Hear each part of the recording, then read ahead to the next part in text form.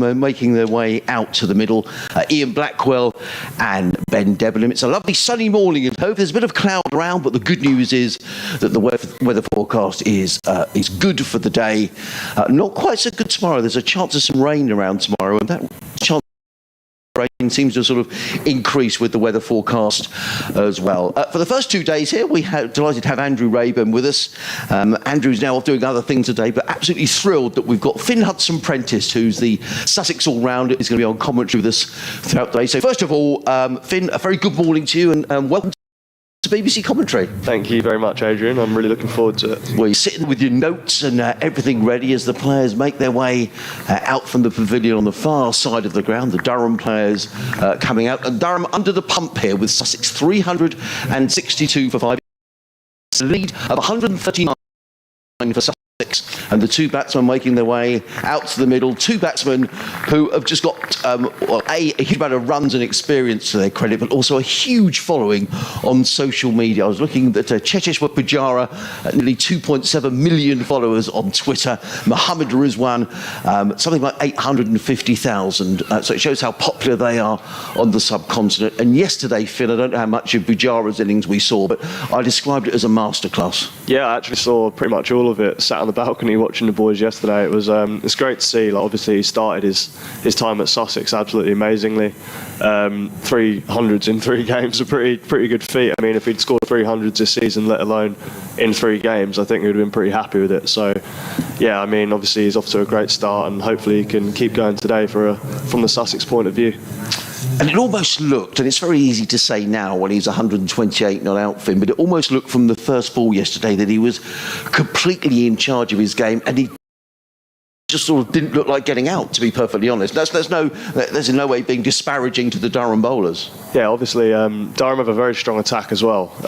As you've seen probably previously, they are one of the favourites for promotion to Division 1 this season and Division 2. They are a strong team, so for him to come out, it just shows his pure class really in his international pedigree by coming out and making it look as easy as he did. Well, it's going to be Matt Salisbury who's going to open the bowling from the end of the ground. If you'd like to get in touch, questions for Finn or questions in general about cricket or whatever we want to talk about. We spoke about all sorts of things yesterday, and I'm sure we'll do the same today. It's going to be Matt Salisbury who's going to open the bowling from the C end of the ground. He's coming running into bowl to Pujara, and Pujara is solidly forward, a ball of good length and play out to mid-off, and there is no run. 362 for 5. Rizwan on 5. Pujara on 128. And welcome to our listeners around Sussex, and welcome to our listeners in the ground as well. Let's do a quick signal check and see. There we are. We're getting the hats waved from the top tier of the stand away to our left-hand side. Julian and others up there who can hear the commentary going out around the ground. So the technicals are working, Finn. So that's great news. As in comes Salisbury running in, bowls, and Pujara lets that one go outside the off stump, taken by Ned Eckersley. And there is no run. 2 slips. A backward point, cover mid-off, mid-on, a straightish mid-wicket, an orthodox mid-wicket, and a fine leg. What do you think the reason there for Keegan Peterson being in there at that sort of fairly shortish mid-wicket, Finn? Yeah, it looks like they've got quite a split 5-4 field at the moment. I think Salisbury up the hill is looking to attack the stumps here with catch mid-wicket. So, yeah, obviously, probably Pujara is looking to play straight, not go across the line too much. In comes Salisbury in over the wicket bowls, and Pujara is forward, plays down the onside. There is no. I noticed you were out in the middle with some of the Sussex boys this morning having that. What's the feeling around the dressing room about the state of the match at the minute? Yeah, it's obviously hugely positive. I mean, it's a flat wicket. Both teams have batted on it now. I think it's a wicket that 230 or 223 that Durham got is probably not par score, well below. Salisbury comes in again here. Yeah, running in over the wicket, he comes in and bowls, and Pujara's on the back foot and plays a glorious shot. We saw umpteen of those yesterday. It wasn't that bad a delivery, in truth, from Matt Salisbury, but Pujara just rocked onto the back foot and played an extra cover drive, and it raced before. And that was just majestic.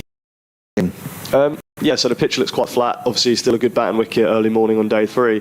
The boys just looking at the pitch, there are a few cracks. This wicket seems to crack up a little bit more than the one we played on against Notts. So, I mean, obviously, from a Sussex point of view, again, if we can try and get past the 450, sort of 500 mark here, then obviously it'd be tough to bat on. Hopefully the cracks start opening up again.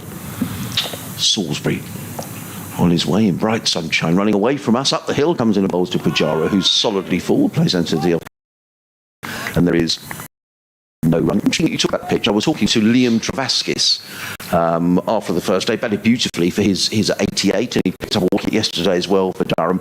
And he was saying that the wicket was he said it was plated. And I said, is that a, sort of a common term in cricket parlance? Yeah. It just basically means like where obviously it dries out and the pitch has been cut, you can see underneath the ground. It's almost like it looks like there's plates.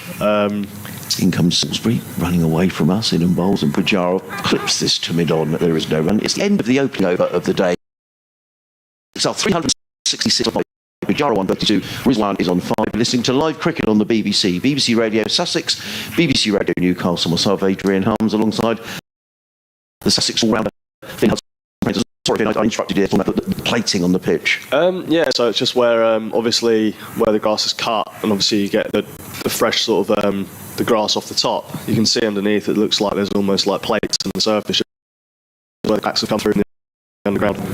The sort of only example I can think of that would be sort of well known worldwide is when you see test matches played at Perth at the Wacker. The cracks are very obvious there. You can see them almost on the TV. So, this wicket seems to have done that a little bit more than the one at Nottinghamshire. The bowling at the far end is going to be Matthew Potts, and I think he's been certainly the most impressive of the Durham bowlers, and they're pretty good figures when you've got a side 366.5, 27 overs, 7 maidens, 2 for 17. He's going to run down the hill from the Cromwell Road, and comes in and bowls, and I don't think Mohammad Rizwan was quite ready. I don't know if there's a bit of chatter going on in the slips. Yeah, I think there was actually. I think Scott Borthwick, the Durham skipper at the second slip, was chattering away. And Rizwan, quite within his rights, just pops in his track. So he's got to trudge all the way back to the far end of the ground and start his run up again. He's running into bowl to Mohammad Rizwan, who's on 5. He's in bowls, and Rizwan is forward and is immediately on his way. He clips that to mid wicket. Rizwan goes to 6 and so 367 above 5. And would you think, Finn, that when you get that sort of plating in a wicket, are you sort of thinking about the likes of and Crane may come into this in terms of it, or will it also benefit the seamers as well? Yeah, it's a bit of a mix, to be honest. Obviously, spin is probably more likely to look for the footholes that go on through the game, but the seamers here, if for instance those cracks do start to open up or move slightly, just means when it does hit the corners of those cracks, it can have invariable bounce up and down. Again, bowls, and Pujara with an exaggerated leave outside, taken by and there is no run. Some of our listeners up in the northeast of England, Finn, may be wondering, well, you're an all-rounder, why aren't you playing, or why are you spending the day in the commentary box? So just in between balls, we could talk about a little about your injury and how you go, because you've had a stress fracture in your back, is that right? Yeah, stress fracture in the L5 vertebrae in my back here, unfortunately, which was pretty tough news to hit before the start of the season. In comes Potts, running down the hill. He's in and bowls. Pujara covers up, plays down the track, fielded by Potts. So that's obviously not a great injury. Seam bowler, it's basically 3-4 months of rehab, I think, in terms of going back and being able to bowl again. I've done a month of that already. We had the first sort of positive news yesterday, just saying that it's all healing okay. I had a rescan last week and it said that it's all healing fine and we can put on to the next phase of the rehab. In comes Potts over the wicket bowls, and Pujara lets that go outside the off stump, and there is no run. All that involved, because last stage, it seemed to be that you pretty much couldn't do anything. Yeah, so initially it's just rest. Don't go out and walk around too much. Don't run. Nothing. That's sort of no lifting or anything. Not picking anything up. Sort of just try and keep yourself in a neutral spine. But yeah, now sort of I did a run in the underwater running in the hydro pool this morning. In comes Potts again. Sun has disappeared. Bowls Pujara, who places off the hip through square leg and picks up a single. Does Cheteshwar Pujara? He goes to 133, Sussex to 368 for 5. So this morning a bit of underwater running, just to take the load off the back again, but just to get those movements right. I had a nice little gym session, just basically lifting some very lightweight and doing some squats, lunges sort of thing. Which right now is a real breath of fresh air compared to doing nothing for the last 4 or 5 weeks. So at least I'm doing something. Potts running in over the wicket bowls. go by Rizwan outside of the off stump. There is no run. It is the end of the over, the end of the day. As Sussex 368 for Pujara on 133, and Mohammad Rizwan on 6. That's difficult. I don't know.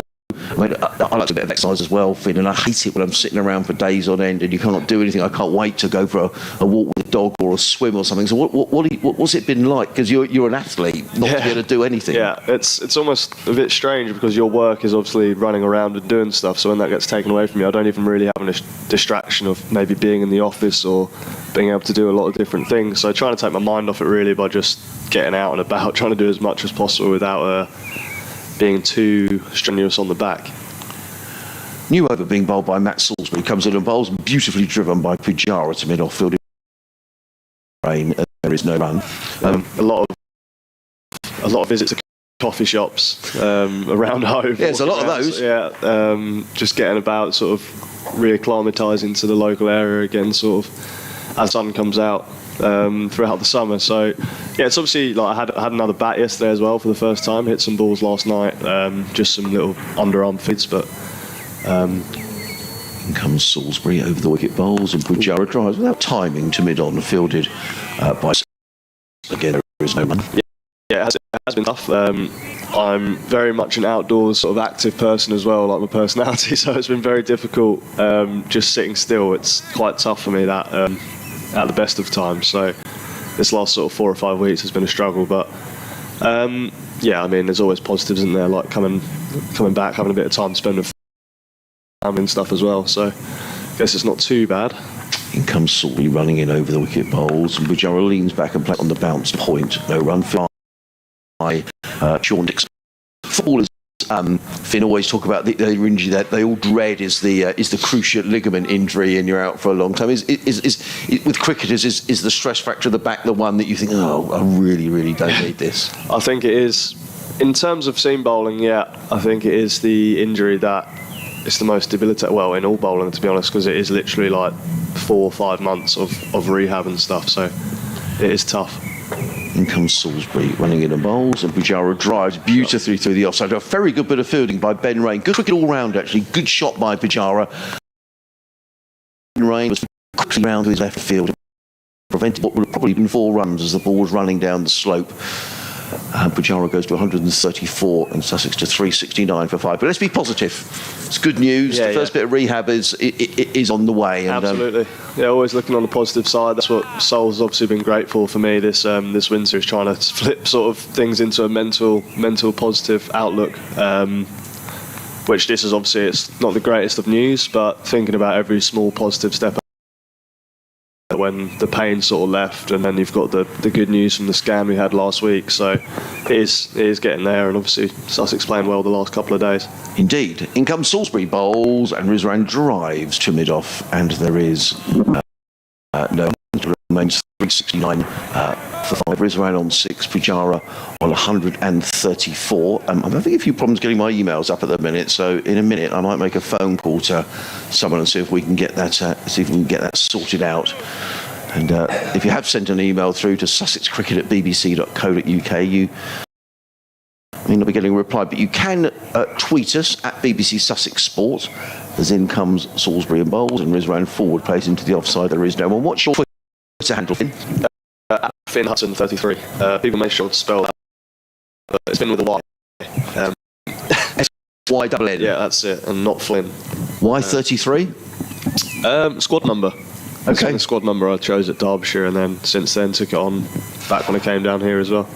End of the over from Salisbury, 18 overs, 4 maidens, 1 for 64. Sussex 369 for 5. Pujara 134, Rizwan on 6. And was there any reason when you were at Derby you chose 33? I actually wanted 23, but that squad number was taken, so I just chose 33. I think it looks good with my long name, sort of go over the circular numbers. In comes Pops bowls to Pujara, plays to mid-on, and there is no run. And why did you want 23? Is that a football shirt or something? No, it isn't. The name carrier. Oh, we are. It's giving away his football affiliation now. No, it's not. I don't really know. It's just I'm not really a massive. Like people usually like 7 or 9 or 10, whatever. I don't know. 23 is just quite a nice number. So That would have been my choice, but then I did well using 33 at Derbyshire, so the cricketers' superstitions took over. Pots and balls against Pujara, plays out to the offside right. Mohammad Rizwan on the back of his shirt. You get two cricketers who've got 3 numbers on his back, but he has got 3, and I guess because he likes to be 16, but 16 is Jack Carson. So is that why? And so he's under the 16. Yeah, I think when we signed him, he requested 16, and Souls was like, "Oh, we've already got that number taken." And I think Jack likes 16 as well, so it's quite funny. And he just turns up with 116 on his back. In comes Potts over the wicket, bowled to Pujara, let go outside the off stump. Yesterday afternoon, Stephen Finn came and had a natter away to us, and a statistic I wasn't aware of, and talking about Pujara, and he was saying that the only time that Cheteshwar Pujara has been stumped in his career was off the bowling of Jack Carson. Yeah. That's a great stat, isn't it? And Carson was pretty quick to remind him of it as well, I think, when he came in for training. Is he? Yeah. Pudge turned up and Carson sort of just let him know about it with a smile on his face. In comes Potts over the wicket. Bowls Pujara again, shoulders, arms, ball goes through to keep Eckersley, and there is no run. Good play bowling here this morning by Durham. Finn, I mean, they're behind the game here, Durham, but, you know, if you put yourself in the mind of Scott Borthwick or the Durham players, what are you saying to your team today? Well, obviously, if you get these two out early, like at Sussex, say 369, obviously at the moment, but if say 380, 390 for 7, then you've got a chance of maybe getting us all out for 420, 430, and then trying to knock off as much of that lead as possible. In comes Potts and bowls. And Pujara, that's a good delivery. Now, that seemed to get up out of nowhere. Good carry through keeper. Just quite bad in there, Finn. It looks like, so when I was looking at the pitch this morning, there are, from down the hill, there are a couple of cracks, sort of from that length, sort of back of a length, 6-7 metre length, and it took off past the outside edge of Pujara through to Eckersley. They have bowled nicely here this morning. Potts has obviously probably been their best bowler so far. But yeah, it's obviously, I think if you can keep hitting those cracks throughout the day, you can see from that ball, particularly obviously day 3 morning, that it may misbehave later in the game. Potts in again, bowls. Pujara is forward and very obligingly says, "Shall I pick the ball up?" And Pujara gives the ball to Matthew Potts. End of the over from Potts. 369 for 5. A maiden over. Excellent figures from Matthew Potts. 29 overs, 8 maidens, 2 for 72. Sussex 369 for 5. They've added 7 runs this morning. Pujara is on 134. Rizwan is on 6. And I guess when you do, I mean, that ball didn't misbehave, but there was certainly a lot more bounce there. Yeah.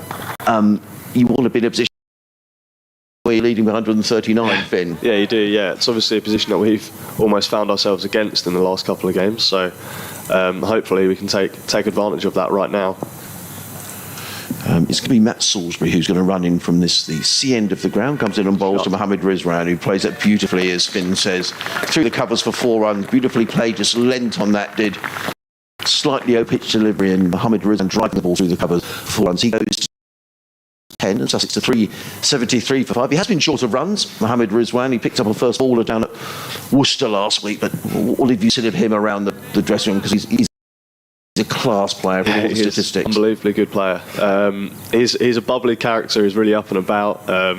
He's obviously a breath of fresh air to the dressing room. Everyone loves being around him. He's just a really fun, happy guy, and everyone just sort of wishes the best for him. It's obviously hard to come over to England and play as an overseas for the first time. In comes Salisbury and bowls. A beautiful shot. That really is a wonderful shot, and for a right-handed batsman, Finn, they often talk about the on drive, and that was a beautiful on drive straight down the ground. 4 runs from a minute left of that. Yeah, it's one of those shots, isn't it? When you hit one of those, you know you're seeing the ball nicely. So obviously that's good signs for Sussex. Just going back onto Durham, I think Matty Potts might be one of the leading wicket takers in the country at the moment. I've seen from him in sort of the last few weeks, he has a couple of fifers, I think. I don't think he's taken a fifer until this season. He's took back-to-back 5-wicket hauls.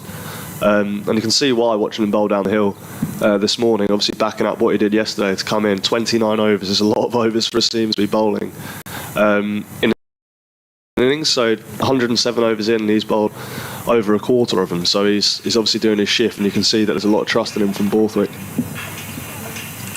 You see these players, I mean, you see them around the circuit. Do you know Matthew Potts? I played against him a lot when I was at Derbyshire, sort of second team cricket. Obviously played a lot against Durham in those divisions when that COVID season hit. In comes Salisbury and bowls, and Rizwan works the ball that kept slightly low, but he managed to work it down to pick up a single. Rizwan go to 15 and Sussex to 378 for 5. But yeah, Durham have a real strong battery of seamers at the moment. As I said, they're obviously a very, very strong team. One of the favourites to go up in Division 2. The likes of Mark Wood, Bryden Carr sitting on the sidelines at the moment, with Potts, Ray, Rushworth. Obviously, is unfortunately out with concussion after the first innings of this game, but Salisbury as well.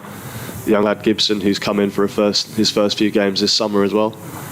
16 wickets to his name, Matthew Potts, as in comes Salisbury, bowler up on his toes, plays into the other side. 16 wickets,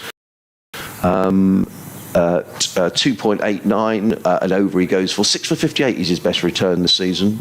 Yeah, Finn, so he's in good form. Yeah, and you can see why. Looks like he's bowling at nice pace, good rhythm, lovely action. So, yeah, I mean, as I said before, they've got a real strong battery of seamers sort of up at Durham at the moment. I mean, usually quite seamer friendly up at Durham, but I think the last couple of years they've played on slightly flatter, quicker wickets. Salisbury in again bowls, and Pujara just stands and plays it out into the offs. There is no run. 378 for 5. Rizwan on 15. Pujara on 134. Live cricket on the BBC Radio Sussex and BBC Radio Newcastle. A very good morning wherever you're listening from. It's great to have your company on a lovely sunny morning at Hove. It's not quite as breezy as it was yesterday. In fact, looking at the flag on the clock tower scoreboard, it's barely moving at all. So a little warmer to sit out in the sunshine and watch the cricketers. Salisbury runs away from us. He's in and bowls and passes. Pujara just lets that one go through to keep it. There is no run. 378 for 5. Pujara 134. Rizwan is on 15. I'm going to make a quick phone call so I can get my email up and running. Are you okay to cover this next over? Of course. Had a message in from Charlotte Burton. Charlotte, thank you for messaging. Just to promote the Sussex women's game, they have 2 T20s on Bank Holiday Monday against Kent at the Brighton Aldridge Community Academy. Entry is free, starting at 11 a.m, so get yourselves down there if you're free. Going to be a lovely sunny day, hopefully, so get down there and support our women's. Matty Potts to start a new over here. Rizwan on strike, Sussex 378 for 5. Potts hits a crease and bowls a nice heavy length, which Rizwan up the wicket to extra cover. So the field at the moment is slightly different to what Rizwan has compared to Pujara. Square leg up in the ring, or about 15 metres to his left. Mid on, mid off, extra cover, backward point, third man and 2 slips. So Potts obviously looking to bowl tight line here, probably trying to get the outside edge. Down the hill, a bit more bounce as he hits the crease again and bowls. Bouncer this time, which Rizwan tries to take on. Flies through. Matty Potts into 30th over here, still bowling with some good pace, which is a great effort, to be honest, on a pretty flat Sussex wicket at the moment on day 3 morning. Just thinking if Durham can nick 1 or 2 out here this morning and try and get through Sussex's tail, try and keep that lead below 200, then they'll be fancying themselves to try and get in and score big in their second innings. Potts comes in and outside the off stump this time to Rizwan through to Exley. Fourth change in the field here halfway through the over, just pushed square leg out onto the boundary. Looks like he's just in front of square, maybe to push Rizwan back in his crease, maybe make him think about the short ball here. As Adrian said earlier, it's a lovely day down at Sussex today. There's a few clouds about, but looks like it's quite nice out there. Nice day to be playing cricket. As Potts comes in again, and another length ball outside the off stump, which Rizwan leaves to Exley.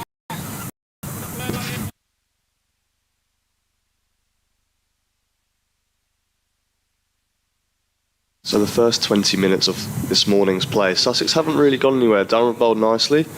Only 16 runs in the 6 overs that have been bowled so far. Potts been very economical. There's only been a couple of boundaries really from that last over from Salisbury, a couple of loose deliveries which Rizwan put away. As Potts comes in again and bowls. beautifully bowled. Lovely running from Sussex there, like into the leg side, just in front of the square. Mid-on, can't do anything about that. Great rotation of strike, something that is obviously key in cricket, trying to make sure you're never staying at one end for too long, to let a bowler sort of get a few balls at you. So nice of Rizwan there just to get the single, rotate the strike and get the man on 134 back on strike.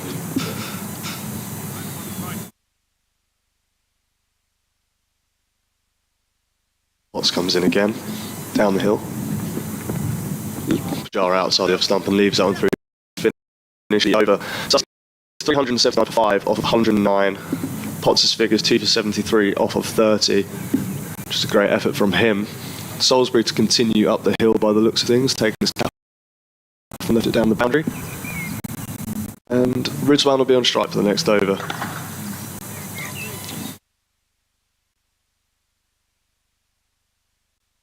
Matty Potts walking up to mid-on, just having a chat to the overseas there, Keegan Peterson. So the field's slightly different this over from Salisbury. He's got a shortish mid-on and pushed his mid-wicket wider as he comes in, hits the crease. Oh, squares up Rizwan, but he gets an outside half down towards the third man boundary. Coming back for 2 now, so they'll just stay for 2. So the score moves on to 381. As I was saying, the field a little bit different. Instead of the short mid-wicket now, there is a short mid-on who's almost pretty much on the wicket at mid-on there. Got Matthew Potts at mid-on, who's quite wide now, almost that straightish mid-wicket. Another mid-wicket just in front of square. Fine leg, who's quite square himself. Couple of slips, point, extra, and mid-off. So looking to bowl nice and tight here, I think. Stump to stump sort of stuff. Salisbury in again. Straight this time. Rizwan clips beautifully through mid-wicket. I think that's going to be 4 runs, as it's just trickling over the boundary now. Yep, 4 runs to Rizwan. Lovely shot through the leg side. Slightly over-pitched there from Sol. Leg stump Rizwan. So thank you very much to the on there. Adrian's back. I've got the press my buttons I'm on. The good news is the emails are working, which is great news. So we had a bit of a technical glitch on the laptop, but you were great, Finn. You're a natural, so you keep going with the rest of this over. That's right. Lovely shot though by Rizwan. Just as you say, just sort of crawled over the ropes, didn't it? And that equals his best score for Sussex, Finn, because he made 22 up at Derby. Yeah. In the first innings. They've just changed the field back there, and the short mid-on that was there just a minute before, as I was just saying, has now gone to the short mid-wicket again, just where Rizwan just hit that. Salisbury in again. Forward Rizwan, who finds the outside half. Nice delivery from Salisbury, but it just drops out to backward point. Dixon in, I think it is. Nice pick up and throw into the keeper. Nice message in from Steve Harris, who lives on Aberdeen. He comes all the way from Aberdeen, Finn, to see Sussex play cricket. Yeah. Caught the train down yesterday, and he's in the ground time. I don't know if he's listening on his headset. He might be. So hopefully catch up with you for a coffee later on today, Steve. And as I often say, his house is called Molyneux, which is for a reason. Yeah. Salisbury. Oh, quick single to on here. Yeah. Oh no, deflected off the stumps. Is it going to go for 5? Oh. Good work from Travaskis to keep it. Yeah, well done. To keep it to 2 there. So Rizwan's taken a quick single to mid-on there, who's actually had a lovely pivot. It's deflected off the stumps, past the people backing up and headed towards the cover boundary, who Travaskis chasing off that did a great job to stop that from going for 4 overthrows and just keep it to the extra single. So pretty unfair for Matty Potts there. He's had a great run, pick up and throw, and unfortunately overthrow. He's a good cricketer, isn't he, Finn? I mean, you were saying about his bowling. I mean, he made 26 batting at 6 down the ground, didn't he? Yeah, he did. Batting at number 10. He's taken wickets, and that was a terrific bit of fielding. Yeah, he's a very good athlete. Looks like a very strong young man as well. Yeah, good cricketer. Salisbury in here. Oh, lovely shot from Rizwan. Slightly uppish for a split mid-on. Particularly, they've got that field there for a reason. Salisbury trying to hit the stumps, trying to get maybe a catch to mid-wicket, maybe an LBW, maybe a bowled, something around there. Just run it back into Rizwan, but he looks up to the challenge right now as he punches that one nicely down the ground to mid-on. It's like he's moving well. It's like he's in some good rhythm here. Hopefully I've not just cursed him. It could be your first commentator's curse, Finn. Yeah. Salisbury again. Back of the length, thank you. Leave that one through to the keeper. That's the end of the over there. A good over for Sussex. 8 from that one. 387 for 5 as we sort of approach the first half hour of the morning here.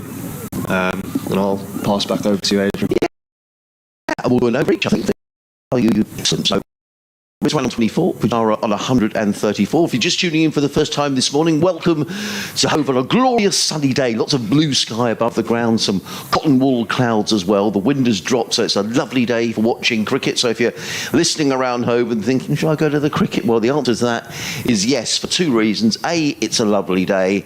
And two, you've got two of the top batsmen in the world batting now at Hove. Why not? What's not to like? As in comes Potts, bowls to Pujara, short, and that's so well fit. He just watched it and just swayed out the way to Beckersley. There is no run. Yeah, I think you made that look a lot easier than it was. Good bounce from Potts. Look, it was right on the money, sort of on the badge where you want it as a bowler. If you want to bowl a bouncer, and Pujara just swayed out the way. There's two men out on the boundary on the leg side. Fine leg is quite square and a deep backward square.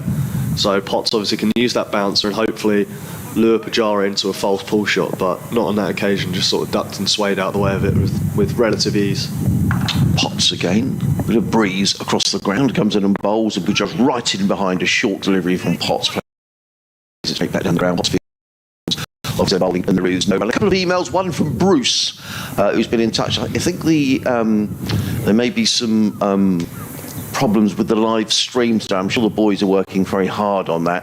In fact, a message from Rabba Prayer, who's listening over in Sharjah in the United Arab Emirates. I think it's just cutting out now and again, but I'm sure the guys are on top of that. As in comes Potts running in and bowls, and Pujara plays. In front of him, there is no run.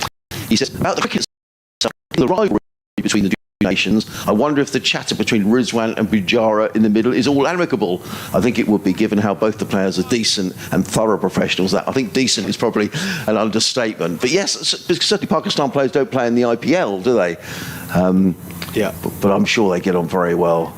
And it's difficult to know how you wouldn't get on with Pujara, really. I've only had the chance to speak to him on a couple of occasions. He's a charming man. As in comes Potts and bowls, and Pujara is forward, plays down the ground, and there is no run. Yeah, they are. It's one of those. I did speak to Pujara when he first came. Obviously, it's quite rare for Indians and Pakistanis to play in the same team. I mean, we haven't seen that for a while, I don't think.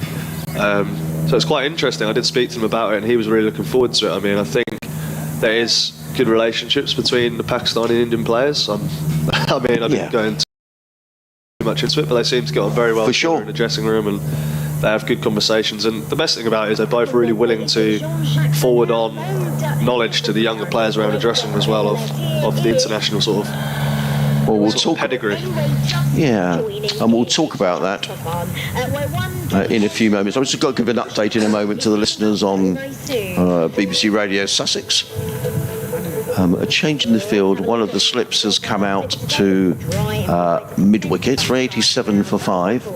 In comes Potts racing in down the hill, bowls to Pujara. Pacey delivery, which Pujara really well. He just swings out of the way. He's working up quite a head of steam down the hill this morning, Matt Potts. Yeah, he's doing a really good job for his team here. I mean, as I've said it multiple times already, but into his 31st over and he's running in, bowling short balls at Pujara here, trying to unsettle him. Had an extra fielder in the leg side there, moving, changing around at the moment. A lot of movement going on right now. Fielders moving around all over the place, but looks like they've taken an extra man out of the offside to put into a second slip and kept the mid-wicket in to Pujara here. In comes Potts, bowls, and Pujara is forward, plays into the offside, ordered by Sean Dixon. Thanks very much indeed, Amani. Sussex continues along very nicely here. 387 for 5. And two of the best batsmen in the world are batting for Sussex at the minute. So get down to Hove and watch if you can. Cheteshwar Pujara is there. He's on 134. Mohammad Rizwan is on 24. So Sussex now building substantially. It's a lead of 164. Durham up yesterday for 223. Meanwhile, down at Bristol, Surrey yesterday making 603. In reply, Gloucestershire going along very nicely. They're 111 without loss. And we're going going to get a change of bowling, and we're going to get the first spin of the day, and it's going to be Liam Travaskis into the attack. Yeah. What do you make of that bowling change, Finn? I mean, he's had a look at seam. Travaskis picked up a wicket yesterday. Yeah, so it looks like, well, if I was in charge right now, it looks like the right decision. I mean, we've got 30 over-old ball in hand. Up the hill, looks like down the hill is the more attacking end for the seamers right now. Looks like there's a bit more bounce, a bit more pace in it. So looks like that Travaskis probably going to look at to do a little bit of a holding role for his team here, trying to hold up one end. You take it away, Finn. He comes in. Rizwan pushes ball on the money. So yeah, I think what he's going to do here is just hold up and then try and get through a couple of overs here quite quietly, so that a down the hill Matty Potts can steam in and try and take a couple of wickets. Travaskis bowls to Rizwan, who blocks down the pitch. Also day 3, and the wickets we've had here at Hove over the last couple of years, from what I've seen, do tend to start spinning. So maybe that also is an attacking option as well. So trying to see if it does spin early on today. As Travaskis comes in again, and Rizwan pushes out to mid-wicket. Straight from Travaskis, 3 balls on the money to start his spell today. That's Keegan Peterson at mid-wicket, the South African overseas for Durham. Travaskis, top of his mark again, to Rizwan, who clips nicely straight to Peterson, who looks to fire at the stumps at end. The field here, a slip, backward point, a man on deep cover boundary, extra cover mid-off, sort of sitting off a little bit, mid-on, mid-wicket, 45 at short fine leg, and a deep square for Travaskis as bowls, and Rizwan punches to that man at mid-on, Matty Potts, who picks up cleanly. As I was saying, Travaskis coming off a holding role, 5 balls for him here, really backing up the over that Potts just delivered at the other end. Bit of pressure being created by the Durham bowlers here. Travaskis trying to finish off his over well into Rizwan, who blocks. Great over, great start from Travaskis there. Doing his job as that ends the 112th over. 34 minutes into the day, Sussex 387 for 5. So again, I mean, 35 minutes in, 25 runs scored. Pretty tight start of the day for the Durham bowlers. I'd be pretty pleased with the way it's gone. Obviously, they would have liked 1 or 2 wickets on the board as well, but to be bowling at 2 batsmen of these calibre to try and keep them as quiet as they have is obviously it's very good. Adrian. I reckon you've done this before, Finn. 387 for 5. If you're just tuning in and wondering who you're listening to, it's Adrian Harms and Finn Hudson-Prentice, the Sussex all-rounder who's just recovering from an injury. Good to see Finn back doing some light exercise work as well.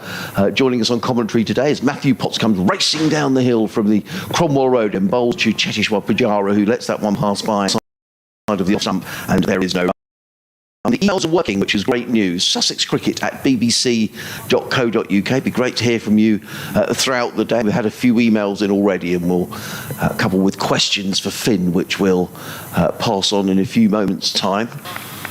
Lovely day for watching cricket. Not much breeze today down on the south coast, and if you're tucked away out of any wind, it's really very nice.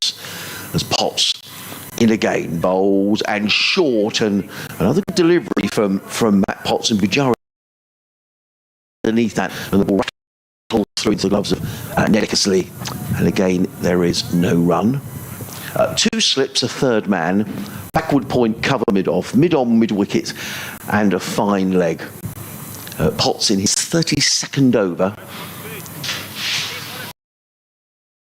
He's back to his mark. He's not going to get much respite between overs here, because certainly Liam Travaskis does rattle through his overs. But here comes Potts, running in again. Bowls to Pujara. Pujara up on his toes and eases that one to backward point. But it's fielded by Dixon. Just for a moment, Mohammad Rizwan was a little slow to set off.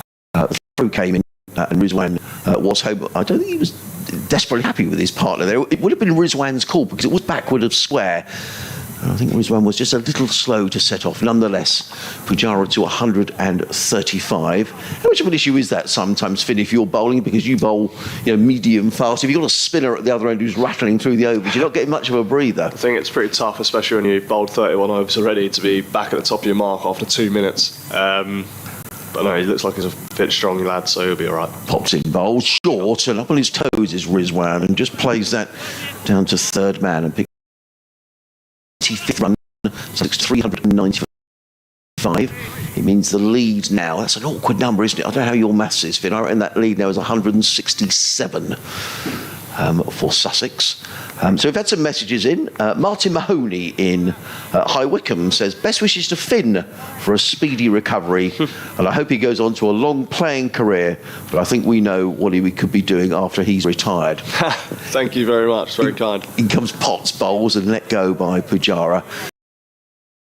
Sussex victory, says Martin in High Wycombe. John Malone has been in touch. He says, coming through loud and clear on the stream in Bexhill-on-Sea. It's about time a little bit of luck went Sussex's way, what with all the illness, injuries, international call-ups. Having Pujara in our team is a godsend for the youngsters in the team. Well done to all who arranged that contact. Is he in the T20 squad as well, do you know? I'm fairly certain that he isn't. I think he's just here for red ball cricket. As in comes Potts, running in and bowls to Pujara.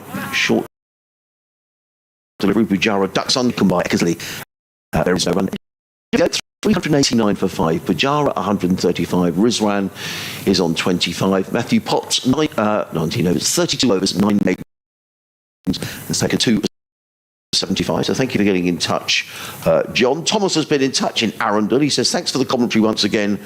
I hope you're both well. Just out of interest, with Garton, Carson, Hudson, Prentice, Finn and hopefully Robinson coming back into the side at points this season, who do you think comes straight back into the starting lineup? Well, we probably ought to say, he's sitting next to me, Finn, Hudson, Prentice. But I mean, to be honest, all of those players would make a case for coming straight back in. But, you know, in football parlance, Finn, others have got the shirt. So we'll discuss that at the end of this over from Travaskis. Into Rizwan, who clips nicely through mid-wicket. Bit straight from Travaskis on this occasion. Rizwan just takes advantage, beats a mid-wicket to his right, and deep square Alex Lees comes around. The ball in, who's just on the top of Eckersley. Just 2 runs there to Rizwan. Score moves on to 391. Just on the back of that, I think Rizwan's here for the T20s. I think he's playing a few of the T20s, and Pujara is going or might be away with India, depending if he gets selected. I think they have that test against England. Yes, they do, at the first week in July. Yeah, and then he's back for the Royal London, I think. Travaskis comes in to Rizwan again, drops it on the leg nicely, and Rizwan back up the pitch for a run. So yeah, I think Pujara is here for the majority of the year, but I think obviously with the Indian Cricket Board, they don't allow their players to play in T20 competitions worldwide. As Travaskis comes into Rizwan, full of length, who drives beautifully down the ground. And that is a gorgeous, gorgeous cricket shot. It's just one of those things as a bowler, you don't miss by much, but these players, such great calibre, high international calibre, great players, they put those balls away, and it puts you under so much pressure as a bowler to really find that line and length. But yeah, on that, really, it's great experience for our young lads. We've obviously got a group of young seamers, young bowlers in our squad to be able to run in the nets and bowl at two guys who've scored thousands and thousands of international runs, and just find out how they do it, really, and what they find difficult. So, you know, as much as we haven't started the season, as having these guys around is really helping us as a bowling unit, as much as we would like to be able to rotate and rest a few more players, obviously with the injuries we've got, but the young lads are learning a lot from these two.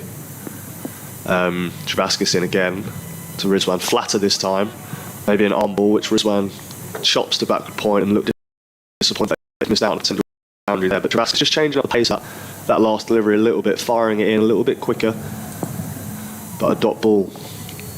Travaskis in to Rizwan again, back foot again, cut away hard to the man on the deep cover boundary. Travaskis not looking too happy with himself there, but just the 1 run about boundary, so he's got a chance to bowl. To Pujara here. Pujara obviously started the day on 128, so he's had a pretty slow start this morning, just 7 runs in the first 40 minutes, so out of the 2 of them, maybe looking to hold up Pujara a little bit more, but again, a man of his experience, this won't be stressing him at all. He knows if he can stay in for long periods today, he'll get his chances to score. Slight change in the field for Pujara, mid-wicket. The man from 45 has come to mid-wicket, so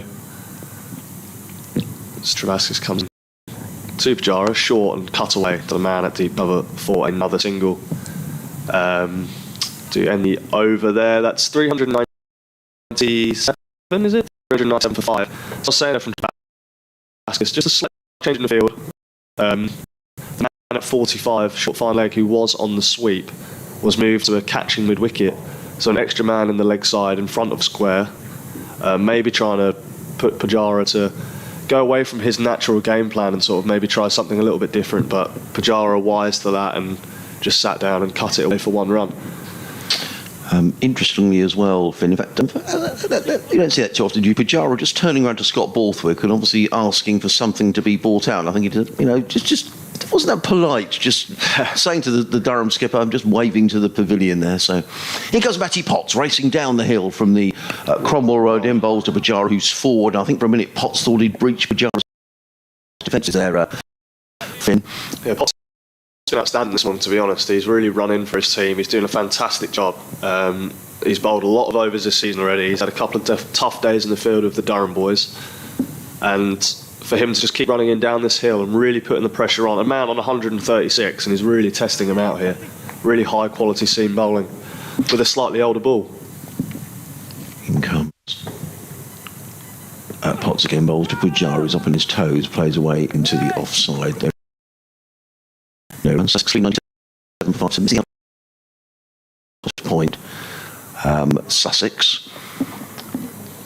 Still with 7 in the bank, and Sussex have really struggled to get bonus points up at Derby. In fact, they didn't get any, and then lost a point at Worcester last week due to a slow over 8. So Sussex will be keen to pick up as many points as they can. More emails coming in. Peter's been in touch saying there's a bit of interference on the live feed. I know we're going out fine on the BBC website as Potts comes in and bowls another short delivery that Pujara ducks underneath. By Chris Hall in Burgess Hill has been in touch. He says, I'm enjoying Finn's excellent commentary skills. My son-in-law Chris Rees taught him how to drive in Burgess Hill in a car, not with a bat. Hope Finn is back in the Sussex side too. Chris Rees taught you to drive. Yeah. Do you remember that? I do remember Chris, yeah. He's a great guy, Chris. I think I scared him a few times, so hope he's still in the job. He comes Potts and bowls, and Pujara comes forward, plays into the offside, and there is no. That's the great thing about this job. You never know who's listening. I'm surprised I haven't scared him away from doing it. I'd be still involved. I've noticed here there's been a slight change maybe from the last over. There's no cover in place for Pujara at the moment. Potts is obviously looking to bowl a lot of short deliveries at him. He's got 4 men on the leg side with 2 men out on the boundary, so it looks like he's maybe looking to hit that length hard. Potts in again and bowls to Pujara, who lets that go outside the offside. This is a between one of the, let's be honest, one of the top batsmen in the world is being given a stern examination by Matty Potts, and Pujara is paying great respect here, Finn. Yeah, it really is a good spell. I mean, how many has he gone through this morning? This is 6th over of his spell.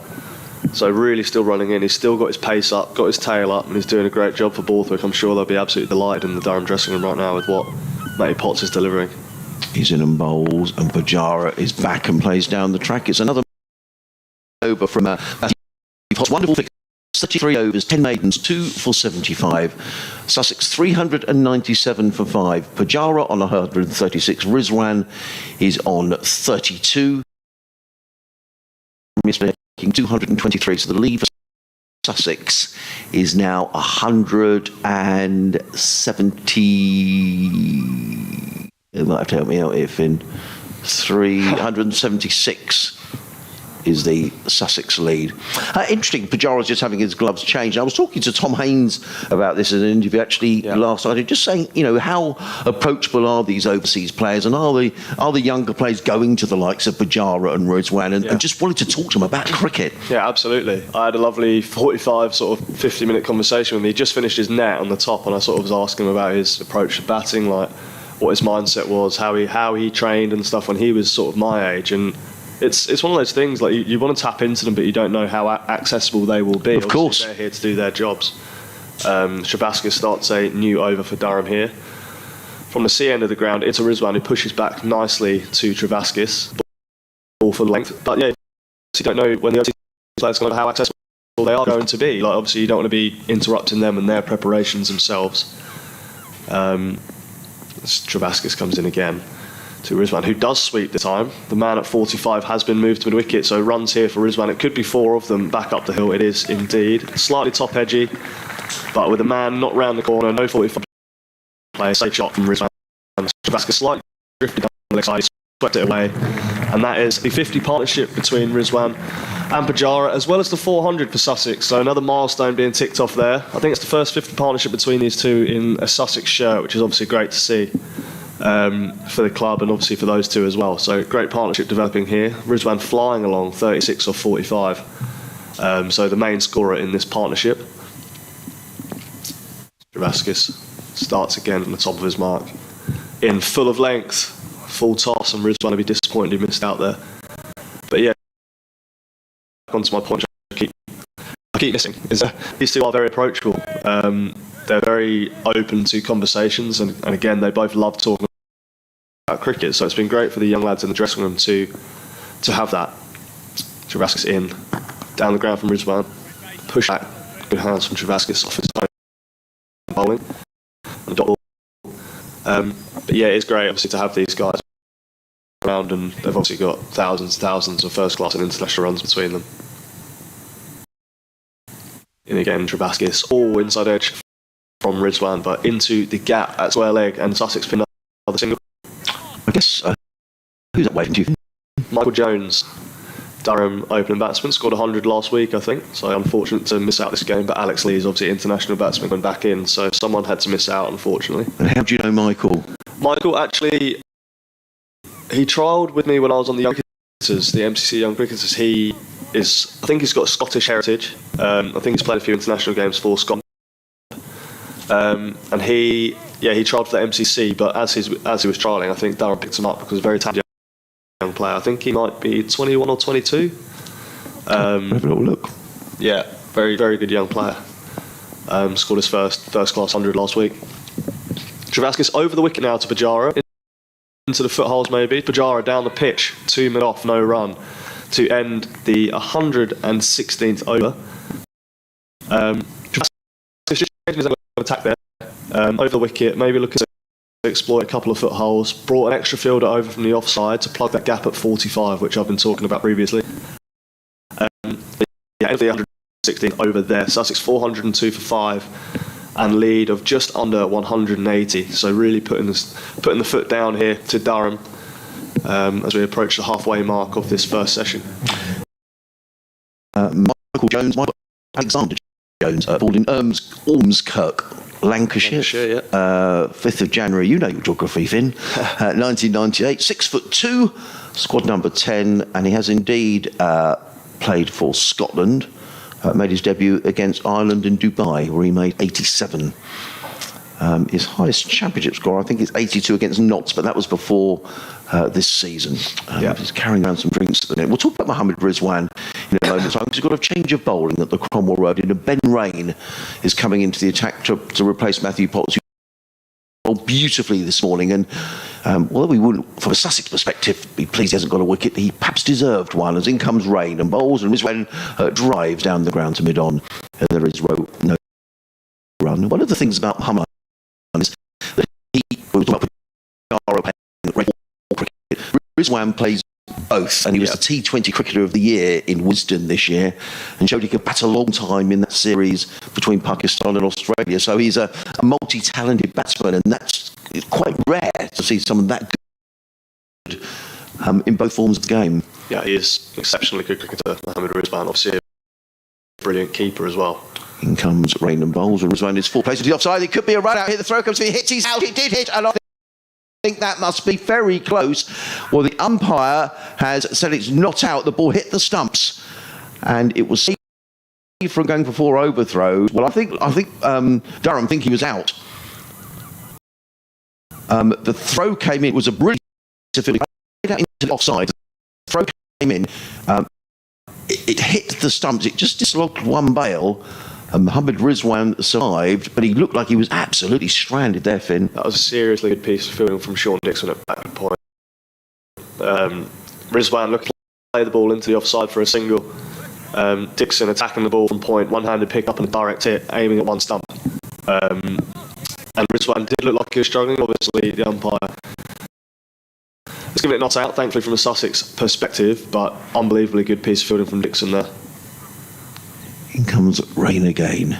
down the hill, bowls, and Rizwan wide and cuts that away, but only as far as Keegan Peterson, who comes into field, sweeping on the cover boundary.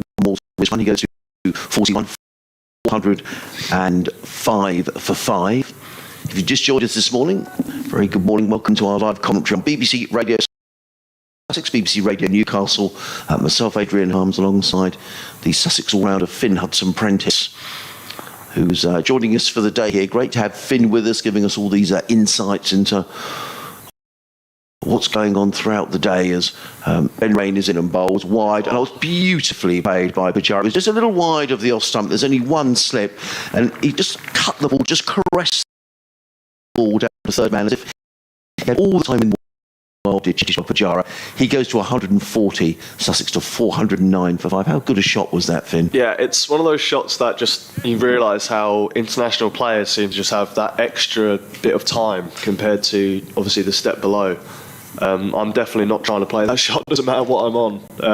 And he's just almost seen the ball just short of a length and just rocked back, and almost in his head just thought, oh, there's no third man, there's a man at deep point, so I'll just guide it off the face down to third man. It's just incredible to watch these players have that much time. In comes Rain and bowls, and Pujara is forward, plays to wicket, and there is. What's interesting as well about this innings from Pujara that he got, I'm not going to say got a working over from Matty Potts this morning, but he had to use all his skill and all his experience, and to see Potts out of the attack, and then perhaps waiting for the moment. Is that a skill in itself, in concentration and reading the way the game is going, Finn? Yeah, he's just obviously, you see those test innings that Pujara has played where he bats for hours and hours and hours, and he has that in his locker, so testing from Potts there, and he just... Rain is in bowls, and Pujara's an edge. That's about the first edge. He's going to run away for 4 runs, and that's probably the first time in this innings of 140 where he just looks slightly struggling there. It was an outside edge. He went towards first. It wasn't collected by David Bellingham. It wasn't a chance, but perhaps just the first full shot is the word I'm looking for from Cheteshwar Pujara. It brings him a boundary, strangely enough. He goes to 144, and Sussex to 413 for 5. Yeah, it's you ride your luck sometimes when you've got obviously 140 in the bank. There's not going to be too many slips behind you. So, yeah, brilliant knock so far from Pujara. 144 is obviously what Sussex need. Rizwan on 40. But yeah, as I was saying, you ride your luck in those situations. Like obviously, well bowled Ben Ray, nice delivery outside the Pujara. When you're on 140, there's not going to be many catches behind the wicket. So if you do get an edge, it's likely to fly away to the boundary, which luckily is a Sussex. From a Sussex perspective, it did. Borthwick just having a chat here to Travaskis at the top of his mark, maybe thinking about where to place this 9th fielder at the moment. Teddy from New Haven has been in touch. He says, I've been really impressed with Pujara. I think he'll be the leading scorer not only at Sussex but other counties as well. It's a shame we have a lot of bowlers that are injured. A question to Finn about when you think you're likely to be available, Finn. That's from Teddy in New Haven. It's a long process. Travaskis starting a new over to Rizwan. Oh, one spins and bounces and catches the glove of Rizwan there from straight. Maybe a puff of dust. I'm unsure from here. I'm not too sure right now, to be honest. At the moment, just taking it step by step with the rehab recovery sort of process. Travaskis in again, full of length and clipped to straight mid wicket by hopefully I'm starting my sort of rehab my batting now. Hopefully I can get myself available to be picked as a batsman towards the end of May. Travaskis in again, back of the length from Rizwan on the back foot, punches straight to mid wicket again. My bat, my ball sort of going on here. Ball the batter mid wicket. Travaskis starts again, in, bit of flight outside the off stump, and Rizwan almost sort of drops the bat on it. It wasn't really a full-blooded drive. Dropped the bat on it outside the off stump, out deep toe with lovely timing for a single, just to rotate that strike, keep the scoreboard ticking over from a Sussex point of view, which is really good batting. Making sure the bowler can't, as I said earlier, bowl too many balls to one player. And Travaskis obviously got a different field set and a different plan to Pujara. The extra man that was at point for Rizwan comes over to the leg side to a 45, and he's bowling over the wicket now, trying to hit those footholes. I look at Pujara, who plays into the leg side there, and the man at 45 does the fielding. trying to maybe change Rizwan's game plan. Pujara's game plan into the foothold, down the leg side. Maybe one spins, maybe one doesn't. And again, over the wicket. Rizwan, Pujara down the pitch, back to the bowler. I keep getting them confused. End of the over there. 414 for 5. Almost hitting an hour of this morning's play. John Hewitt has been in touch. Hello, John, big Albion fan, lives down in the West Country these days. He said, just listen to you on commentary. A true talent, natural and knowledgeable. Keep up the good work. That's for you, Finn. Thank you. Mark Ashby, who is the Sussex coach driver. I've seen Mark on our travels around the country, occasionally share a meal with him or a bit of breakfast or a natter. He says, listening to the commentary, what a great Sussex performance so far. Great to hear Finn, missing him on the team coach. Also drove him to his sports fixtures when he was at school, if he remembers. Do you remember, Mark? I do, 100%.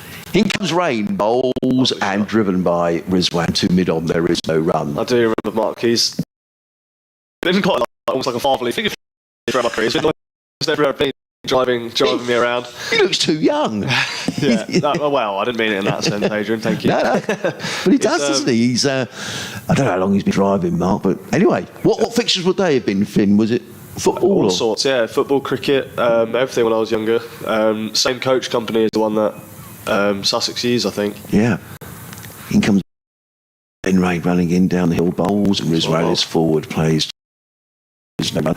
What's the Ben Rain bowled well for Durham. He's in his 28th over, 7 maidens, 1 for 95. Yeah, I think I saw somewhere from the PCA it's his 100th first class game. This, I think. For yes, I think you're right. I think he's a fantastic cricketer, really talented cricketer. He's obviously done it for years and years and years as well at Durham. He's a fantastic bowler. Tough to get away. I always find him tough when you come up against him. Very, very good, crafty bowler. Sort of swings it a little bit one way, swings it a bit the other, and doesn't really miss a sixpence. So, Eckersley up to the stumps here. In comes rain bowls, and Rizwan very nearly plays on it. Eckersley came up to the stumps. He's annoyed. Why? That was clearly a deliberate ploy to stand up to the stumps. Not too sure, to be honest. I don't know if maybe it bounced weirdly, like it might have hit the stumps and it sort of maybe hit one of the footholes or something and bounced away from it. I'm not sure. Yeah, maybe just a little frustrated. Mohammad Rizwan has retaken his guard with... Rizwan must have been batting outside his crease or something, and Eckersley should come up just to try and keep him in that box. So the LBW and stuff are still in play. In comes Rainbows, and Rizwan plays this wristily to mid-wicket, and there is no run. Now, I reckon that Jamie Atkins is probably the joker in the Sussex when he's in it, which I'm not going to read out because it could well be that he's. I'll show that to you privately. There we are. So we won't read that one. Right, that's a joke from Jamie Atkins. So I had a message from him actually. He said that if I say Jamie Atkins is the GOAT, then he'll give me £10. Wow. So that Jamie Atkins is the GOAT. Oh, yeah. So thanks, Jamie. I'll take £10. Yeah, have a round of drinks tonight, Finn. in comes rain and bowls, and Rizwan tapped that around the corner down to fine leg. He picks up a single, does Mohammad Rizwan. He goes to 42, 415 for 5. So some messages coming in, Finn, this morning. Thank you for getting in touch. Sussex Cricket at bbc.co.uk on email, or you could tweet us at BBC Sussex Sports, or just remind me of your Twitter handle again, Finn. At Finn Hudson 33, FYNN Hudson 33. I think we've got the live stream sorted out, so that'll be good news for anyone who's watching the stream. As in comes rain again, bowls to Pujara, who's solidly forward, plays to mid-wicket. There is no run. End of Ben over 28 overs, 7 maidens, 1 for 96. Sussex 415 for 5. Rizwan on 42. Pujara on 144. And the lead, Finn, I don't know how good your math is, 77 plus 15 is 93, is that right? Yeah, 93, yeah, so that's the lead for Sussex. One here, not for you, Finn, actually, but for someone at the club. So it'd be quite interesting to get the answer to this from, if they're listening in the office or around the ground. It's coming from Rick Piper, who says, I was at the game on Friday afternoon. I'll just break off because Finn can describe this next over from Liam Travaskis. Travaskis, a bit of flight to Rizwan, who drops about on it to cover for no. And I'll email, so I'll read it at the end of the over, but Rick, we will see if we can get an answer from the club. Travaskis, second ball of the over into Rizwan, round the wicket. Rizwan clips. There's been a change in the field this over. Lovely piece of fielding from Gibson at mid-wicket. The single. The man who was at mid-on single for Rizwan has now dropped to long on. So Rizwan there, ball full of length. He's tried to drop his wrists on it, get it past that mid-wicket man for a single, but well fielded by Gibson in there. Travaskis at the top of his mark again, starts another delivery. Rizwan on the front foot, blocking, I think, from Travaskis. Blocking down back to the bowler for a dot ball. Sussex 415 for 5, as we spoke about, the lead over 190 now. As a new delivery from Travaskis in full toss. Rizwan sweeping away backward of square. Alex Lees has a bit of work to do on the boundary to stop 4, which I think he's going to. One hand pick up and in, and only 2 for Sussex. Good bit of work from Alex Lees out there to stop coming back for the third run. This partnership seems to have built up a little bit of pace in the last few rounds. It seems like the runs are starting to flow a bit easier after that brilliant spell from Matty Potts from the top end. Rizwan faces up to another ball from Travaskis here. Bit of turn it looked like. They're a little bit wider from Travaskis. Outside the off stump, and Rizwan sort of went to cut the ball, I think, and saw it spin and just kept the bat from dropping down, and it looked like it might have turned a little bit from wide outside the off stump there. Travaskis to finish his 23rd over in flat to Rizwan, who goes back and cuts well to the man on the deep cover boundary, but only a single, well fielded out there into Eckersley, and that'll end for Sussex at 418 for 5. Travaskis 23 overs, 1 for 84. So that's his 88 in the first innings. Yeah, Sussex building a nice lead here, almost up to 200. I think if they can try and keep pushing on from a Sussex perspective to try and get to that 450 sort of by lunch and maybe 500, building that score, keep the Durham lads out there, then it'll be very tough for Durham to come and bat in the second innings after spending 4, 5, 6 sessions, however many it may be, out on the field. Ben Rain is coming in from the Cromwell Road end of the ground, running into bowl to Mohammad Rizwan, who drives down the track, well fielded by Rain. Actually got a hand to that and took all the pace off the ball. And there is the game on Friday afternoon. I was absolutely amazed to hear the announcement at the tea interval that supporters are not allowed on the outfield. I've been watching from the deck chairs for 60 plus seasons, allowing spectators to stroll around the outfield at lunch and tea, and for mums, dads, girls and boys to play softball cricket. It's long been a much loved tradition at Hove. In comes Rain running in over the wicket bowls, and Rizwan plays the mid wicket. There is no who took the decision. Rick says he's contacted the club, but no reply as yet. So I don't know whether anyone at the club could perhaps let us have a reply to what Rick is saying. Why are spectators not allowed on the outfield? I mean, I don't know if it's anything to do with COVID. I don't know. Slightly aware. I don't know if it's the complete reason or if it is even the reason. But I remember the boys telling me that last season in sort of February and March, the outfield had a bit of a disease. It did, yes. Right. And they had to relay it. In comes Rain over the wicket bowls, and forward comes Rizwan, plays to short extra cover, no run. To relay quite a bit there, I think, and reseed it, I think, to try and get the grass to grow back. It was down here, there was a bug in the grass, Finn. So I think they're just trying to preserve it for as long as possible. I'm not sure if it's going to be gone for the whole season or if it's a long-term thing, but I do think it's due to that, and they just want to try and keep the outfield in pristine condition as possible, obviously, at this moment in time. But yeah, I do remember those days because that's what got me into cricket. I think we used to play softball tournaments and stuff on the top side of the ground with the orange ball and blue stumps. In comes Rain and bowls, and Rizwan turns to mid wicket. Again, that's terrific, really. That sort of get you. You come down there with your parents or friends or whatever, and I remember. I was playing for St Andrews, Burgess Hill. Shout out to my first cricket club, St Andrews, Burgess Hill. Yeah, we used to play tournaments. It was like I don't know what it was. I can't remember the exact name, but it was like where you'd bat in pairs and the wind ball stuff. And if you got to the finals, you were able to play on the Hove outfield, and they put blue stumps up. In comes Rain over the wicket bowls, and Rizwan flicks this deftly back to square on the onside. They've taken 1, and that's all they take. Mohammad Rizwan 6, and that's 419 for 5.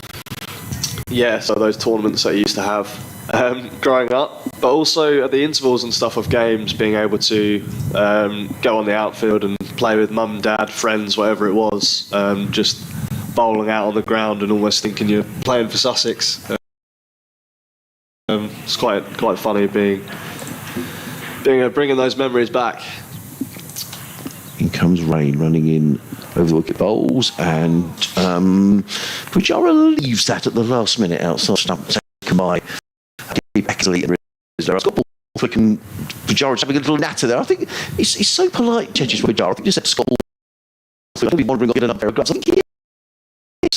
think he asked Scott Borthwick for permission. I mean, I don't know whether you have to do that. It's just nice to see, really. It's one of the, cricket's obviously a very gentlemanly game, isn't it? It's one of those things, like, you obviously play hard, but it's almost like an unwritten law of cricket, almost one of those unwritten rules that you sort of go by, like making sure you ask the captain if it's all right to get a new pair of gloves or get a water bottle or whatever, just ran out quickly, because obviously it affects the team's over rate. That I've never really noticed that before. That's just wonderful. St Andrews Burgess Hill could have done with you last week, Finn, because Plumpton and East Chillington made 216, and St Andrews Burgess Hill were all out for 96. Friendly. Yeah, was it a friendly? Friendly 11. Yes, I think the league start this week. It's Rizwan. Faces up to first ball of the new over and blocks it back to Shavaskas. Nice delivery on the length. Looks like today there's a game between St Andrews Burgess Hill A and B. Oh, nice. Starting at 1 o'clock. Shavaskas bowls. Rizwan clips nicely, but straight to Gibson at mid-wicket again. Rizwan looks a bit frustrated with himself there. It's like he probably thinks he should have scored a single, maybe got that ball straighter, but nevertheless, dot ball, no wicket, no harm. As Shavaskas starts again. Nicely bowled. Bit flatter on a length. Hitting the splice of Rizwan's bat, maybe a bit of bounce up the hill. Shavaskas maybe saying that he's going to cross the ball slightly there. Some rain at mid-off, but again, another dot ball. 3 dots to start the over. Shavaskas, a good start to the over, but yeah, another dot ball, well fielded by Borthwick at extra cover.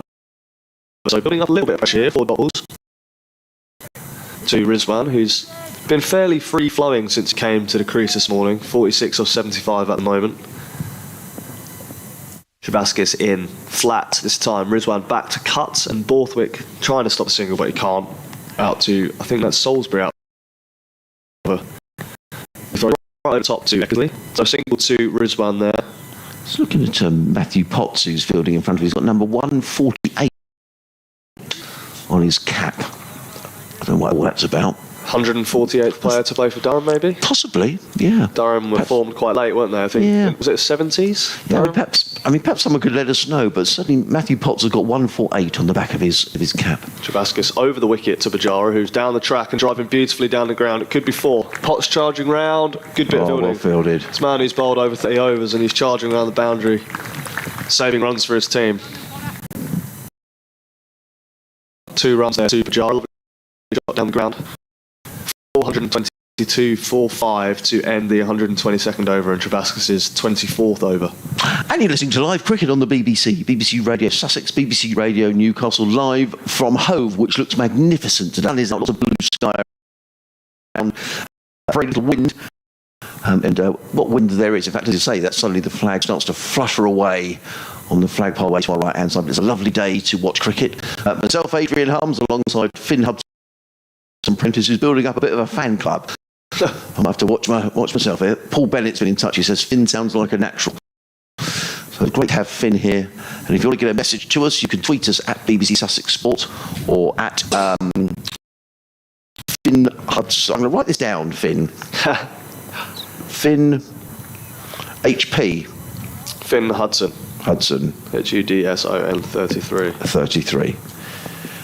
Or you could tweet us at BBC Sussex Sport. In comes Ben Rain bowling to Mohammad Rizwan, who's 3 away in first class half century for Sussex. Sussex 422 for 5. So the lead now 199.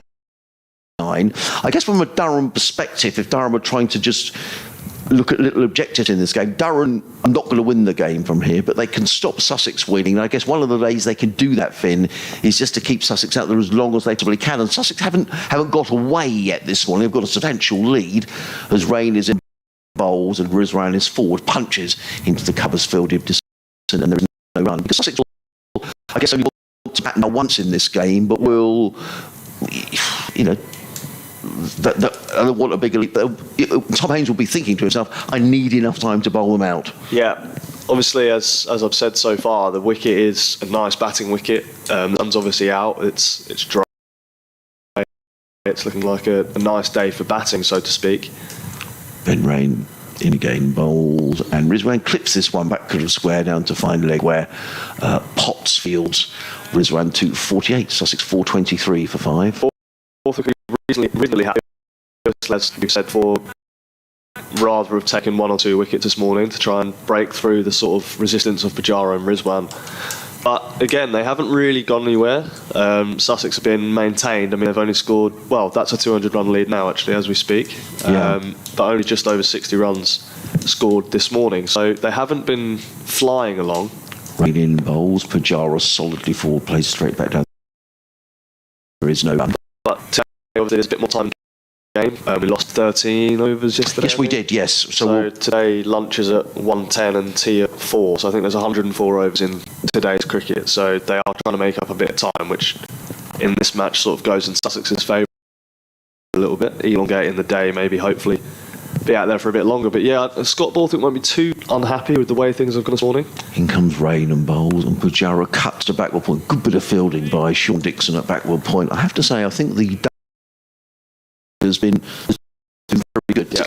And they've been out there for a long time. As I've just searched up, I was wrong to speak because Durham Cricket Club is very old, unfortunately, it's 1800s. So I didn't mean it in that sense. No, only been a first-class county since 1991. Right. So that's more what I was trying to get out there. Yeah. Some of Durham, if they could let us know, Matt Potts with the number 148 on the back of his cap as in comes Rain and bowls. Pujara forward again, plays out into the offside. Another good tight by Ben Rain, just one open run coming from it. Even 30 over 7 maidens, 1 for 98. Let's have a quick rattle around some of the other games in the county championship. Glamorgan 315 for 4 against Derbyshire, Finn's former county, so Glamorgan just trailed by 53. Let's see who's in the runs there for Glamorgan. Marnus Lamashane, no surprise.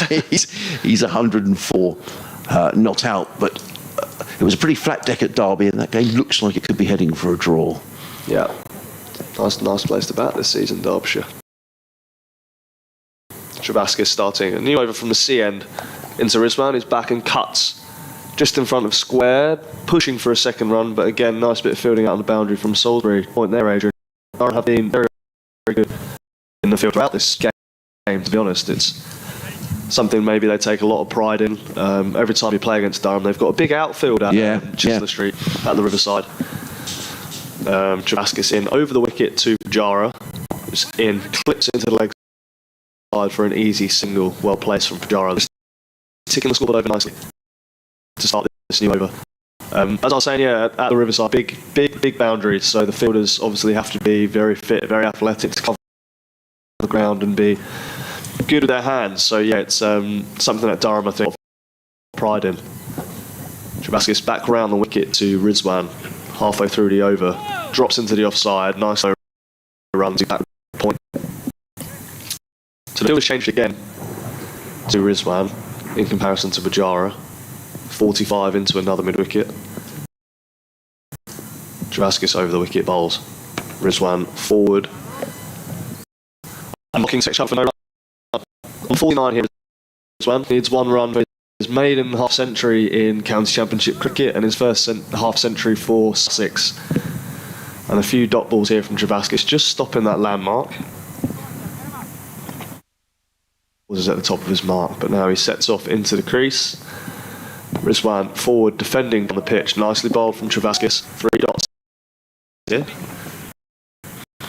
Interesting, he's got his long on right out on the boundary here, Matthew Potts. Yeah. Vasquez starts again from the top of his mark. Flighted on the off stump, and Rizwan pushes down the ground to Matty Potts at long on, gets through for a single, and that is Rizwan's first half century in Sussex shirt. The Sussex be delighted about that. It's come off of... How many deliveries are we talking here, Adrian? 84 deliveries with 6 boundaries. So the Surrey very happy for Rizzy here. He's obviously had a bit of a tough time to start his Sussex career, not got the runs that he would have liked, but this is obviously a lovely start to this innings on day 3 of this first-class game against Durham. So congratulations to Mohammad Rizwan.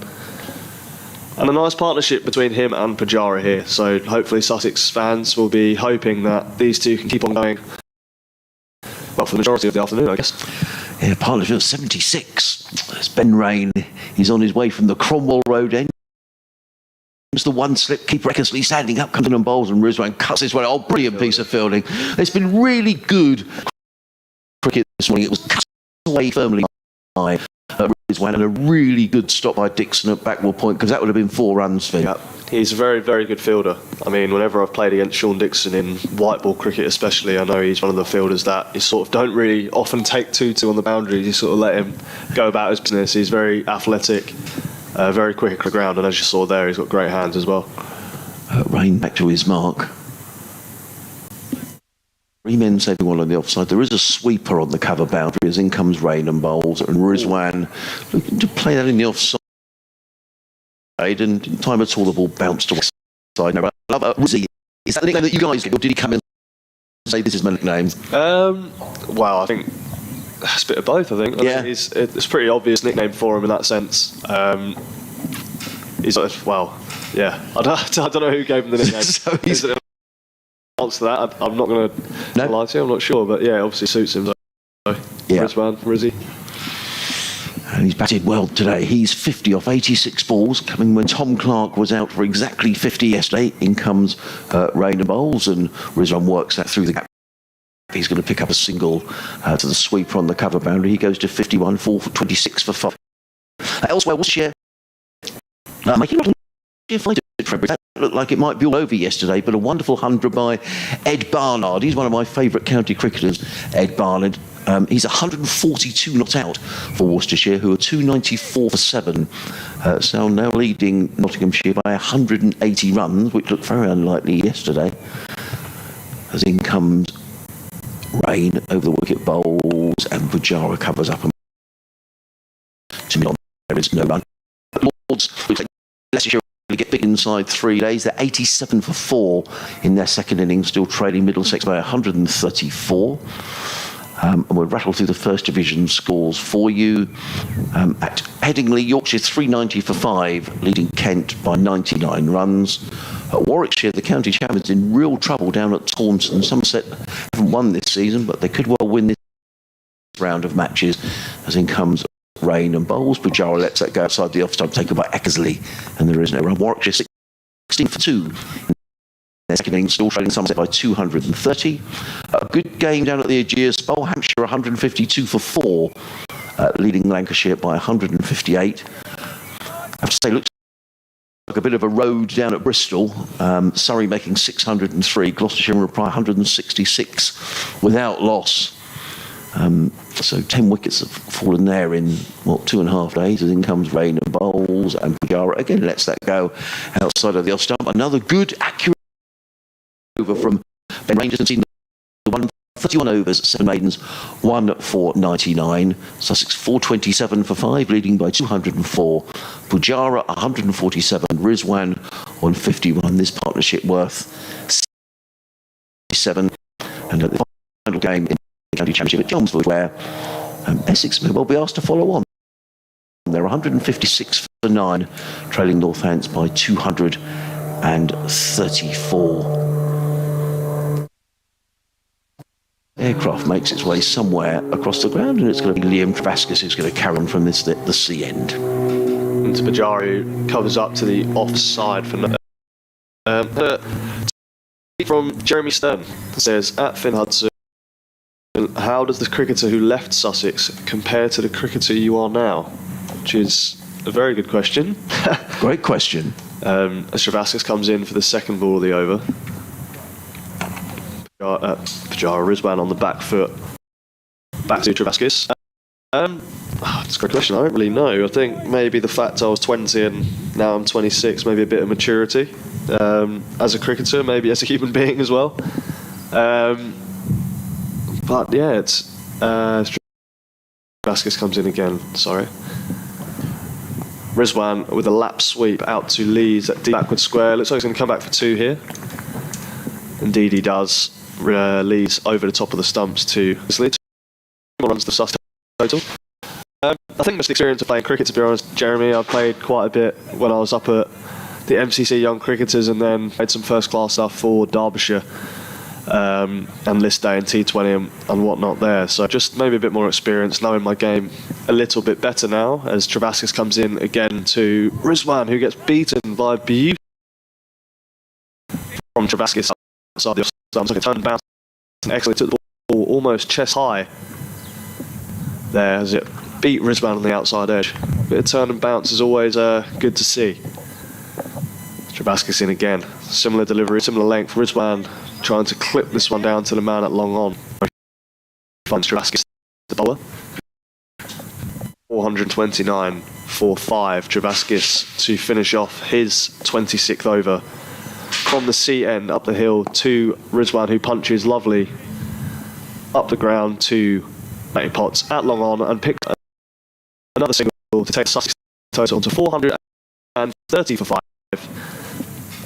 126 overs gone. An hour and 25 minutes into the day's play. Sussex 68 runs this morning. No wickets. Looking fairly comfortable at the moment. Julian, who's watching from the top tier of the, he's my little spy over there on the top tier. You know, if there's an LBW shouting it's going over the top, he can perhaps give me the thumbs up or the thumbs down. But he's just said that Pujara swallowed what looked like a sachet of something with his water that was just brought out. Any idea what that might be? I don't know, maybe some sort of energy drink or something? The gels we sort of have in the changing room just... In comes rain bowls. Rizwan plays back down the track. Sort of like a... Yeah, sort of gels that we use. I can't remember the exact name of them. Yeah, the little sachets that people have, they're just sort of like hydration sachets, right, sort of for like electrolytes and stuff that sort of keep the cramps away as much as they can. So there we are, Julian. You got it from the horse's mouth. He's just taking off his hat and waving. In comes Ben Rain, bowls, and Rizwan solidly forward. Some cutter, maybe a leg cutter or something from Ben. Pace off the ball, trying to make some. Good job. I said a couple of times this morning, Sussex resumed this morning on 362 for 5, so they've added 38 plus that's 68 in the morning, is that right? Yeah, so it's been, consolidation for Sussex, and they're building a sizable league, and they're in a very good position in this match, but Durham are doing their best just to make life difficult, and they bowled extremely well this morning, have the visitors, as Ben Rain is in again, bowled to Mohammad Rizwan, who doesn't time that out into the offside. And there is no run. Connie Young has been in touch. He says, hello, Adrian and Finn. Enjoying the commentary. Keep it up. Following along from Southwick, just along the coast. Thanks for getting in touch, and I'll read your email in between balls. He says, in response to the earlier email about playing on the outfield at Hove, so I attended the game between Sussex and the Touring Indian team back in 2007. And bowls, and Rizwan cuts firmly. Brilliant piece of fielding by Dixon. And Ben Rain applauds. Hey, as someone who's under the pump, Finn, that must sort of lift everybody's spirits. That was a brilliant diving stop at backward point. That would have been 4 runs. Yeah, it's just one of those things as a team when you've been in the field for 127 overs and you've got someone diving around giving the energy back. It's a sign of togetherness as a unit. Like I'm willing to give my body for you to keep running in and bowling. So it's one of those things that does as a bowler. You've not really hit your line of length there, and the batsman's hit one hard away, and you've got someone flying around in the field. It does give you that little bit of energy to start that next ball. That was excellent. In comes Rain, bowls, and Rizwan is forward with his head right over the ball, foots the pitch. The ball drove it out into the covers, fielded by Peterson, and there is no run. It's another dot ball, 430 for 5. Rizwan 55, Pujara 147. This partnership between these two now worth 80. Keeper Eckersley standing up to the stumps. There's just the one slip in place. Backward point, cover mid-off, sweeper on the cover boundary, mid-onward wicket, deep backward square and a fine leg as Ben Rain is on his way. Over the wicket bowls and Rizwan comes up, and that's another maiden over from Ben Rain. His 8th maiden over. He's got 2 overs, 8 maidens, like 4.99. So just read the response to the email. I attended the game between Sussex and the touring Indian team way back in 2007. As a kid, my fondest memory of the day was playing some tennis ball cricket on the outfield between sessions with my family. I had a bit of a stinker with the bat and ball, but just as time was about to be called on play, I took a one-handed screamer on the boundary rope. Okay, he says maybe a slight exaggeration to dismiss my uncle. He says, I hope one day spectators are allowed back on the outfield. It was a great experience. It would be great for kids to taste playing at Hove. He says, a side note, Robin Martin Jenkins politely declined an egg mayo sandwich at mid-over from my uncle whilst fielding on the boundary that day. A very nice man indeed. He is a nice man. So as I say, you're not allowed on the outfield at the bit. We're not exactly sure why. Finn thinks he might know the answer and gave that a bit earlier, but we'll try and get something official from the club. Oh, Travaskis over the wicket there. Into Pujara, who just left that one. It was I think into foothold outside Pujara's legs down, and he sort of just padded it away back down the pitch to Travaskis, who's starting second ball of his next over, short to Pujara, who goes back and sort of hammers it a bit agriculturally away in the leg side. For a single. Takes him to 148, 2 away from his second score of 150 plus for Sussex in 3 first-class games. He really has been a fantastic signing so far by the club, really proving his international pedigree for the Sussex team. Durham changing the field a little bit here to Rizwan. Keegan Peterson's come catching very straight almost on the pitch, and the man at long on, Matty Potts, has just pushed a little bit wider. Maybe trying to entice Rizwan to go a little bit more against the spin after that one beat him in the last over. There's Travaskis in. Rizwan tries to sweep, a little paddle. Looks like it might have spun out the footholes and just come off Eckersley's elbow or something for a bye, which sort of ran out to 45 on the offside, the sort of short where there was no fielder. So a run to Sussex to bye, 432 for 5. Travaskis jumping back over the wicket to Pujara now. Delivers the ball short of length again, and Pujara back, cuts through cover. Salisbury on the boundary does a dive and stop, and Sussex only pick up the 2 runs. But that is another 150 to Cheteshwar Pujara. He has been unbelievably good in the Sussex shirt so far. Really, really is showing his class. Off 259 balls, he's batted for almost 6 hours with 19 boundaries to his name. He has been outstanding so far in a Sussex shirt, and as a Sussex fan and player, it's pretty nice to see. Absolutely. 2 balls left in. Travaskis' 27th over the wicket again. Nice little there inside edge from Pujara onto his pad, and if there was a short chance, but a man 150 is probably not going to have a short legging. But nicely bowled from Travaskis, sort of aiming at the footholes outside the leg stump, causing a little bit of uncertainty there maybe for Pujara as he comes in again. A lovely delivery to finish off his 27th over. Again, needs the footholes outside the leg stump. This time Pujara out the middle of that, back down the pitch, and Sussex finish up that over on 434 for 5. It's been 90 minutes this morning of play. Sussex starting the day, as we spoke about Adrian, on 362, have moved on 72. This partnership now worth 84, I think it is. Yeah. Yes, it is. Yes. Got a slight change in the bowling here, it looks like. Yeah, this has got worth it. It's spin from both ends. Interesting, actually. You mentioned the partnership between these two of 84. The last week he went down on 350. That was Tom Clark, who was out for exactly 50. And Marcus sent us a message, and he says, who's the best all-rounder from Haywards Heath? Finn or Tom Clark? Well, at the moment, Tom Clark is, because he scored more first-class hundreds than me. He's playing a lot more than me. At this current moment in time, it was nice to see Tom Clark yesterday, or day one, sorry, bowls. He's worked so hard this winter bowling. He wants to bowl a lot more, Sussex. Struggled a little bit last season with a knee injury, but brilliant to see him back, and obviously to do that job for the team, bowling 17 overs and 3 for 20 odd is fantastic effort to go under twos on a wicket as flat as this. So great work from Tom there, and backing it up with a 50 as well with the bat. So great game for him so far. In comes Scott Borthwick bowling his leg swing to Mohammad Rizwan, who's back and cutting that one away with the spin out to the sweeper on the cover boundary. Picks up a single, does Rizwan. He goes to 55, 6 to 435 for 5. So the lead is now 212.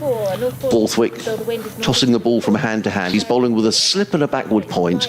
Cover mid-off, sweeper on the cover boundary, mid-on, mid-wicket. He's got a deep mid-wicket as well, and a deep backward square. Ned Eckersley behind the stump seems to be getting that deep mid-wicket. The YMCA. Yes. With his hands as he waves them. In comes Borthwick, bowls, and cut away by Rizwan, but only as far as Dixon at backward point. And again, there is no run. In his third over, Scott Borthwick. He's gone for 18 runs so far, which is perhaps why he hasn't bowled as much as he might have done. The there. We've Adrian Harms at Hove, where Hove versus Durham. Cricket update. Thanks very much indeed, Amanis. Sussex are 435 for 5. Cheteshwar Pujara is on 150. Mohammad Rizwan is on 55. The partnership between this pair now worth 85, and the lead for Sussex in this match is now 223. Meanwhile, down at Bristol, Surrey yesterday making 603 in reply. Gloucestershire 187 without loss. As Borthwick is back to his mark. Comes in and bowls to Pujara, who drives beautifully through the offside. It's only a single, and again a very fine at mid-off, and there is no run. I'm embarrassed I present, but I don't think it's Hove against Durham. I think it is Sussex against Durham. But there you go, 436 for 5. Another good bit of fielding. That was Liam Travaskis out there. Yeah. Finn, in comes Borthwick again, and runs coming more easily in this over. A bit short, isn't he, in that over? Yeah. Too easy for Jarvis to just pick up a few singles. Yeah, just made it through the gap at cover, picks up a single. So end of the over, 437 for 5 is on 56. Pujara is on 151. Looks like we're going to get another change of gloves for Mohammad Rizwan. No, it's going to be Cheteshwar Pujara, so maybe another drink Ollie or Carter's really had his work cut out. He's thinking, no wickets down. I've had a lovely session as 12th man, just watching cricket, but Pujara's had him on and off about 3 or 4 times now. But I guess if you've batted for 6 hours, you can probably have a couple of sips of water in between.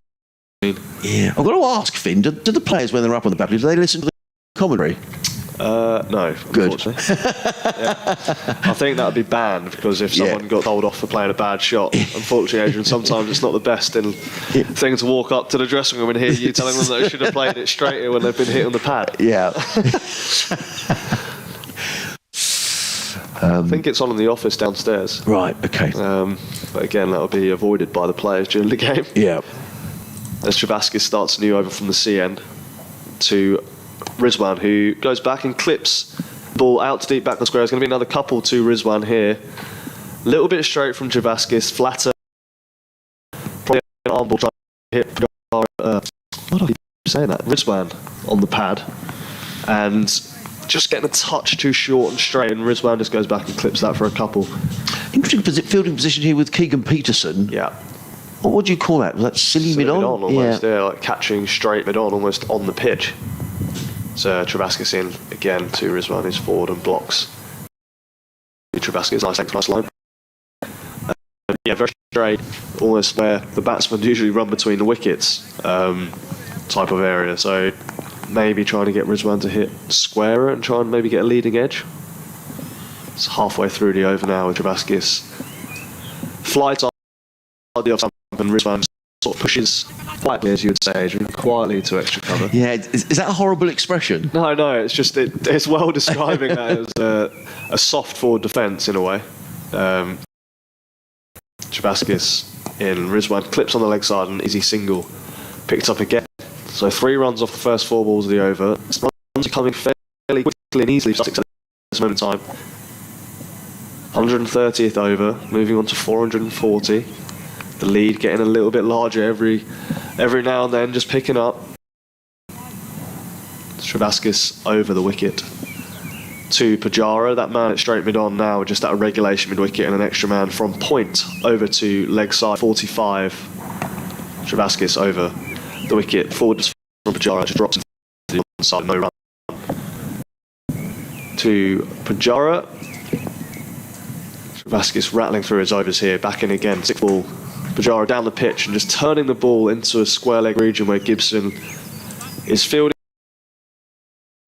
Sussex finished up 130 overs down now, 440 for 5. Sussex, there's been 27 overs this morning. 27 overs this morning, and Sussex have scored 78 runs. So just under the 3 and over mark, which shows that Durham have really kept a lid on things this morning. They've bowled to 2 international players, 2 of the best players in the world at the moment, and being able to really maintain the run rate is obviously shows how well they've bowled. Obviously Borthwick would have wanted a couple more wickets, but they're maintaining the run rate quite nicely. It is going to be Borthwick, who's coming in bowling his leg spin from the Cromwell Road in bowl to Mohammad Rizwan, who helps that around the corner. Matthew Potts is flying around the boundary. Is he going to cut it off? Oh, well fielded. Brilliantly fielded by Potts. He raced around the boundary. Bellingham completes the fielding. I hope if it's not Potts, it's Matt Salisbury who was chasing. 3 runs to Mohammad. Were they runs? I wasn't watching the umpire, they were off the bat, so Mohammad Rizwan goes for 62. But yet again, an example of just how well Durham have fielded this morning. Racing around the boundary was Matt Salisbury, but 3 more to Rizwan. Sussex 443 for 3, in comes Borthwick again. And Pujara clips this onto the onside. Just signs here that Sussex looking to move the scoreboard along. Pujara very quickly back for the second run. It's been a feature of his well, and I noticed this during his time here. How quickly he runs the first run. Yeah, he doesn't dawdle. One of the non-negotiables, you think, like the things that you do pick up from these guys is like you have to do those things, and in a proper sense, like the Indian culture is very meticulous on doing the small basics very, very well, which is something to pick up from Pujara. Goes to 153, and here again he's chipping it into the onside, and this time he just jogs through this time because that is only going to be a single. But in general terms, he runs that first run like a hare. He goes to 154, 446 for 5.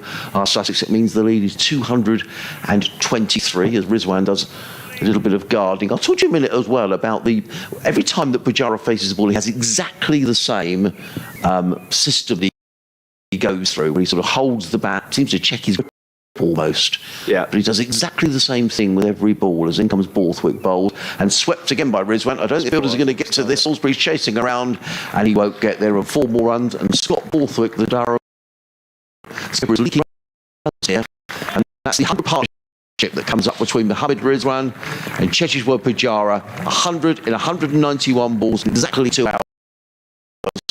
And just terrific to watch. 2 of the top batsmen in the world really going about their work this morning and putting Sussex in a terrific position. It's also the 450 up, 450 for 5. Yeah, fantastic partnership between these 2. Brilliant to see Rizwan getting his first 50 outputting on a really good partnership with Pujara. Something what we've signed these 2. They're outstanding cricketers, so really making life hard for Durham this morning. In comes Borthwick again, bowls. Rizwan is forward and just places back to the square on the onside, picks up a single. It's just an example, for instance, of when things are going your way. Like, just moved the field perfectly there. He's had a couple of sweeps against Borthwick. He's pushed the man from mid-wicket that was stopping the single to a 45. And then Borthwick with a nice delivery, which usually would just go straight to mid-wicket. And it's ended up getting a single to Rizwan because he's manoeuvred the field with such high quality that you now get that single into the leg side and rotate the strike. In comes Borthwick bowls. Short cut away by Pujara. He's going to get a single out to the sweeper on the cover boundary. Fielding out there is Alex Lees, who gets a throw. 1 more to Pujara. He goes to 155. And as Finn was saying a little earlier, it's the end of the over from Scott Borthwick. 4 overs for 32. And actually, Durham have bowled very well, but the skipper is going at 8 at the minute. And that might cause a little bit of a rethink for the visitors. Lunch today is going to be 10 minutes later because we lost 13 overs last night due to bad light. And those overs will be made up today, so lunch will actually be at 1:10. I can see it at the far end of the ground. I don't know what it says on the it. front, yeah. But the Durham flag is over the balcony, at the players' balcony at the far end of the ground. But Liam Travasky is going to carry on. He's got a good spell here this morning. Over the wicket to Pujara. Down the wicket, Pujara comes and just quiet to mid-wicket. Keegan Peterson with a bit of ball skill there. It's back to Travaskis. He has bowled nicely this morning. Doing a job for his team, as I said, up the hill. Always a tough role. He comes in again over the pitch. Pujara sweeping hard and beats the man at square leg. The man who was up on the single. Looks like he hasn't quite timed it to his liking, but Gibson gives chase and Pujara easy couple. So slightly different shot there from Pujara. We haven't seen that yet today. Rizwan has gone to his sweeps. Pujara has sort of kept quietly playing down the ground, looking for that short one to clip down the leg side or out to deep cover on the offside. So slight change in game plan, which would have thought Travaskis would be in the game slightly there, but again, well played. 2 runs. Travaskis in to Pujara, who blocks quietly to mid-on. Run. Halfway through Travaskis' 29th over. He's just brought up the 100, which is always something you try and avoid as a bowler. He's in again to Pujara, who sweeps again hard, and this time does time it past the man at short flank. It's a long boundary out on that side, up the hill, so it might only be a couple again. Is that Dixon area? Yeah, what a bit. He's just such a good athlete, isn't he? He just gets to the ball so quick. It looks so easy. Out there, he's so fast to the ball, really doing a good job for his team by cutting down. I mean, Sussex could have scored 15 or 20 more runs this morning if it was up to him alone. Yeah. So it's been great. I mean, it's obviously something you love seeing as a bowler, your team really putting in the effort. I mean, that looked like a comfortable 3. And he just cut it down, didn't he? Yeah. Almost made it rush for 2. Changing tactics again here from Travaskis. He's come back around the wicket to Pujara. He's taken out the man from square leg and he's brought him across again to the offside. So maybe just enough of that man. Seen a couple of sweep shots and wants to try and dry up the runs again. So he's just going to hold a line here around the off stump, 4th stump maybe, to Pujara. In down the wicket, and again the footwork there from Pujara, so precise, so accurate to just turn a ball that probably not being a single to any other player. He just managed to get his feet across, just turn it leg side for another single. So he moves on to 160. Sussex 457 for 5. Rizwan on strike. Another slight change in the field, back to the previous field from the last over as Travaskis chats to Borthwick. Probably trying to see what he can do to stop the flow of runs here. Borthwick back to his position at extra cover as Travaskis comes in short and wide and cuts away for another single to Rizwan. To the deep cover boundary. He throws in to finish the over there. 6 runs off the over. Another good over for Sussex. The run rate is starting to pick up towards the back end of this session. But again, Rizwan and Pujara just making it look so easy and simple at the moment. 458, 4-5 off 132 overs.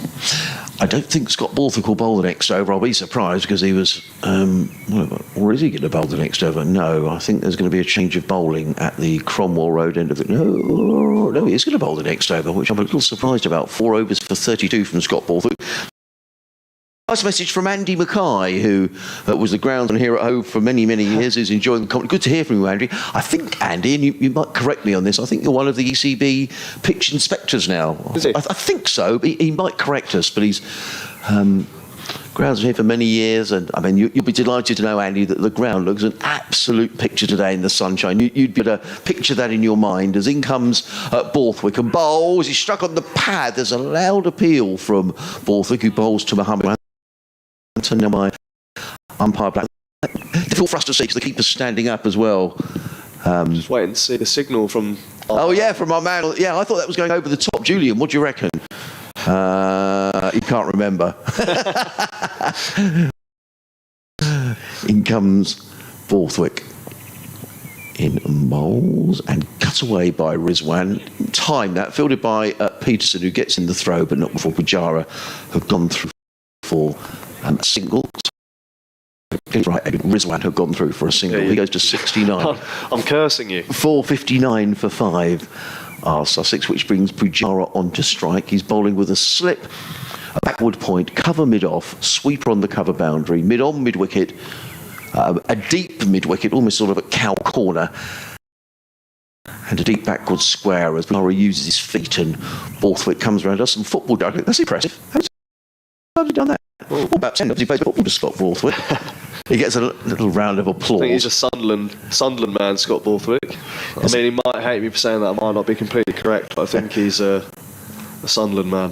In comes Borthwick and bowls and cut away by Pujara, finding the gap. That's another feature of Pujara. He just finds the gaps in the field. 161, 465. Just a few updates to the listeners on Newcastle this week, and I think there's a couple of big games, not least Newcastle playing Liverpool, which starts at 12:30, and I think Sunderland have a big game at Morecambe today in League One, which I think they might need to avoid defeat in to go in the playoffs. Anyway, Borthwick in bowls to Rizwan, who plays side fielded by Peterson, and there is no run. And I know you will have a passing interest in matters at St James's Park, Finn. Yep, just having a little look at the score now, 0-0 at St James's Park.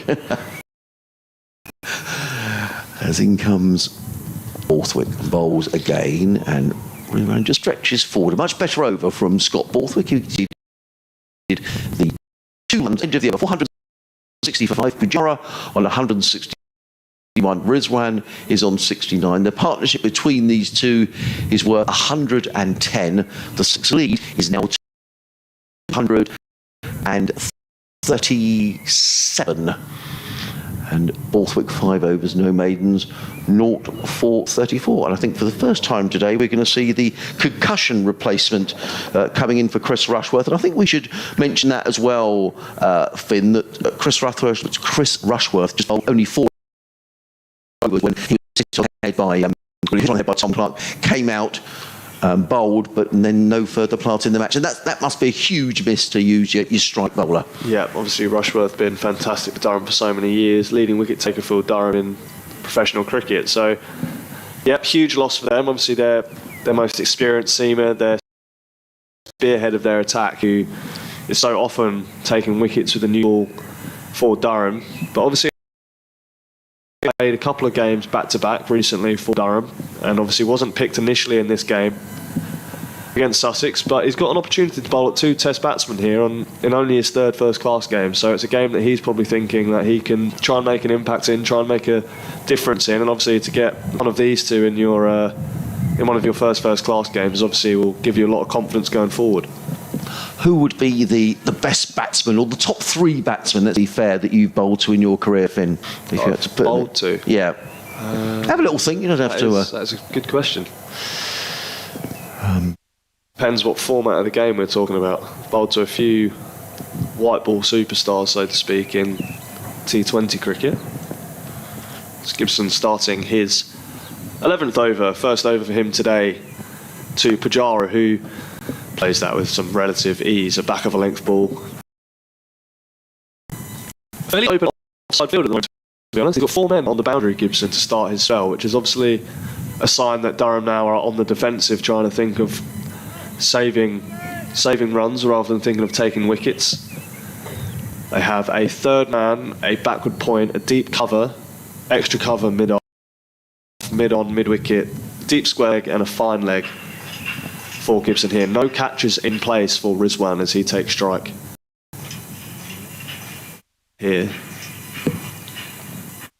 Gibson starting from the top of his mark again to Rizwan, who clips lovely through the leg side, who's going to settle for the single, I think, the Sussex men here. Alex leads the boundary far side of the stumps.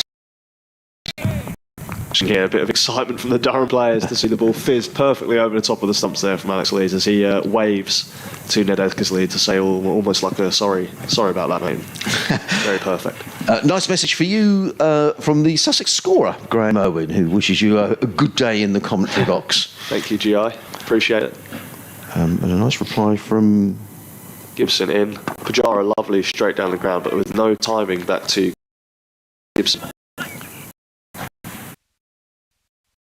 462 for 5 here. Sussex, 18 minutes left in this morning session, slightly elongated compared to the usual due to the overs we lost last night due to bad light.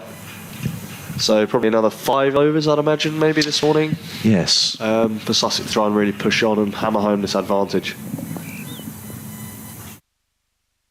Gibson starts his mark. And down the ground from Pujara, lovely on drive. That's a man who's on 162. Placing that beauty down the ground. It's interesting because the lead is now up to 239. I don't know what sort of lead Sussex will want. What if you were captaining this game, Finn, and you were thinking, right, let's assume we're going to get good weather all tomorrow, although I think there is a bit of poor weather around. What would you be thinking in terms of declaring and time you need to bowl Durham out? It's Gibson in here to Pujara. Clips away lovely through mid-wicket. And Lee's again doing the work out on a deep square leg boundary. Attacking the ball lovely and fizzing it a bit high. Just for a single there for Pujara. To be honest, Adrian, I think Sussex was sort of thinking to get through maybe this first hour and a half without losing the wicket, trying to just build up again compared to what it was yesterday, trying to build a partnership. Obviously, these two have done that, so now they'll be sort of discussing between them, like, right, what do we think is a good score to try and get ahead. I mean, it's obviously still a beautiful batting wicket, as you can tell right now. Gibson in again, short, and Rizwan pulls away lovely. This could be 4 out to the long side. Bit of work to do out there, and it's been fantastic from Durham today. Who's that out there? Is that David Beddingham, I think? With a fantastic stop, and only 2 runs again. Crucial runs. Finishes the over 465 for 5 with Rizwan 72 not out and Pujara on 163. But yeah, I think it's one of the things you sort of sat out in the morning, maybe trying to be a bit reserved, trying not to lose a wicket, get through the first hour, which is always tough in any time. Get through that first hour without losing a wicket.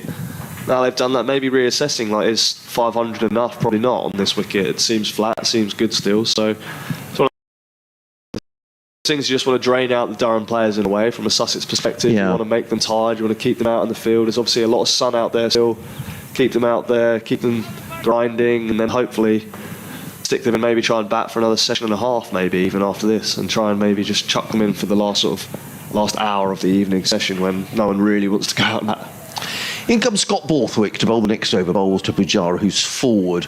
And the ball just the track fielded by Eversley, the Durham wicketkeeper, and there is no run. Reply from Andy Mackay. We were asking what his role is, Finn, and he says, I'm the ECB Pitch and Grounds Advisor. Brackets, old inspector of pitches role, close brackets. Only one of me, though. The match referees conduct any pitch investigations, and I may be called in to technically assess. As in comes Borthwick bowls, and Pujara short pulls that one away through a wideish mid-wicket. So it'll be a single, though, out to that leg side. To Pujara, he goes to 164, 466 for 5. And I can tell you that Finn is a very happy boy watching the score from St James's Park. We have to remember we've got some listeners in the North East, Finn. Yeah, I won't say much. In comes Borthwick and bowls. And clipped away by Rizwan onto the leg side. He picks up another single. Now, I think we can safely say, because Finn has said it before, he's been on the radio station in the lead up to the season, and he supports Liverpool, who are playing Newcastle today. And Liverpool are winning, so Finn's having a good day. Yeah. He's won £10 off Jamie Atkins. I wouldn't see that, let's be honest. 467 for 5 as Borthwick comes in from the Cromwell Road end of the ground in lovely sunshine. He's in bowls, and Pujara's driving now. I think that will be 4 runs. Well, though, Durham are fielded. I don't think they're going to catch that. Met that on the full, drove it beautifully through extra cover for 4. Pujara, he goes to 168. 471 for 5. So just carrying on. So Andy is the ECB Pitch and Grounds Advisor. He says, mostly I spend my time worrying about the green stuff in the game and supporting where needed. He says, I also inspect and report all the international matches. Hove looks lovely for this match. It looks like a very high quality pitch. Ben's doing a great job. Well, he certainly is. Ben Gibson, the Sussex ground, I know we should give a big shout out to. As in comes Borthwick and bowls. Pujara plays to square leg, and there is no run. And thank you, Andy, for listening. You are a terrific groundsman here at Sussex. Always happy to talk about the pitch and the outfield and what was going on. And I'm sure you're doing a great job in your new roles as well. as Borthwick tosses the ball from hand to hand, comes in off 3 or 4 paces, bowls Pujara down the wicket and hits this high, wide and handsome over mid-on, and that's going to be 4 more to Cheteshwar Pujara. And I guess this is where the experience and no one's really step on the accelerator comes in, because Sussex have really done that, and they've seemed to have selected Scott Borthwick down the wicket, driving over mid-on for 4 more run, and Pujara within 28 of his second double 100 for Sussex. He's 172 not out. Mohammad Rizwan is on 73, and Sussex are 475 for 5. This partnership now worth 125. The lead is now 152. Yeah. No, it's not. It's 252. Yeah. It's one of those things, isn't it? As we were saying this morning, Pujara, circumspect against Matty Potts, had a great spell of bowling, really tough to get away, hit the bat hard, bowled a couple of short balls, didn't look like going anywhere really, and then in the blink of an eye, he's managed to get to 172 when he started the morning on 128. So it's one of those things. International players, international quality players, they know the right time to play their shots, to do the things that obviously he's just done sport there in the last over, down the pitch, hitting for a boundary or 2. Just know when to step on the accelerator, when to hold off. It's those experience things that you learn and see from these players, just the class in which they go about it.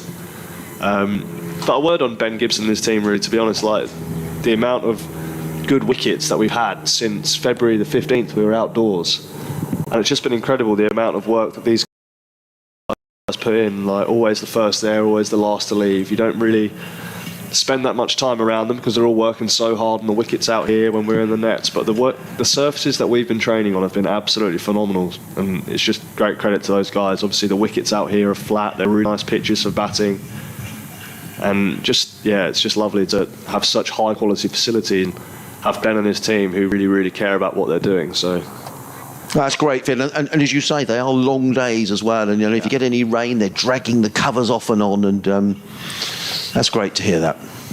And comes Dixon up the hill, starting a new over from the C end, who squares Rizwan up, hits a splice of the bat out to backward point where Borthwick picks up and shies at the bowler's end stumps, where Rizwan Pujara was comfortable in his ground back up Dixon, but that delivery seemed to just bounce and hold in the wicket a little bit. Rizwan, a ball of energy at the striker's end, sort of gesticulating to Pujara that it did bounce and move. It's a nice start to the over from Gibson. He starts again up the hill to Rizwan, lovely length. Rizwan on the front foot, climbs into length and blocks up the pitch to mid-on for no run. 475 4-5, lead of over 250 now for Sussex. As we were speaking about earlier, Adrian, I think if Sussex can get a lead of around the 400 mark, I think that would be something that we're looking to sort of get from this position here, which is 145 or so, 148 more runs. Gibson bowls back of a length this time to Rizwan, who covers up into the offside for no run. Good start to the over from Gibson here. I guess when that happens, if you have got that sort of sizable lead, and if Sussex do carry on at this sort of at this rate of scoring, that may well come sometime between, perhaps towards tea. And then they talk a lot about scoreboard pressure, and perhaps you might be able to sort of describe, what that is, Finn. Yeah, Gibson in again, straight to Rizwan, lovely area, hammering away nice and hard. For a dot ball. Yeah, scoreboard pressure is obviously, it's just created inside your own head, but if you're in a game and you're trailing, like for instance Durham getting bowled out for 220 on day one, if the other team then goes and gets 600, you really are under pressure on that foot, because they've obviously got their 10 wickets in hand for the second innings, and you've got to try and bat out 2 days or a day and a half, for instance. Gibson comes in again, straight, full of length, and Rizwan punches to mid-on, beautiful run. Yeah, just the knowledge that you have to, as a team, you're going to have to bat for 120, 130 overs without losing your 10 wickets, because you know that you're probably not going to overtake them. If there's a lead of 400, you struggle to get past. So it's almost like it's time for the heroes to stand up and battle and bat for days and days. But it is very mentally tough as Gibson hits the crease to Rizwan, a nice area blocked up to mid-off again for a dot ball. I think that is the over. Made an over by Gibson. His first made over. 12 overs, none for 42 without solitary maiden. And Rizwan waving to the dressing room there, looking for a new bat or whatever, I'm not sure. So 475 for 5 at 1 p.m. We've got 8 minutes left of this morning session, so maybe 2, maybe 3 overs at a push.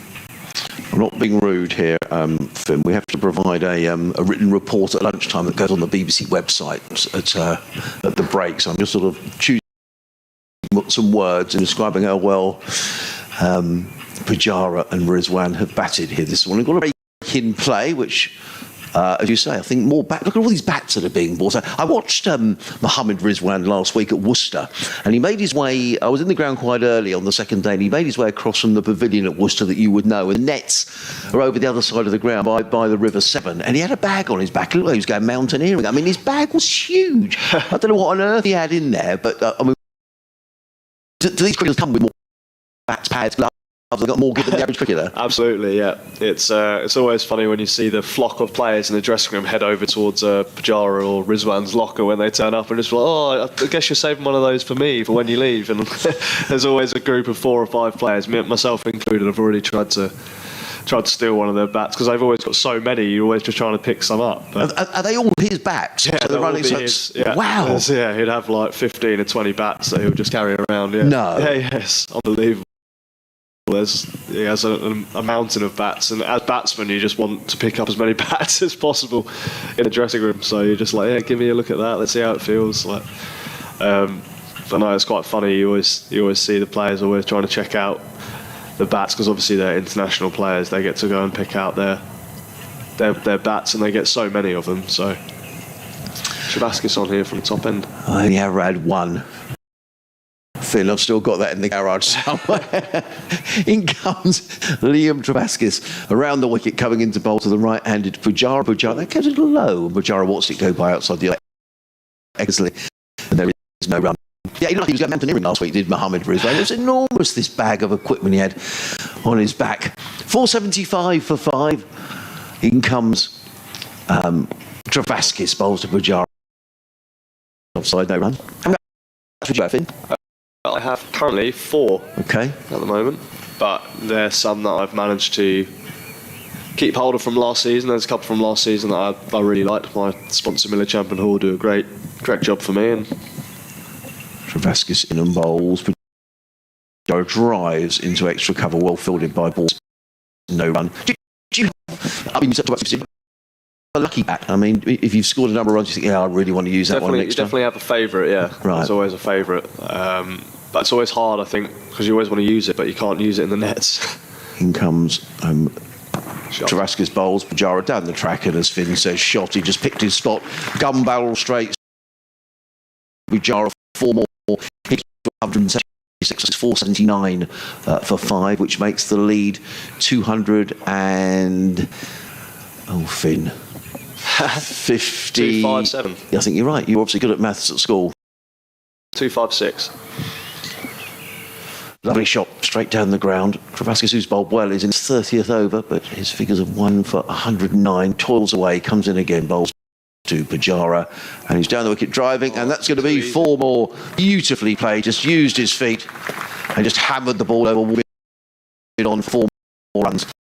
And these two have really stepped on the accelerator, haven't they, in the last 45 minutes or so. 483 for 5. Pujara to 180, and no playing for lunch here from Cheteshwar Pujara. Watch, isn't it? As a cricketer myself, how easy he makes batting look.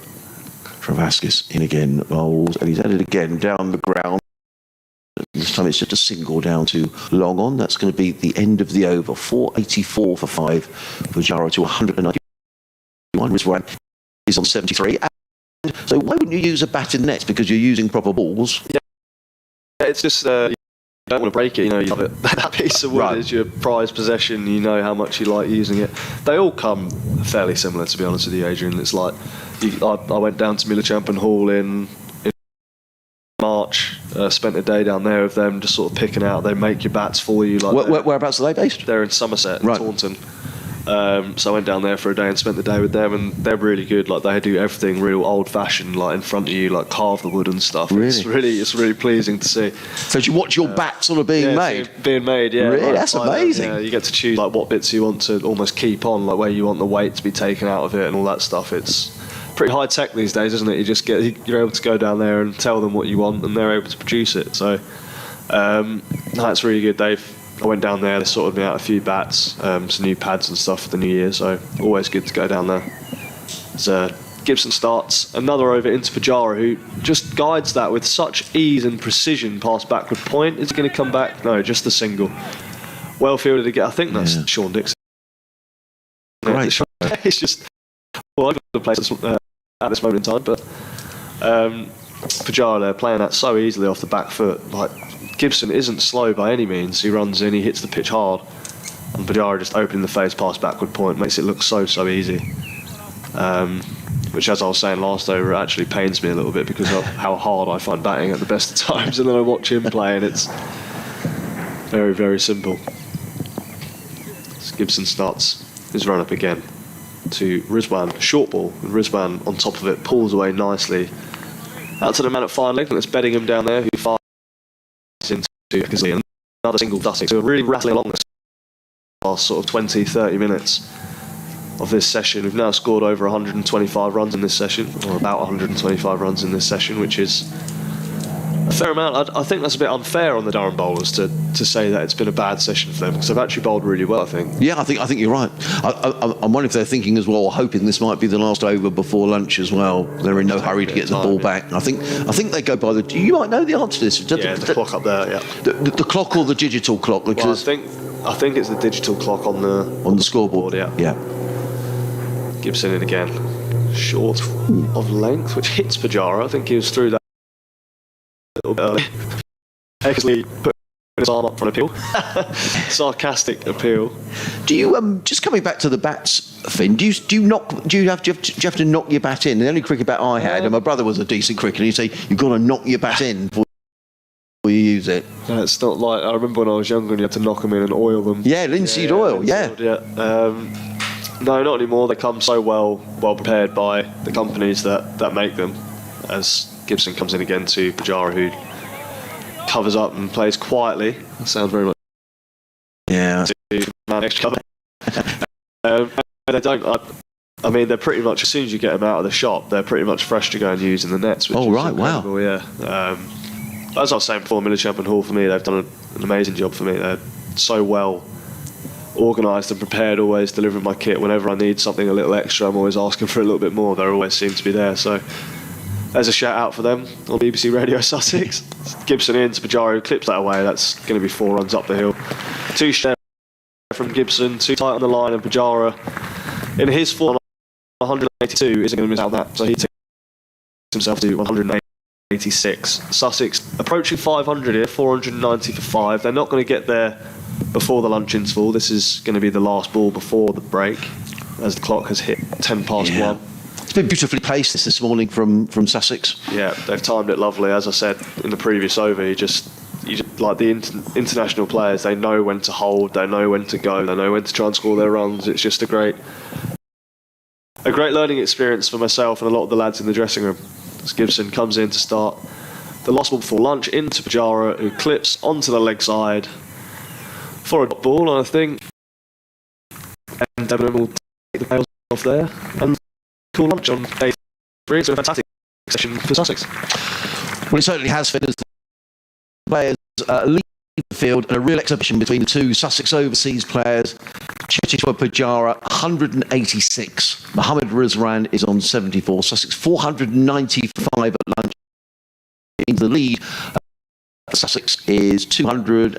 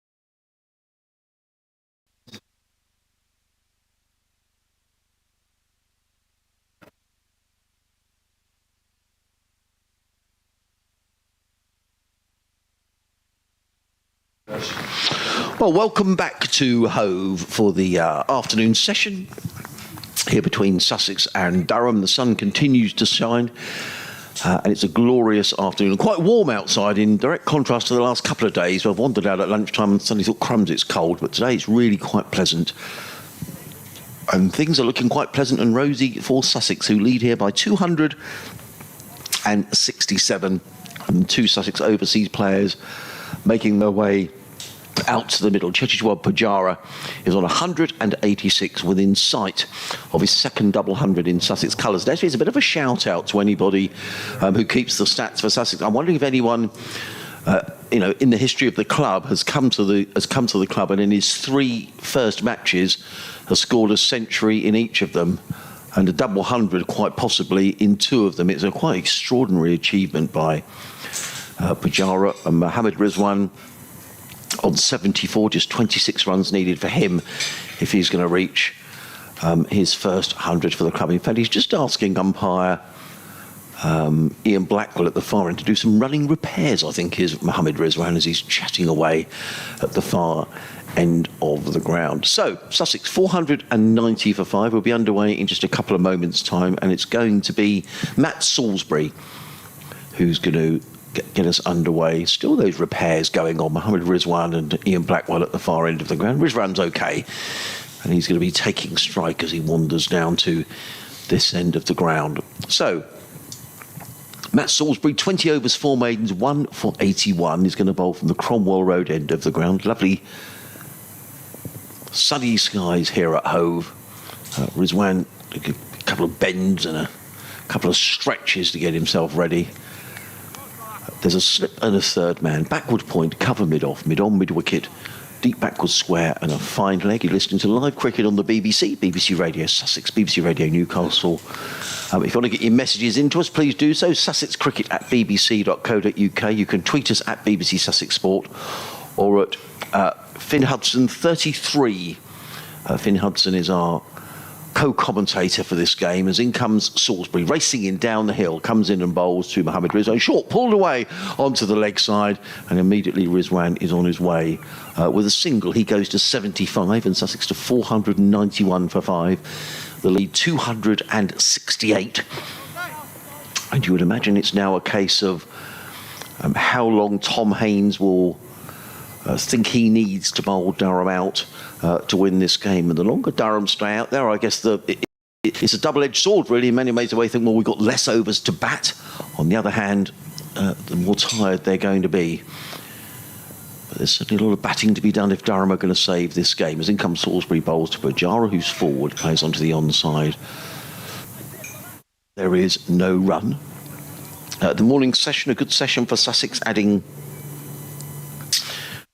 100 and where did we finish? 362 last night, and going to lunch on 490. So 128 runs added in the session. Salisbury turns. He's on his way again.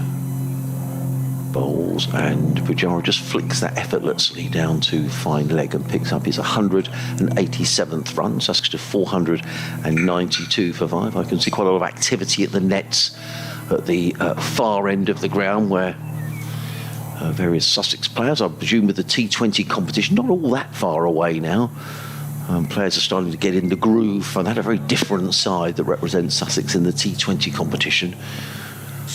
Salisbury in again past umpire Blackwell, bowls, and Rizwan covers up to a ball just short of a length, and Rizwan is right in behind that, plays it into the offside, fielded by Keegan Peterson, and there is no run. So a slip third man, backward point to Sean Dixon, who's been absolutely tremendous in the field for Durham. And it has to be said, although Durham have been under pressure here, and losing Chris Rushworth for pretty much the whole of the match hasn't helped, their fielding and enthusiasm in the field has been first rate. As in comes Salisbury, bowls, full toss, and Rizwan plays that down the ground. He picks up a single, fielded it mid-on by Alex Lees, who looks a little bit stiff as he wanders across to field that ball. And there is no run. 493 for 5, Pujara 187, Rizwan on 76. The onside field for Pujara. There's a mid-wicket, a deep backward square and a fine leg, as well as that mid-on. And Pujara goes through this routine with every single delivery. He sort of holds the bat out on the horizontal, checks his grip, and now he's ready. As in comes Salisbury and bowls, and he's up on his toes, Pujara, and he just plays that deftly into the onside and picks up a comfortable single. He'll the strike, end of the over, 495 for 5 are Sussex. Pujara, he's already gone up, 494 for 5. I think there's going to be one more run that's going to go up on the scoreboard in a minute. Pujara on 188. Rizwan is on 76. Finn Hudson-Prentice is back with me. You wandered over at lunch to the net area. Was that just to do a little bit of work, Finn? Yeah, just a little hit some balls. It's very strange, even when the coach is just throwing them very slowly at the moment. It feels like it's coming a lot quicker than it is. I haven't hit a ball in a while. But no, just getting used to hitting balls again, see if the back holds up all right. So yeah, it was good. No pain, so all good. It looked quite busy in the net area up at the far end as well. I can see looking here. So is that some of the Sussex, the T20 boys up there doing a bit of practice, or? Yeah, it was Ollie Robinson, George Garton, Daniel Ibrahim and Ollie Carter were in the net. As here comes Gibson and bowls, and Pujara very nearly plays on, got himself in a bit of a tangle, and Gibson looks as if, crumbs, why didn't that just roll onto the stumps? But it didn't, and it's a dot ball. So good to hear about Dan Ibrahim. Is he back bowling again, or was he batting? Because he hurt his shoulder. I think he may have bowled a little bit right at some stage this week. He's still struggling a little bit, but definitely a lot better than he was when he came off against Nottingham. Yeah. First game of the season, but no, he's on the road back, maybe a couple of weeks away, hopefully. And I pinch your over. This is your over, Finn. Off you go. Gibson into Pujara, who leaves outside the off stump through to Eckersley. It's quite a defensive field from Gibson in this over in comparison to Salisbury down the hill. Still got the men out on the boundary, deep backward, square, fine leg, mid-wicket, mid-on, with a third man and a deep cover, which is the main contrasting difference from this end, the man out on the offside as well. Instead of a slip, so no catches in at the moment for Gibson. Captain just trying to make him bowl straight, bit of a spread field, trying to control the run rate. So he's in up the hill again, and a ball back of a length, which Pujara sort of on the front foot, maybe caught between footwork, but straight back, straight to extra cover. It's a nice length, I think, on this wicket, trying to hammer that sort of back of a length, maybe look for a bit of indifferent movement in terms of up and down. As we spoke about in the first session, the wicket has a few cracks in it. I should have gone out and had a little look at lunch to see if anything had changed, but from this morning, a couple of cracks, a couple of plates on the pitch where hopefully the ball can start to dart up and down a little bit throughout the game as Gibson bowls again up the hill, a little bit outside the off stump. Pujara forward and leaves through to Eckersley for another dot ball. So Gibson, nice start to his spell this session. 4 dot balls to start. Bit of encouragement coming from the fielders. Into his 14th over now, still wicketless, but a solitary made into his name and going at just over 3.5, I think. So he's doing a decent job for his team. He comes in again to Pujara, who's forward and pushing up to mid-on, where Keegan Peterson almost flicks it around his teammate Ben Rain, who rather stiffly sort of falls on the ball at mid-on. I guess you would be pretty stiff, 140 overs in the field. The last time I did that, I don't think I'd have been diving around, so fair play to him. And actually, this innings of Pujara's, and indeed the one at Derby as well, there's a lot of technique, also a lot of fitness involved here, Finn, as well. Yeah, absolutely. Absolutely. Mental fatigue as well. Gibson to finish off his over, a bit back of length and a bit too straight, and Pujara just works that one away to deep backward square for a single. They don't decide to come back for the second run. So one off the over, pretty tidy stuff from Gibson to start the session. Pujara moves on to 189 and Sussex to 495 for 5. A message from the club regarding Josh Philippi, who's the Australian wicketkeeper batsman who's due over here for the T20 series.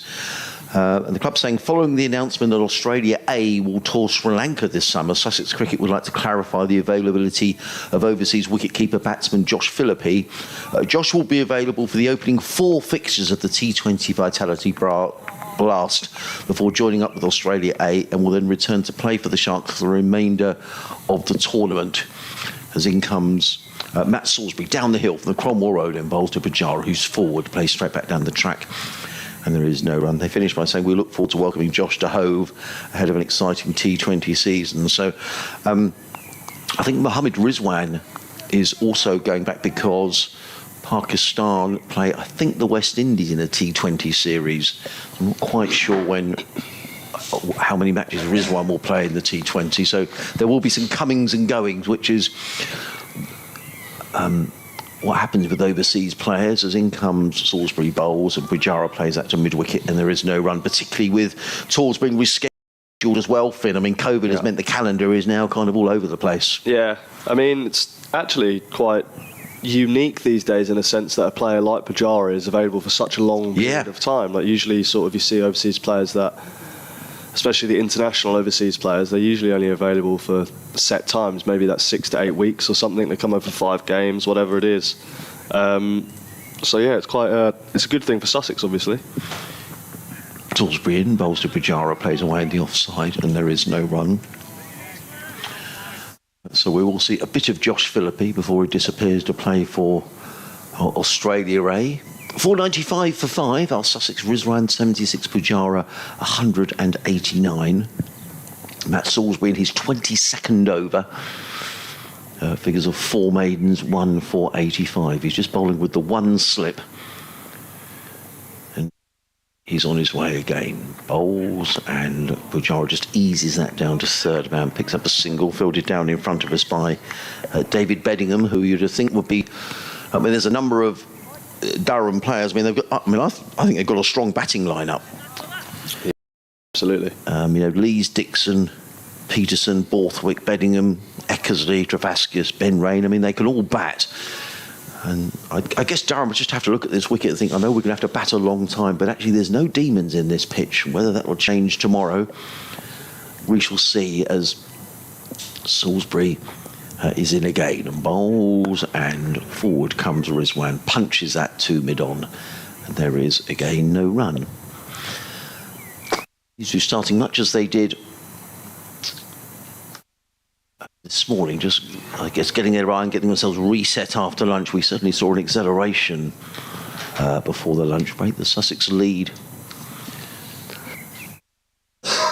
272.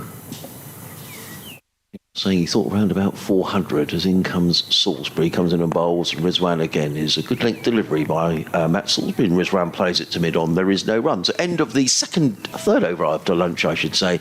Sussex 496 for 5, Rizwan 76, Pujara is on 190. Live cricket here on the BBC Radio Sussex. BBC Radio Newcastle. If you'd like to send us a message, sussexcricket@bbc.co.uk, or you can tweet us at BBC Sussex Sport, or you can tweet Finn on his Twitter handle, which is FinnHudson33, and it'd be great to hear from you throughout the afternoon. But it's going to be Oliver Gibson who's going to carry on the Durham attack, bowling up the hill from the Cromwell Road end. It's been a nice start to the session for Durham here, just a little bit quiet from Sussex. Gibson is short, as I say that, short and wide to Pujara, who cuts away. I think this could be a boundary, or is it going to be cut off? It's cut off in the deep by Salisbury, but two more to Pujara. Pretty loose delivery there from Gibson, giving Pujara the chance to cut away to get his score to 192 now. 8 away from back-to-back. Is it back-to-back double hundreds? He got 100. No, so he got double 100 at Derby, and then he got 109 at Worcester last week. But I'm not too sure too many Sussex players have scored hundreds in their first 3 matches. Gibson into Pujara there. Gets a glove on it down the leg side. Bit of bounce in that delivery. Caught Pujara a little bit unawares, but another single to Sussex to move him on to 499. So I'll just break into the commentary, if I may, Finn. I think we've got to do a quick update to the listeners on BBC Radio Sussex.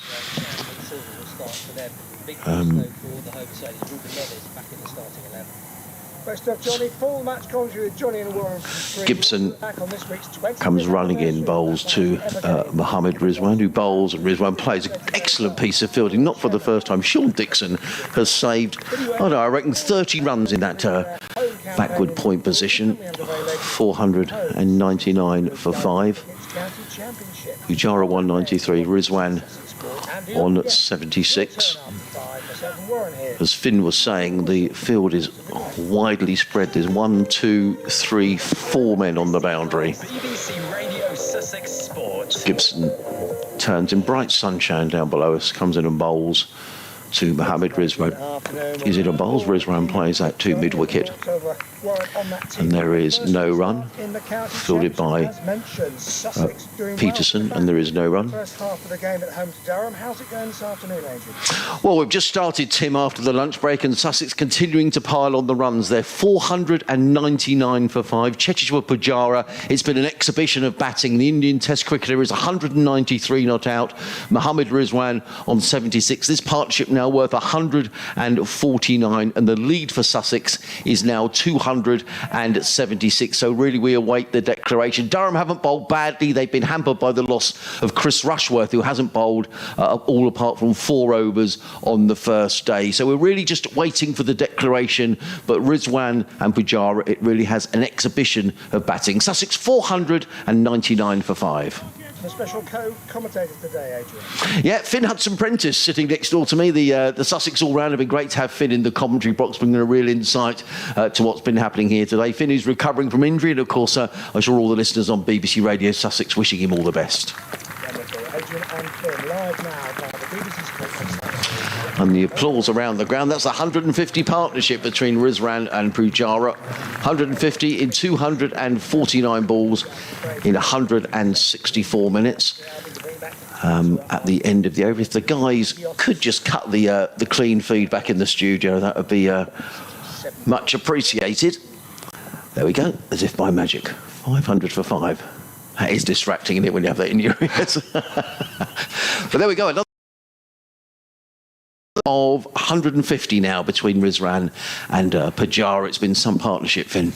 Yeah, and 500 up for Sussex as well, and with that partnership. Did you get any inkling at all when you were over sort of when Sussex may think about pulling out here? And nah, not really. I mean, the lads were sort of just taking a mick out of me being on the commentary rather than talking to me seriously. You take this over, Phil. Oh, that's a good delivery. Lovely delivery down the hill to Rizwan. Looks like it may have just held away from Rizwan, who played the line and got beaten on the outside edge through to Eckersley. Salisbury into his 23rd over. 4 maidens, 1 for 86 are his figures so far. And Sussex looking fairly comfortable to start this session. Maybe that's the first sort of sign of alarm down the hill. A bit of away seam or swing maybe, who knows. But a 60 over-old ball, I'm assuming it wouldn't be doing too much out there right now. Salisbury coming in from the far end down the hill to Rizwan, who's back, defending straight down the pitch. Nice length and line from Salisbury. Rick's been in touch, and we were talking about whether Pujara, anyone has made 300s in their first 3 matches for Sussex. And I don't know if anyone's listening in the any of the historians could tell us, but Rick's been in touch and says in 1895, his first season for Sussex, Ranji scored 1,775 runs at 49. Oof.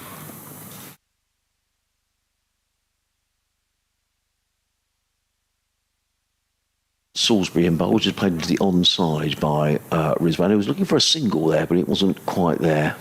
I couldn't remember if that was your over or mine. No, it was mine. Sorry, that's my fault. No, don't worry. I was distracted as well. I was looking at something that had come through on the phone. I was thinking about the stat that was just read out.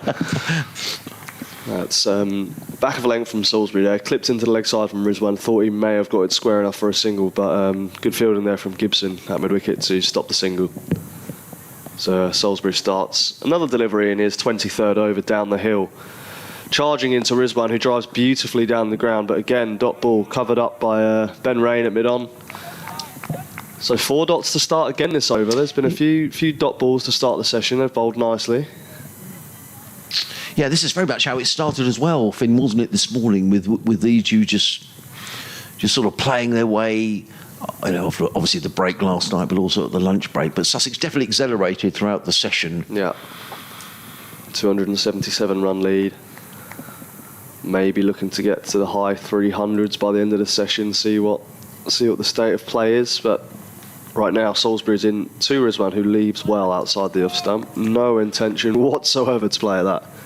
almost out the hand, his arms went above and let the ball go through to Eckersley behind the stumps. Delray Rawlings will have been sitting up there with the pads on for a little way now. What happens during that time? Do you just sort of have to sit and wait, or do you have time off? How does that work, Finn? Depends what type of player you are. I mean, I've heard stories about people in dressing rooms such as Jacques Callis sleeping before he goes out to bat and things like that. Yeah, it just depends who you are, really. Like, I'm quite up and about, so Salisbury comes in again to Rizwan, who defends again to extra cover, and I think that's a maiden over. It is. Salisbury, his 5th maiden over, and Sussex stay on 500 for 5 after 143 overs. Still 64 left in the day, obviously elongated today due to 13 overs lost last night due to bad light. So.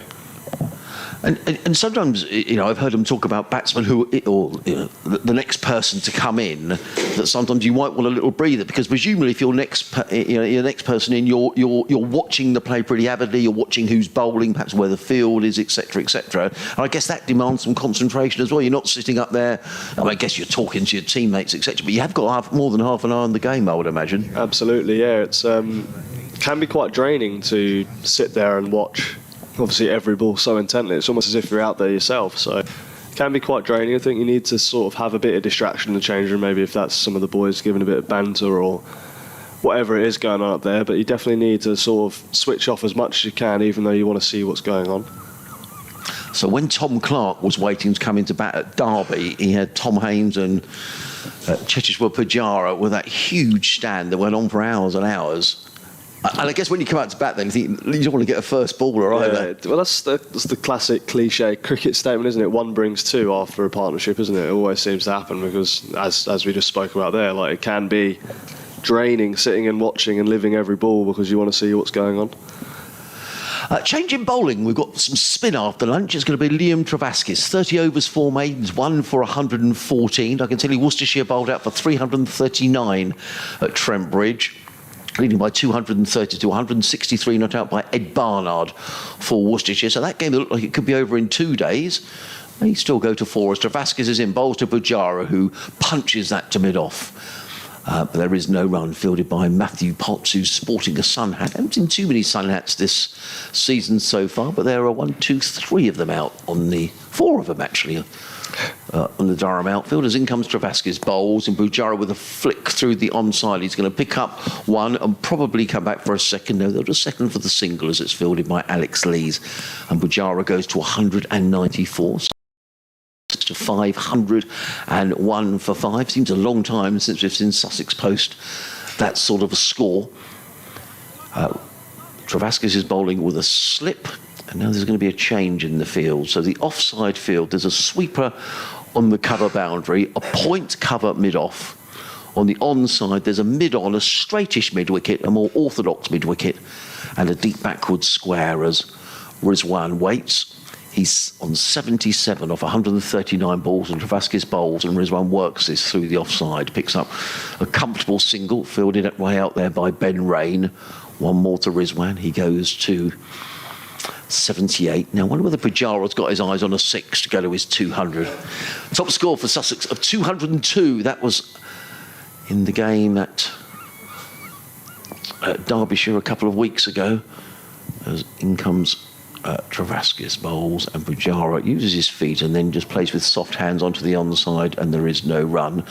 Ben Rain is the sweeper cover fieldsman over in front of the grandstand. Just break off for a minute because in comes Travaskis and bowls, and Pujara works that one out into the offside, and Rain comes trotting into field. I thought he was just limping a little bit, Ben Rain, but he seems to have come in okay and sends in a good throw right over the top of the stumps to Eckersley. One more to Pujara. He's on to 195, 503 for 5.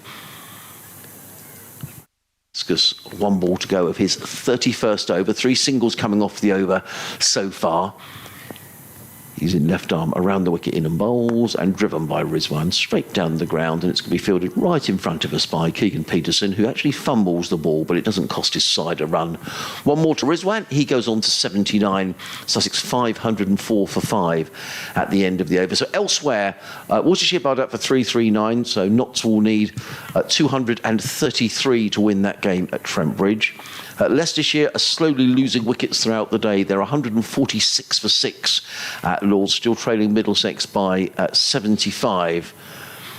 Was that a big sort of local derby, Leicestershire against Derby, when you were there? It was more Notts against Derby when I was there. That was the big one, yeah. And at Derby, Glamorgan 358 for 7, trailing Derbyshire by 10 runs. Let's see if Marnus Labuschagne is out. He isn't. He's still there, 128, not out. Salisbury is beginning a new over from the Cromwell Road end to Rizwan, full of length, almost Yorker length, and Rizwan sort of chops it out into the offside for no run. And was that a rival? It could be geographically the two counties are next to it. And when you played in those games, Finn, were you aware that there was sort of a little bit of needle in those games, or? There is definitely amongst the local boys. Yeah, there is. Obviously, Is there? Yeah, a little bit. Yeah, and obviously the fans as well. Like, it's a big fixture for them. Yeah, they really they do get stuck into each other, the two fan bases. Salisbury coming in again here to Rizwan, back of a length, pushing into the offside, but no run. Dixon, who's been everywhere this morning and this early afternoon already, is onto that in a flash. They're not going to be taking any singles to him anytime soon. From a Sussex perspective, would the needle game be a game against Surrey, do you think? Is that the one that Sussex always like to get one over Surrey? Yeah, we haven't played against Surrey much, have we? No, it's only T20s, yeah. But there's obviously the Hampshire game as well, which they call El Clasico, don't they? Yeah. Salisbury's here, full of length, beautifully driven. Salisbury trying to be a bit cheeky and flick it back onto the non-strikers end stumps, but no run to Rizwan. 3 balls, 3 dots. Another tight start to the over from Salisbury. He's bowled nicely to start the session from the top end. Furthest from us. Yes, they have. And I think we said this before lunch, Finn, that I think generally Durham have bowled well throughout, really. Their ground fielding has been very good. Yeah, for sure. Salisbury, short ball to Rizwan, who hammers it. Oh, what a catch. A great catch. What a catch. Out in the deep. Who's that out there? Is that Travaskis? That is, I think it is Liam Travaskis. That was a remarkable catch. Charging in. I mean, it was pulled away by Mohammad Rizwan, and I guess with that sort of a catch, you've got to really commit to it, Finn, and he really did commit to that, and some. Diving forward, always a very, very tough catch, and indeed he hit that hard as well, did Rizwan, out into the deep. And Travaskis, coming in, running hard off the rope, diving forwards, great catch, especially when you've been out in the field that length of time. Well, we were just saying, weren't we, how good the Durham ground field. We'll just hear the reception for Mohammad Rizwan, who isn't going to make 100 on his debut at Hove, but he makes his way off for 79. Good applause around the ground for Mohammad Rizwan. And he'll be really pleased. I mean, he's an international cricketer, Finn, but I guess when you come to a new county, you want to show that you want to make your mark a little bit. Yeah, you come with such a reputation that you almost don't want to be letting yourself down. It's almost a situation where you have more pressure on yourself because you want to do so well and impress people. But yeah, obviously he'll be delighted to get his first half century in the Sussex Whites. But now a little opportunity maybe for Delray to come in with some runs on the board here. He's obviously a very free-flowing player himself, very aggressive batsman. So opportunity for Del to come in here and play a few shots and get the lead up even higher. And that's a good point. I wonder whether in this situation, because Delray Rawlings is, he wouldn't mind me saying this, Delray, he's a better player than his first-class average suggests, but in this situation, has he got licence to play some shots, do you think? Yeah, he's definitely got the opportunity to do that. I mean, there's no real pressure on him at this moment in time in terms of scoreboard pressure or what we're looking to do, as obviously he's played many a first-class game. He knows what to do. But obviously he's been short of runs in comparison to what he would have liked over the last 12, 18 months. Yeah, for sure. So, yeah, it is an opportunity. I mean, at the end of the year, it doesn't say when you scored your runs, it says how many you get. So it's obviously a good opportunity for him here. We've still got Pujara at the other end on 195, so he's not throwing it away anytime soon. Well, you hope, as a Sussex fan. But yeah, it's a good opportunity for him to try and make a statement here at Hove this afternoon. Well, just looking at some of these other games, Essex following on against Northamptonshire at Chelmsford. 31 without loss, Essex in their second innings, still trailing by 166.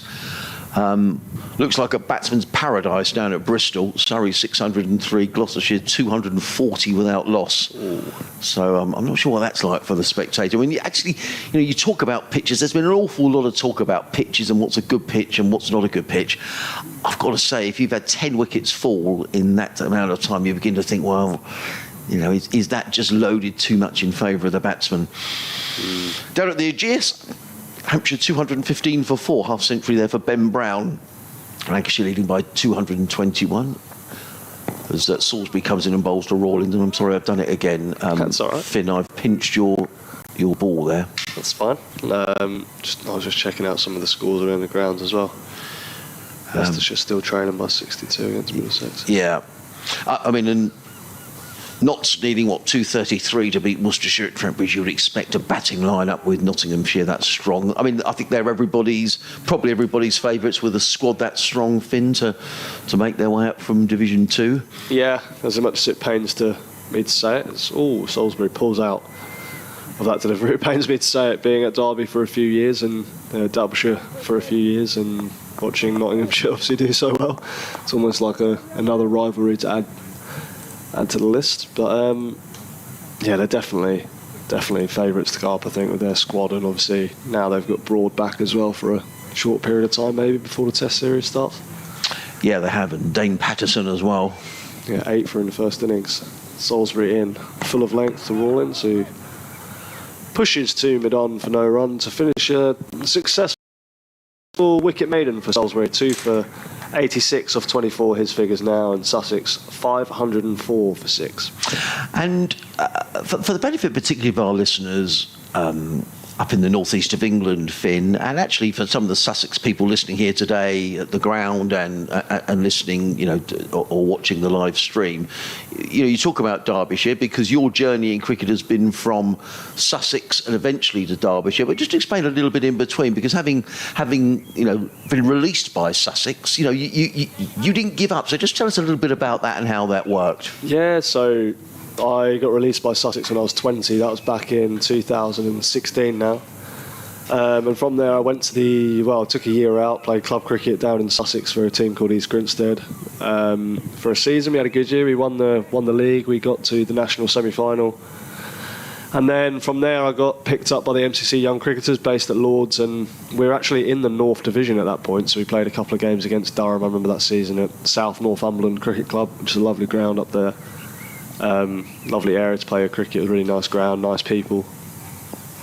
In comes Travaskis, left arm over the wicket, bowls. Oh, that's horrible delivery. Full toss, and Pujara will be cross. He missed out on that. He could have hit that virtually anywhere, but it's straight to short, fine leg. But from the MCC Young Cricketers got picked up by Derbyshire in 2019. Travaskis again in and bowls. Pujara is hit on the pad. The ball bounced in the offside, no run. 2019 got picked up by Derbyshire and played 3 summers for Derbyshire, so a lot of cricket involved again against Durham. I think I played a few first class games against them and 4 or 5 T20s, and then got picked up by Sussex again at the end of last season. In comes Travaskis, over wicket bowls. Pujara with a flick of the wrist plays it onto the onside, fielded there by Oliver Gibson, and there is no run. So it just goes to show from that big release there was a way back in. Yeah. In short terms, it was obviously a lot harder. Travaskis bowls and Pujara plays that through square leg. It picked up one, they'll think about 2, but there isn't a second run there. And Pujara goes to 196, Sussex 505 for 6. It was obviously a tough time mentally, and you obviously never know. Like, I didn't go that well when I was at Sussex. I hadn't done well in professional cricket in terms of first class or one-day cricket. I hadn't really played much, and when I had played I hadn't done particularly well, so it was always one of those things you wonder if you're ever good enough. But then I think it was just sort of some of the coaches up at Derbyshire, especially Steve Kirby, sort of showed a bit of faith in me, and I think when the coaches sort of show faith in you, I guess you are, I wouldn't say inclined to perform, but you are almost in a place where you feel like you can perform. Travaskis If you look at bowls to Rawlins, who's solidly forward, plays out into the offside, and there is no run. Voice of Finn Hudson-Prentice, the Sussex all-rounder, who's with us on commentary throughout the day. Faces Dravascus, one slip in place, he's in and bowls, and Rawlins takes a little dart down the wicket then, does Delray Rawlins. He does like that shot on the ground, particularly to the spinner. I wonder if he just reined himself in a little bit there. It's the end of the over, 505 for 6. Rawlins yet to score. Pujara, on the other hand, 196 not out. The wicket to go down since lunch, that of Mohammad Rizwan, who was brilliantly caught. Leg, a running catch, diving full length and catching the ball just inches off the ground off of Matt Salisbury for 79. With that sort of a catch, Finn, when you sort of commit to it, because the danger is you go for it and you don't get there, it bounces up and cracks you in the mouth and you lose a couple of front teeth, because that can happen. Yeah, it can. You just have to judge it quickly, don't you? Judge it fast if you're going to be able to get there or not. And obviously, Dravascus did a fantastic job there.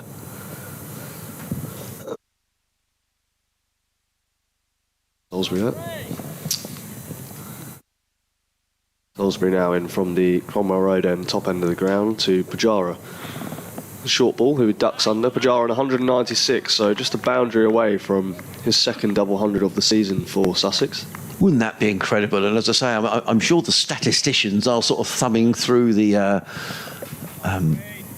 various... going back to 1839, has anyone come to Sussex as a player, or as any player in their first 3 matches for Sussex, scored 100 in each innings, but maybe two double hundreds in his first 3 matches? Salisbury heavy again, short into the wicket, and Pujara just towing that into the leg side to the deep backward square fielder for 1 run, so brings Rawlins back onto strike. Yeah, is following from county cricket perspective throughout the summer, there's obviously Shan Masood as well from Derbyshire, who's gone 2 double hundreds and 100 in the first 3 or 4 games that he's played as well. So it's almost like the Pakistan-Indian rivalry of whatever you can do, I can do better type of game going on through county cricket at the moment. And Salisbury starts again from the top of his mark to Rawlins on naught, who punches nicely to mid-off, a ball of good length from Salisbury, which Delray Rawlins pushes out the middle of the bat firmly to mid-off. Looks like he's moving all right here, Del, like sitting on the sidelines obviously for as long as he has this morning. It can be tough to come in and play, hit the ball out the middle of the bat and be completely alert, but he's done well so far. Salisbury turns at the top of his mark. Again, running in down the hill to Delray Rawlins. Short, and Delray absolutely hammers that. Is that 6? It's gone for 6. That's gone miles. Absolutely hammered that to the long boundary. I think he might have been sitting on that a little bit, thinking he might be getting a short ball at some stage, but he has absolutely hammered that for 6 over mid-wicket. Absolutely glorious way to get off the mark from Delray. Well, that's gone a long way, because that's the long boundary. The wicket is not quite in the middle of the square, but he's hammered that. What do you think that's gone? 70, 80 yards? Yeah. All of least, that. I think, yeah. So, the end of the last over, we did say with Delray, he looked as if he was going to come dancing down the wicket. Yeah, it's obviously, as I was saying, literally just before that ball, it's hard to come in and almost be as mobile and as agile as he has been, almost getting in and out the ball, hitting positive shots to the fielders, and then that just proved that he's up for the fight, hitting his first runs with a 6 over mid-wicket. Salisbury turns and comes in again. Runs in, heavy length into the pitch. Delray nice and forward and defending that one up to Dixon at point. What do you mean by heavy length? So a heavy length is almost like a length which isn't quite full.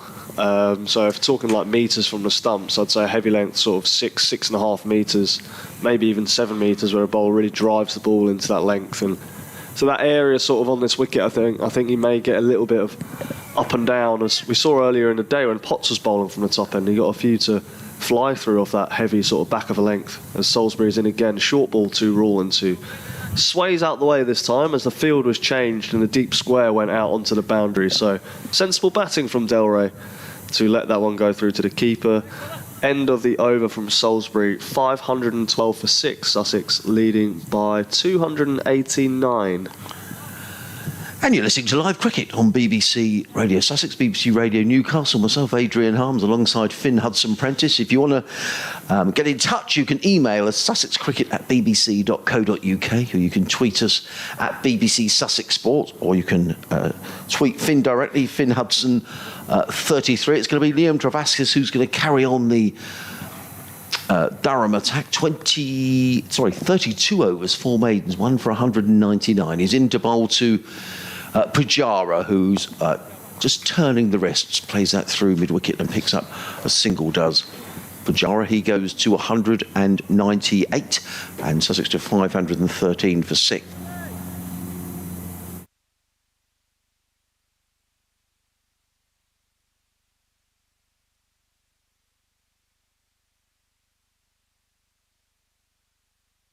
Travaskis in again, bowls to Rawlins, who with a swing and a miss, he was looking to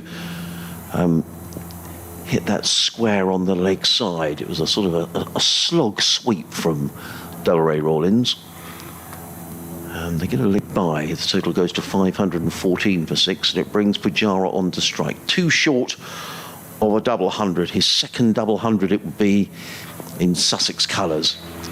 As in comes Travaskis over the wicket bowls, and Pujara's driving firmly down the ground, runs here, he picks up a single, and that's all he's going to get, does Pujara. He goes on to 199, Sussex to 515 for 6, so we're just being kept waiting. What a debut for the great Indian batsman here at Hove to score a double hundred. Travaskis in again, bowls to Rawlins, and Rawlins is down the wicket driving handsomely, and he just picks up a single out to deep mid-wicket. I thought he'd gone further than that, and Rawlins rehearses the shot. He goes to 7, Sussex to 516 for 6, which brings Pujara on strike. I wonder whether this will be the moment. Travaskis waits, Pujara surveys the field and has a look around again as in comes Travaskis, left arm over the wicket, bowls, and Pujara plays that straight back down the offside of the track, and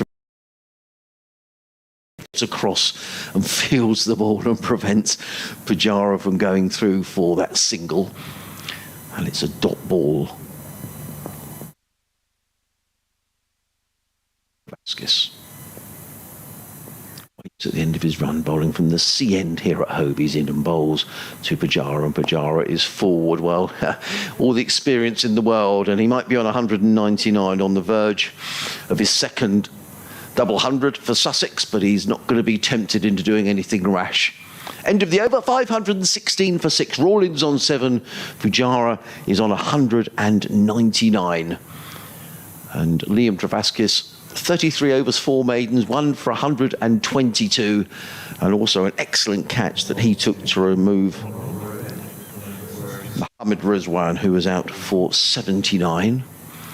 And just to repeat the message from the club earlier on today, that Josh Philippi will be joining Sussex for the first four T20 matches, but then has been selected by Australia A for their tour of Sri Lanka, but Sussex saying that he will return for the latter stages of the competition.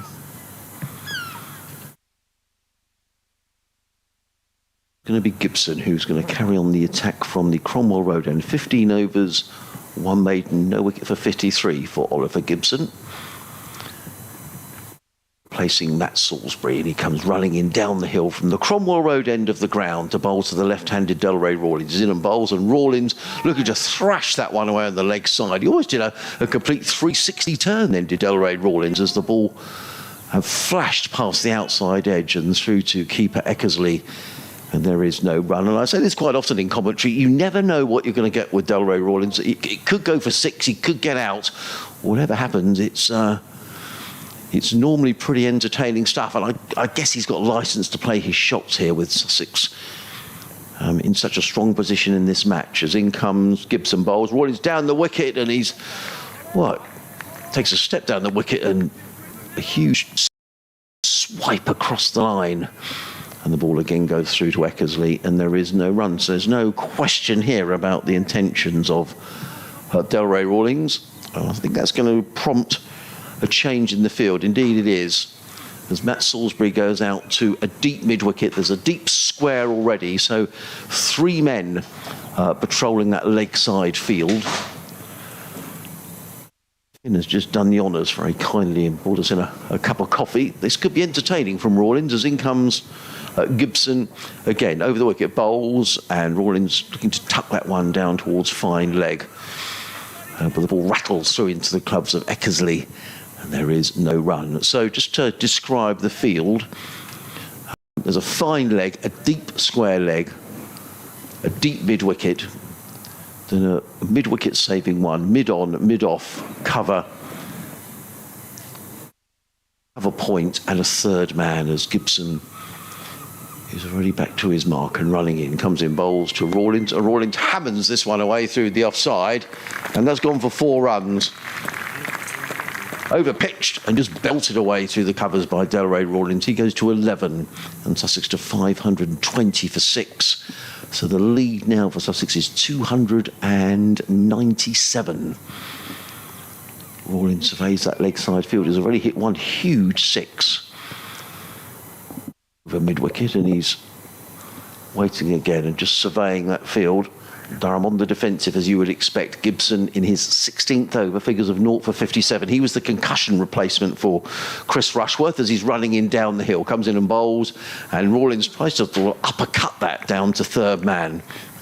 The ball passes the outside edge and taken by keeper Eckersley, and there is no run. I was just saying, as you're out the room from, you never quite know what you're going to get with Delray. He could get out, he could go for 6, anything could happen, really. Yeah, he is an entertaining cricketer, Delray.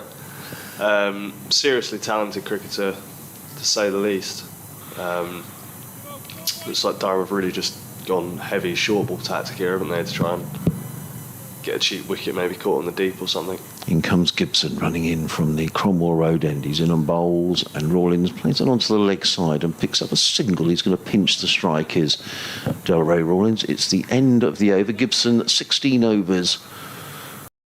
1 maiden, no wicket for 58, 521 for 6, 199 to Pujara, 12 to Delray Rawlins. The only wicket to go down today, that of Mohammad Rizwan, who was caught by Liam Travaskis off the bowling of Matt Salisbury for 79. That's when the score was on 504 for 6, and a partnership between Rizwan and Pujara of 154.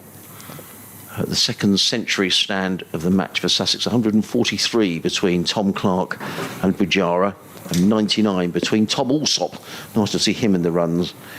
And Pujara Alsop out for 66 yesterday. In comes Travaskis, bowls to Rawlins, reverse swept, but only as far as the fielder, who would have been at orthodox point, but is actually at square leg for that reverse sweep, and that's prompted a change in the field as well, because I think that's Alex Leeds who's going to trot all the way back to pretty much the boundary. Backward point as in comes. He's bowled. Well, I think that was almost certain to happen from Delray Rawlins, and Liam Travaskis wanders away to say, as if to say, "Yeah, I got you." And Rawlins is annoyed. To be honest, it either seems to be 6 or out with Delray Rawlins. I mean, it was horrible. Pull across the line. He's bowled. A wicket for Travaskis. He's picked up his second wicket, and Rawlins is on his way for 12. Sussex 521 for 7. What did you make of that, Finn? It's a pretty nothing delivery, sort of short, flat, into the pitch. I think Delray played the right shot there, to be honest. I think it wasn't a great delivery from Travaskis. I think it could have gone for 6, but maybe it kept a little low. But, I mean, it wasn't the prettiest of dismissals in terms of the way it looked, but I mean, Delray had a bit of a licence there to come in and play a few shots. Sussex leading by nearly 300 now, but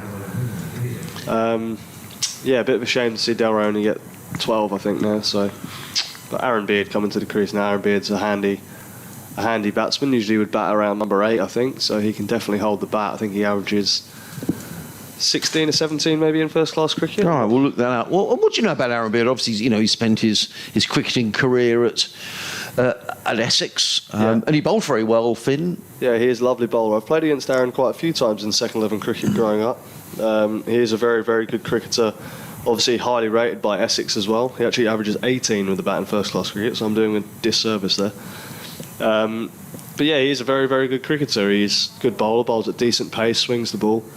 And he's wholehearted as well. That's something Yeah. I really like about him. Is he's a real trier. Like, he won't give up and he wants to get in the battle. So it's always nice to have those people on your team as well. So just to have him, even though it's only for a short period of time, it's good to have that type of player around the dressing room and sort of giving the energy to the boys. I mean, obviously you saw yesterday, or day one, sorry, he bowled lovely. So He did, and he really raced in as well, as you were saying, very enthusiastic, because in comes Travaskis, bowls to Aaron Beard, who's playing this to backward point, fielded by Alex Lees, and there is no run. So things have sort of stalled a little bit for Sussex after lunch. They lost a couple of wickets. Travaskis on his way again. Bowls to Beard, and Beard is forward and plays defensively straight back down the track. Fielded by Liam Travaskis, and there is Mohammad Rizwan out for 79, a partnership of 154 with Cheteshwar Pujara, brilliantly caught, I have to say, by Liam Travaskis on the deep backward square boundary. Wonderful innings of 79 from Rizwan, and then Delray Rawlins out a skittish innings, really hit a big six, but then was bowled by the spinner Travaskis for 12. So Sussex now 521 for 7. It means the lead is 298, but Cheteshwar Pujara is still there, Tim. He's on 199, and within sight of that double hundred. It would be his second double hundred in just the 3 matches that he's played for Sussex so far.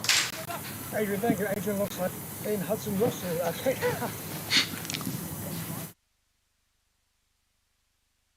I think that's your name, is it? interesting. I've been called everything else, so you might as well add another one to it. So, let's see who's going to bowl this next over from the Cromwell Road end. Sussex 521 for 7. Pujara on 199. It's going to be, I think, Oliver Gibson who's going to bowl this next over from the Cromwell Road end of the ground. I say things have just got a little quiet since lunch. Sussex going to lunch on 200 and with a lead of 267, 490 for 5. So they've added, 31 in the best part of 50 minutes since lunch. And I think Durham will be just keen to take their time here. The less time Durham have to bat, the happier they will be. And it is going to be Oliver Gibson who's going to pick up the attack from the Cromwell Road end of the ground. The field is fairly far flung. Having said that, there are 5 fielders saving 1, just trying to deny Pujara this double century. As in comes Gibson down the hill, bowls to Pujara wide of the off stump, taken by keeper Eckersley, and there is no run. So 5 fielders saving 1. Then there's the third man. I use the expression sweeper on the cover boundary. Do you like that expression, yeah, Finn? Is that what you call it? Yeah.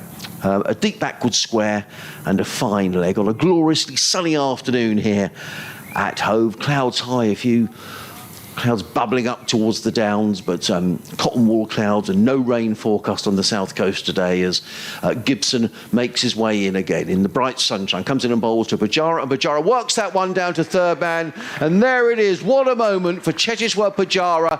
He takes off his helmet, he raises his bat towards the pavilion, the Sussex players standing on the balcony and applaud, people standing up and applauding all around the ground, and wonderful to see as well the Durham players joining in the applause. 200 in 328 balls in 449 minutes, including 24 fours. It has been an absolute masterclass by the Indian Test batsman, and he's now scored 2 double hundreds in his first 3 matches for Sussex. Wonderful achievement, and what an innings.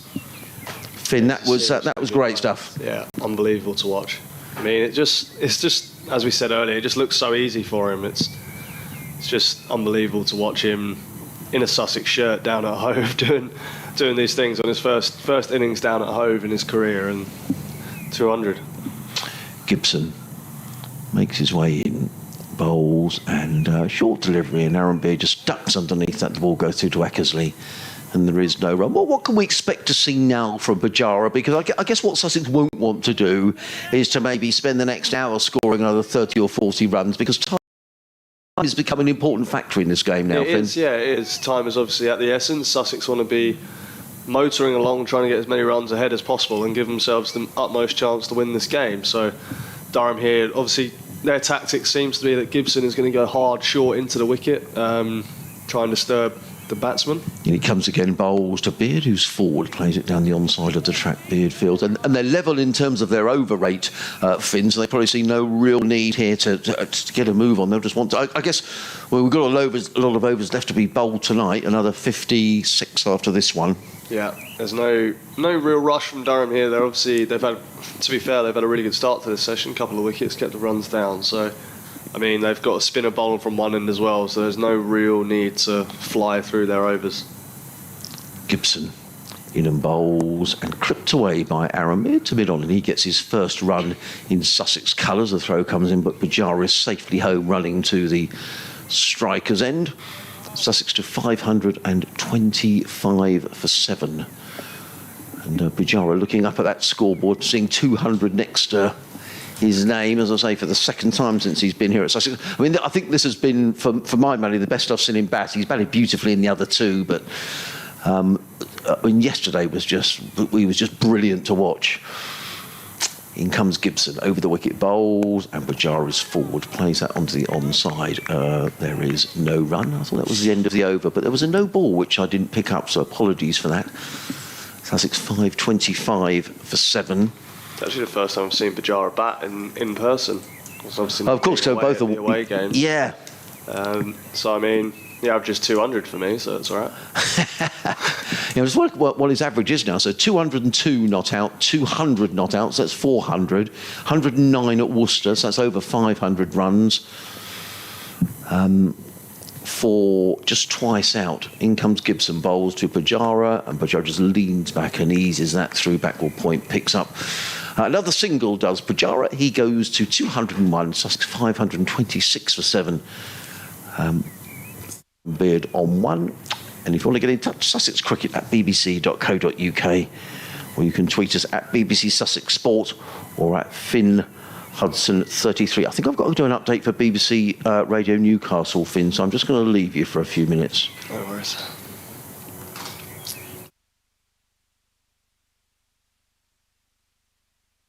As we said earlier, Durham in absolutely no rush here, just sort of cruising along. They've done a good job in the start of this session. Obviously Pujara going to his 200, but other than that, a couple of wickets, Rizwan and Rawlins. And Travaskis just waiting at the top of his mark, waiting for the fielders to get to their positions. He's bowling to Pujara. He's going to be over the wicket and into his 35th over of the innings. So there's 1, 2, 3, 4, 5 fielders patrolling the boundary as Travaskis in over the wicket to Pujara, who blocks that to mid-wicket. There are 5 men, deep square, deep mid-wicket, long on, long off, and deep cover on the boundary. There's a slip, an extra cover, a mid-wicket, and a short fine leg for Travaskis, who's in over the wicket. Pujara clips through the leg side for a single fielded by that man at the short fine leg, Matt Salisbury, who's into Eckersley now. So 527 for 7 here, Sussex. The lead over 300 now, it's 304. There's 55 overs left today, including 4 balls in this over, so 55.4 overs left. There's also the 96 to potentially be bowled tomorrow. So there's still 150 overs in the game as Travaskis in to Beard over the wicket. Bit of spin, Beard clips that out to deep square leg to rotate the strike and get a single to move it to 528 for 7. He moves on to 2. But as I was saying, there's 150 overs still to be bowled in this game, so there's plenty of time for Sussex if they want to bat a little bit longer maybe for the rest of this session. But Durham obviously doing a fantastic job keeping the run rate down. Travaskis in to Pujara, who's down the pitch and sort of dropping about on it almost to long off for a single. Borthwaite couldn't cut it off, so 3 runs in 3 balls, 3 singles so far in this Travaskis over. But there is plenty of time left in the game. Obviously Durham happy to take time out of the game here. Travaskis in. Oh, and Beard edges, and it was a sharp chance to slip there, but it's just gone past his right hand up towards the boundary, and they'll come back for 3. I'm not sure who that is at slip. Maybe it's David Beddingham, I think. But that was a chance. There's a sharp chance to his right-hand side, low to his right. Maybe he wasn't expecting the edge. And Beard's got away with one there, and 3 more runs onto the Sussex total. There's It's a really nice piece of bowling that from Travaskis. The ball before he bowled to Beard just spun a little bit out the rough, and that one seemed to just skid straight on. He is over the wicket to Pujara next ball. Pujara runs past it, stumped. And really well bowled by Liam Travaskis. He's deserved that. Obviously, the previous ball, dropped catch, and that's the end of a fantastic innings from Pujara. 203. And I think that is just the second time in his career that he's been stumped for the great man. And let's just have a listen to this, Finn. Let's listen to the ovation from this Hove crowd for Cheteshwar Pujara. People in the deck chairs, the far end of the ground, getting out of those deck chairs and applauding. People in the grandstand applauding away to our left-hand side. Pretty much everyone in the ground standing. Pujara raises his bat as he makes his way off. What a magnificent innings, and good to see the Durham players as well, some of them joining in that applause.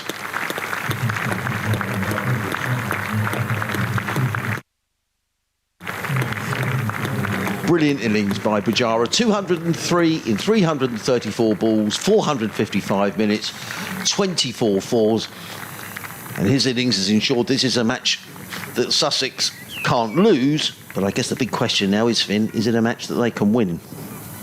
Well, obviously they're in a great position, 309 runs ahead. Absolutely amazing innings from Pujara, like 203, second double hundred and third hundred of the season. So some pretty impressive numbers being put together by him so far. But yep, Sussex leading by 309. Durham obviously very happy to be picking up those 3 wickets early in this afternoon session to try and get themselves off the field. But I think Travaskis deserved that, to be honest. I think he's bowled all right today. Yeah, I agree. Pretty tight. Obviously, bowling at Rizwan and Pujara, they've played him lovely, but to pick up that wicket there, I think he's deserved that. I agree with you. And actually, since lunch, Durham have done really well because they picked up 3, Finn, for 42 since lunch. Yeah, that's very good stuff from them. I mean, they held out well in the first session. They did bowl nicely. I don't think they deserved to go wicketless in that first session of the morning, but that's the way cricket goes sometimes. And obviously coming back, kept the pressure on throughout the early stages of this afternoon session and got 3 wickets for their awards for that. So congratulations, done well.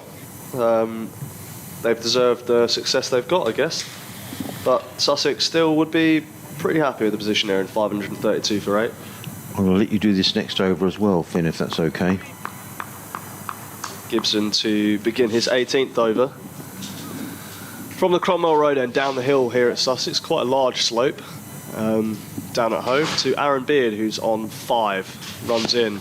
Ball of good length, which Beard blocks back to him. A bit more chirp and voice amongst the Durham fielders now, maybe sensing that they could get off the field shortly. 2 wickets to get, or maybe a declaration from Sussex, who knows. But a lead of 309 at the moment. Durham are going to have to bat very well in their second innings, going to have to bat long. I don't think there's much chance in them winning the game, but they obviously have a good chance to save it if they can bat long. As Gibson comes in to Beard again, who defends well to backward point for no run. I do just wonder what the game plan may be for Sussex in this session. Obviously losing those 3 quick wickets, are they going to now try and get their tail enders to have a real move on? Are they going to try and play a few shots? The engine room down the bottom here going to be trying to play a few shots, or are they going to try and just keep batting for a bit of time, try and keep the Durham boys out in the field? It's going to be interesting to see how they decide to go about it as Gibson into the crease and bowls again. Ball full of length to Beard, who works that into the leg side for no run. So it has been a nice session so far for Durham. 3 wickets in quick time. Fielder Gibson's got to Aaron Beard at the moment. He's got 3 sweepers. He's got his third man, fine leg, and a deep square leg. The rest of the onside field is a mid-wicket and mid-on. Gibson comes in again from the Cromwell Road end, short of a length, and Beard clips through backward square. They're pushing hard for 2, and Beard's coming back. He's coming back for 2. Great running by the Sussex pair. Keegan Peterson, I think it was, out on the deep square leg boundary. Didn't really have a chance of saving 2 there.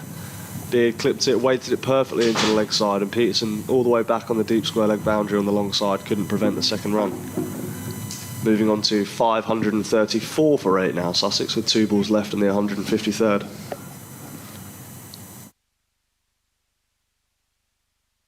Gibson comes in again, steaming in down the hill. Aaron Beard, short ball. Beard evades. sways out the way through to Eckersley. Well played, well bowled. Good energy from the Durham seamers today, I think, Adrian. I think they've had a really good, I agree. good heart and good spirit. Yeah. Kept running in all day for their captain. I mean, it was easy for them. Could have been easy for them to palm it off and sort of say, look, you know what, I don't want to bowl on this.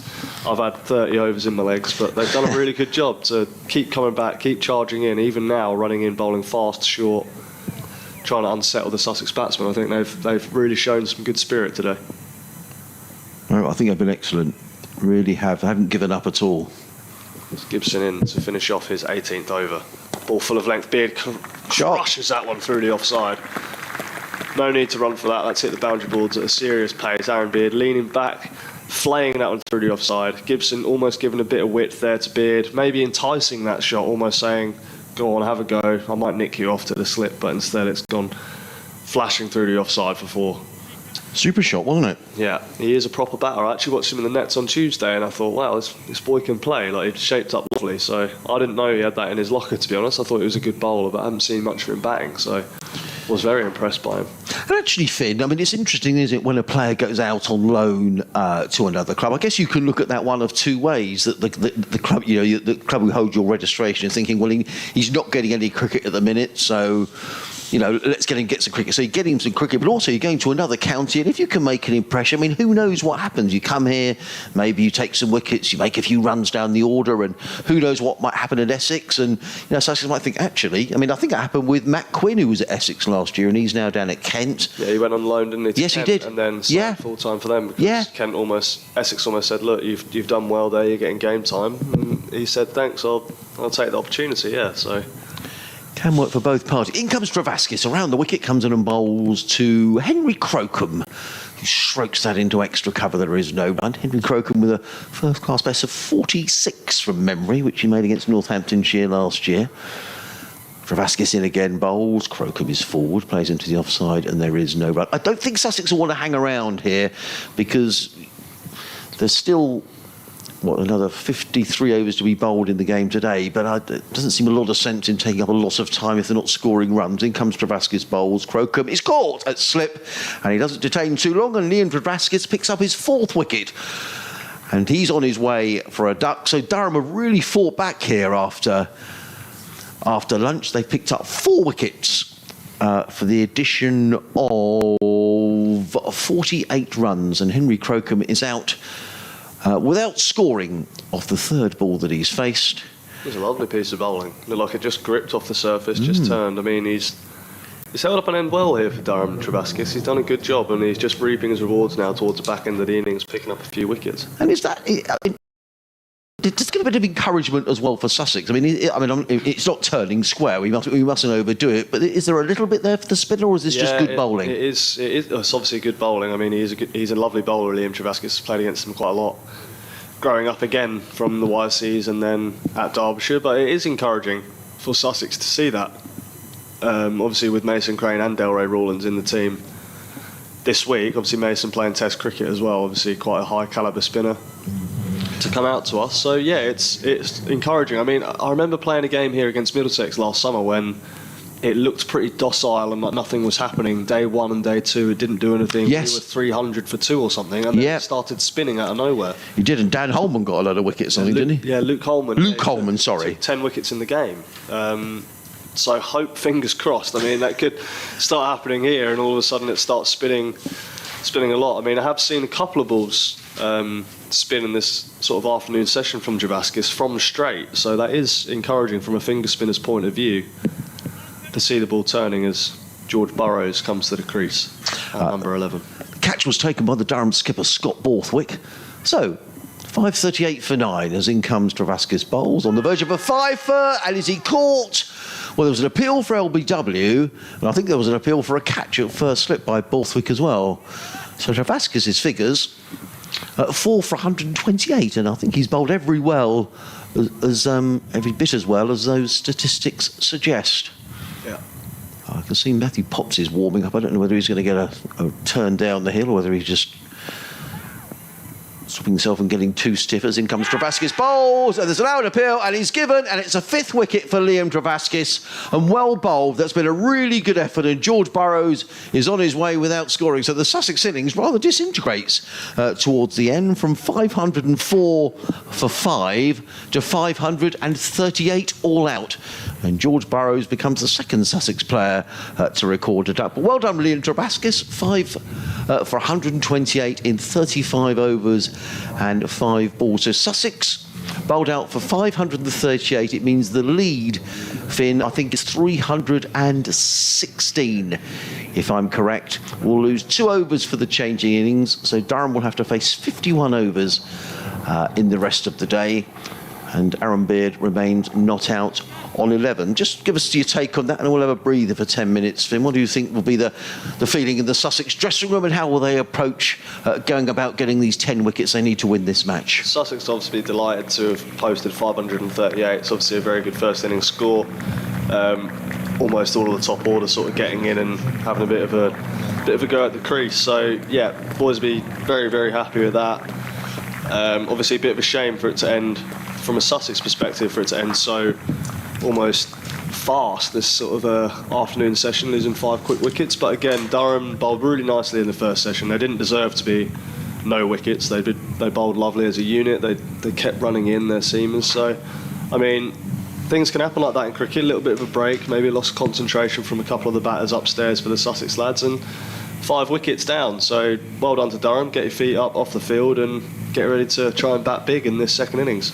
And a big onus now on this top order, particularly Alex Lee, Sean Dixon, Keegan Peterson. They all pretty much missed out in the first innings. I mean, Sussex, Sussex bowled well, but I think common consensus, Durham were really disappointed with the way they batted. Yeah, there were a few loose shots in there, I think, from what I was away on day one, but looking at the stream and stuff, there was a few shots that they just gave wickets away almost. It wasn't as tight as I've seen from such a good batting unit. So be interesting to see how they come out and decide to play this, whether they come out and try and knock the runs off the lead, or if they try and just bat time. But I guess time will tell. Wonderful. Well, Finn and I are going to take a little breather for 10 minutes and drink our coffee. So we'll be back with you in 10 minutes' time and let Durham get on in their reply and whether Sussex can make early inroads.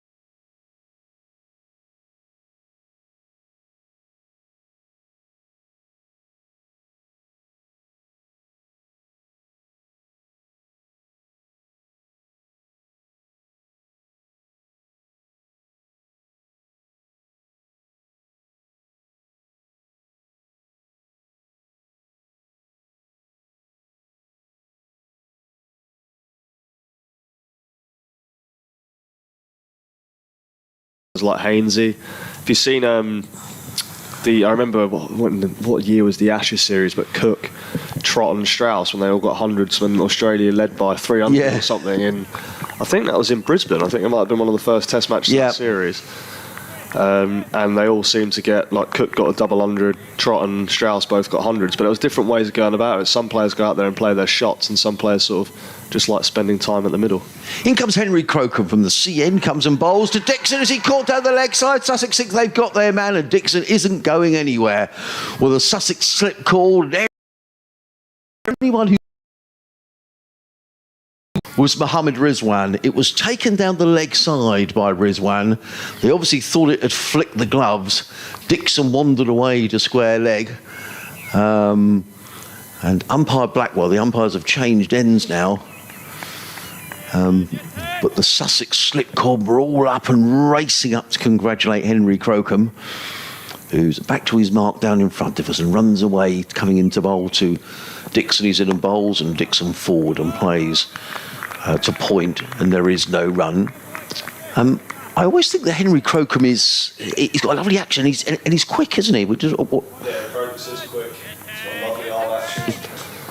Sorry, yeah, Crocombe is quick. He's got a lovely high arm action, delivers almost, as I was saying earlier, that heavy ball into the wicket. It feels like it hits you a lot harder than it actually does maybe on the speed gun. But he has put on a bit of pace this winter, and he does get some nice away shape. He's in and bowls and wide of the off stump and cracked away for 4 by Sean Dixon. Too much width there from Henry Crocombe, and Dixon opens his account. Durham 6 without loss. And for a quick bowler, I mean, he's quite he won't mind me saying, he's quite a wiry build, isn't he, Henry Crocombe, compared to other bowlers who are perhaps stockier or... Yeah, tall, lean. Yeah. It's almost, it reminds me a bit of like a Jimmy Anderson sort of Stuart Broad sort of build. Like very tall, lean, doesn't carry much weight in sense of excess body weight, sort of like a long distance runner almost. Yes. He's running up the hill away from us, comes in and bowls, and Dixon's at it again, and he's going to get 4 more, but that's a shot that will give Henry Crocombe a little bit of encouragement. That was wide outside the off stump, and it was thrashed away over gully for 4 runs by Dixon. He goes to 8. And Durham to 10 without loss. He certainly went after that. Yeah, it's not a great start from Crokes here up the hill. You won't mind me saying it. It's a bit short, a bit wide. One down the leg side and a couple of short and wide. And Dixon's really jumped onto that. And I mean, even in that any situation, if you're blocking out for a draw, I think you go after those deliveries. So yeah. I mean, you won't mind it. Aerial through the point region with a bit of runs, a few runs to play with. Comes Crocombe over the wicket, bowls, and Dixon covers up to a better delivery from Henry Crocombe, which is played straight down the track by Dixon. Still a lovely sunny afternoon here. Sussex with 3 slips, looks like Rawlins, Alsop. Who's that in? Is that Alistair Orr in there at 3rd slip? There's a point, that's Mason Crane. Pujara is at cover, Tom Haynes at mid-off.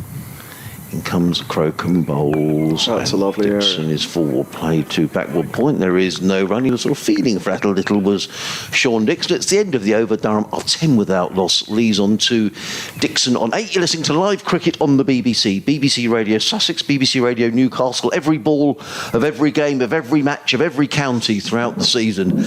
Right until the end of September. If you're listening via the BBC website, a good afternoon to you. If you want to watch pictures on the live stream, then go to the Sussex County Cricket Club website, click on the link, and you can listen to commentary from myself, Adrian Harms, and from Finn Hudson-Prentice, the Sussex all-rounder, who's doing the honours for BBC Newcastle today, and it's been great to have Finn here in the commentary box as Aaron Beard comes in for his 2nd over.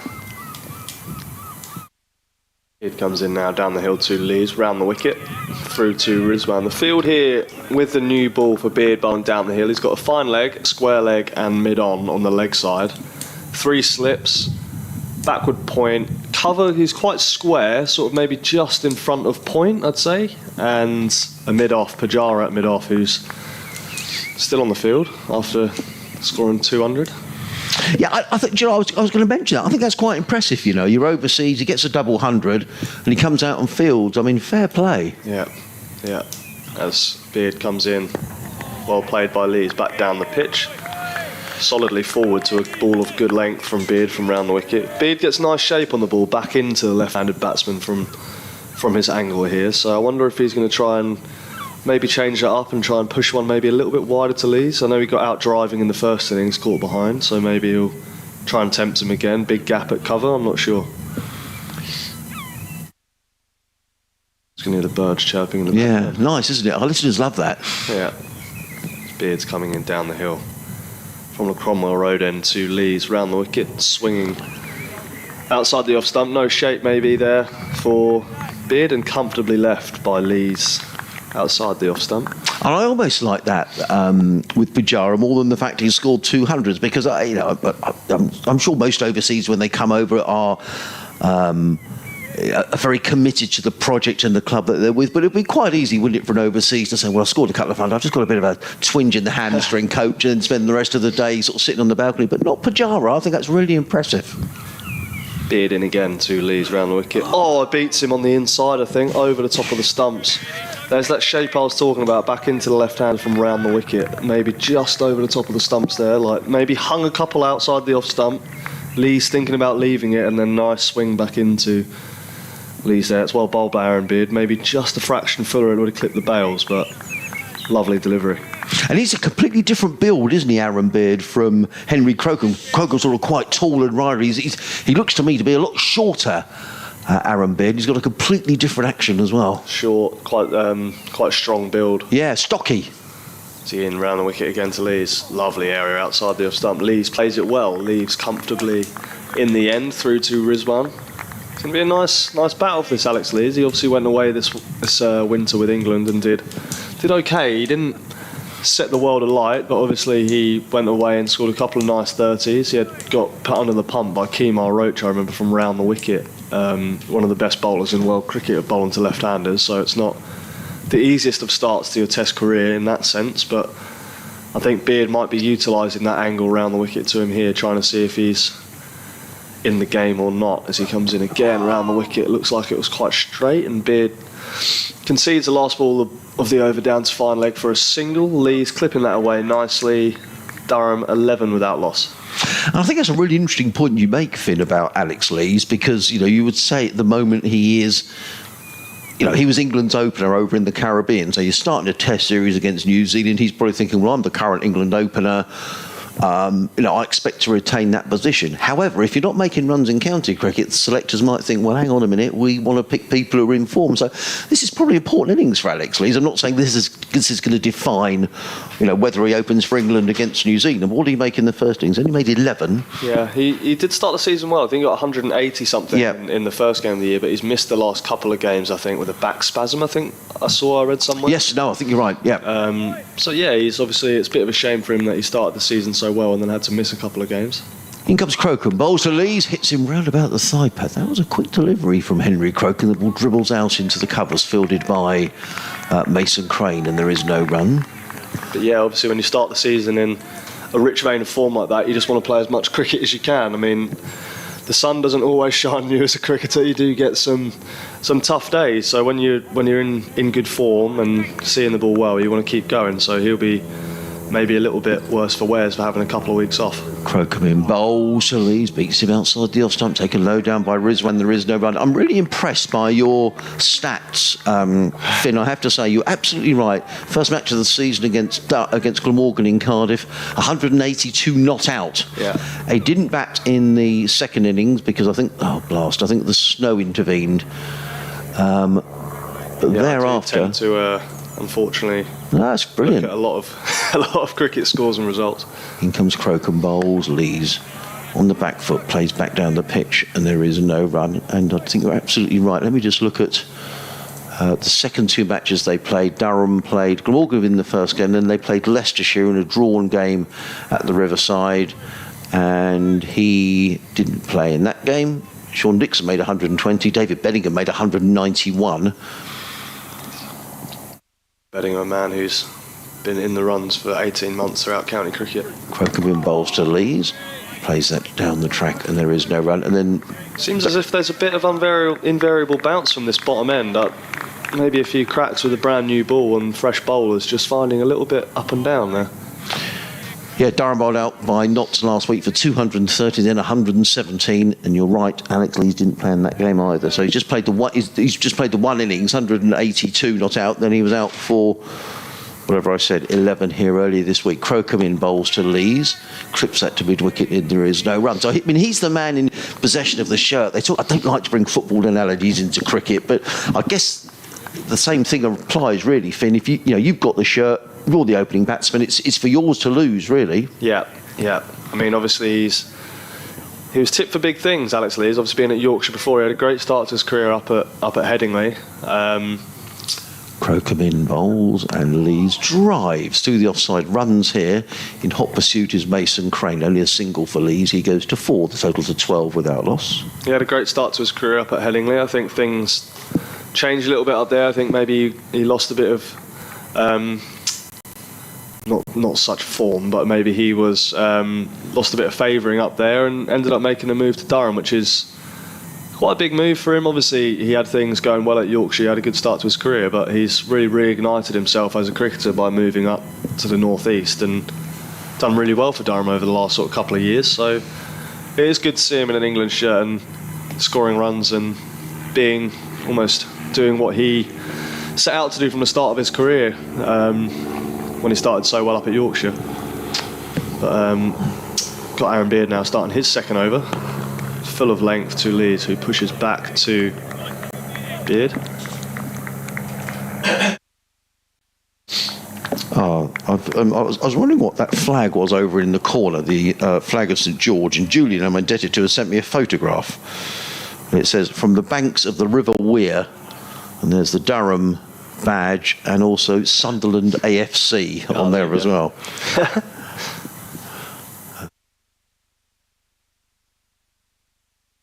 Aaron Beard comes in again from the Cromwell Road end to Lees, straight this time. I think with Lees' stance just being outside the off stump, it means he has to play a lot of balls that would usually be a comfortable leg glance for a batsman with a lot straighter bat to mid-on, which may be something that Sussex look to exploit. If he can't beat him on the outside, maybe try and put a man into mid-wicket, have a little catcher in there and go at the front pad and see if he's up to it. But at the moment, Lee seems to be playing it comfortably enough. Up to mid-on as Beard comes in again from sort of that shape back into Lees, who it's almost a thick inside edge. He timed it okay, maybe a thick inside edge past backward square leg for a couple more to his total. He moves on to 6 and Durham on to 14 without loss. That Sunderland supporter will be pleased, Finn, because they won at Morecambe today, which means they're in the playoffs. So our colleagues on BBC Newcastle were talking a lot about that game. Yeah, good result. I've got a couple of friends who support Newcastle and Sunderland randomly from South-born northern team supporters. Beard in, clipped nicely by Lees. Again, exclamations from Beard, but well fielded by George Burrows at square leg, got a hand to it.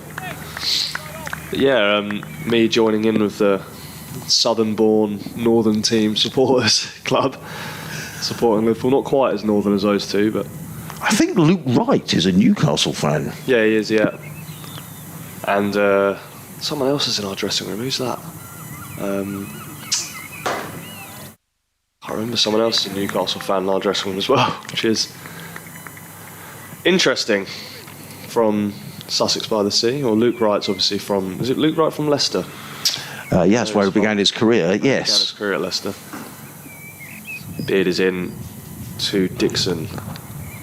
Full of length down the leg side and clipped away for 4 by Dixon. Aaron Beard just losing his line down the leg side there. Looking for a bit of swing maybe, and Dixon took advantage of that. He's raced along to 12 off 7 balls with 3 boundaries. Luke Wright was born in Grantham, I think. Oh, I think not that is far away from where I was living in Nottingham. Isn't that Margaret Thatcher's hometown, Grantham? Oh, you've got me there. I actually don't know that. Right, I think it might have been. I'll check that in a moment. Beard down the hill to Dixon, outside the off stump, skidding low through to Mohammad Rizwan at the end of the over. Durham are 19 without loss.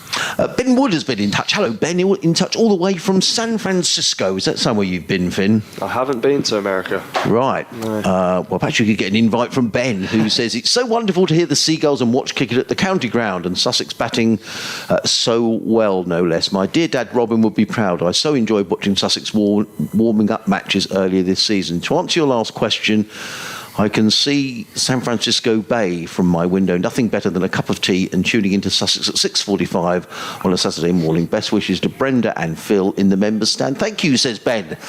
Well, thank you, Ben, for getting in touch from lovely San Francisco. As in comes Henry Crocombe over the wicket, comes in and bowls, and Alex Lees, I think that's a poor shot outside the off stump, Finn. He was looking to cut that one away through backward point. The ball whistled past the outside edge into the gloves of Mohammad Rizwan, and there is no run. 3 slips, backward point, cover mid-off, mid-on, mid-wicket, and a fine leg. If you're just joining us here, a very good afternoon, wherever you're listening from or watching from. Sussex scoring 538 with Cheteshwar Pujara top scoring with 203 as in comes Crocombe, bowls that short halfway down the track, and Lees just watches it sail by over his shoulder through to Mohammad Rizwan, and there is no run. But full credit to Durham, who toiled away, and Liam Travaskis rewarded, picking up 5 for 128. And Matthew Potts really impressing, 33 overs, 10 maidens, 2 for 75. Getting a well-deserved rest now. Yes, he is. I'm sure he's got his feet up on that balcony. As in comes Crocombe, running in bowls to Lees, who plays that off the front foot back to Crocombe, who fields of his own bowling, and there is no run. Would there be a ball shiner in the Sussex side? Looks like Tom Haynes is doing a bit of work Skipper on the Tom, ball. Yeah. Spurs finest, doing his work on the ball. Yeah. That is the only downside to Tom. There's not many, but that is one. In comes Crocombe running in bowls to Alex Lees. Lees let go outside the off stump, taken by Rizwan. There is no run. Quite often we get emails from Ollie, who is Tom's brother, gets in touch. He's an avid listener. Yeah, Tom says that he always likes sending an email in. Yeah, so it's always good to hear from the listeners, and particularly from perhaps players, families and friends who are tuning in for the company. He'll be playing today for Horsham, I'd imagine. Yes, I'm not sure when the leagues get underway. Do the leagues get underway next week, Finn, or is it this week? I think it is maybe 1 week away. I think there's still some friendlies to be played today, and then I think next week. Crocombe in bowls to Lees, who lets that go outside the offside. There was a new in an R, but I think that was a leave by Alex Lees. He had no real intention of playing that. So thank you, Ben, getting in touch from San Francisco.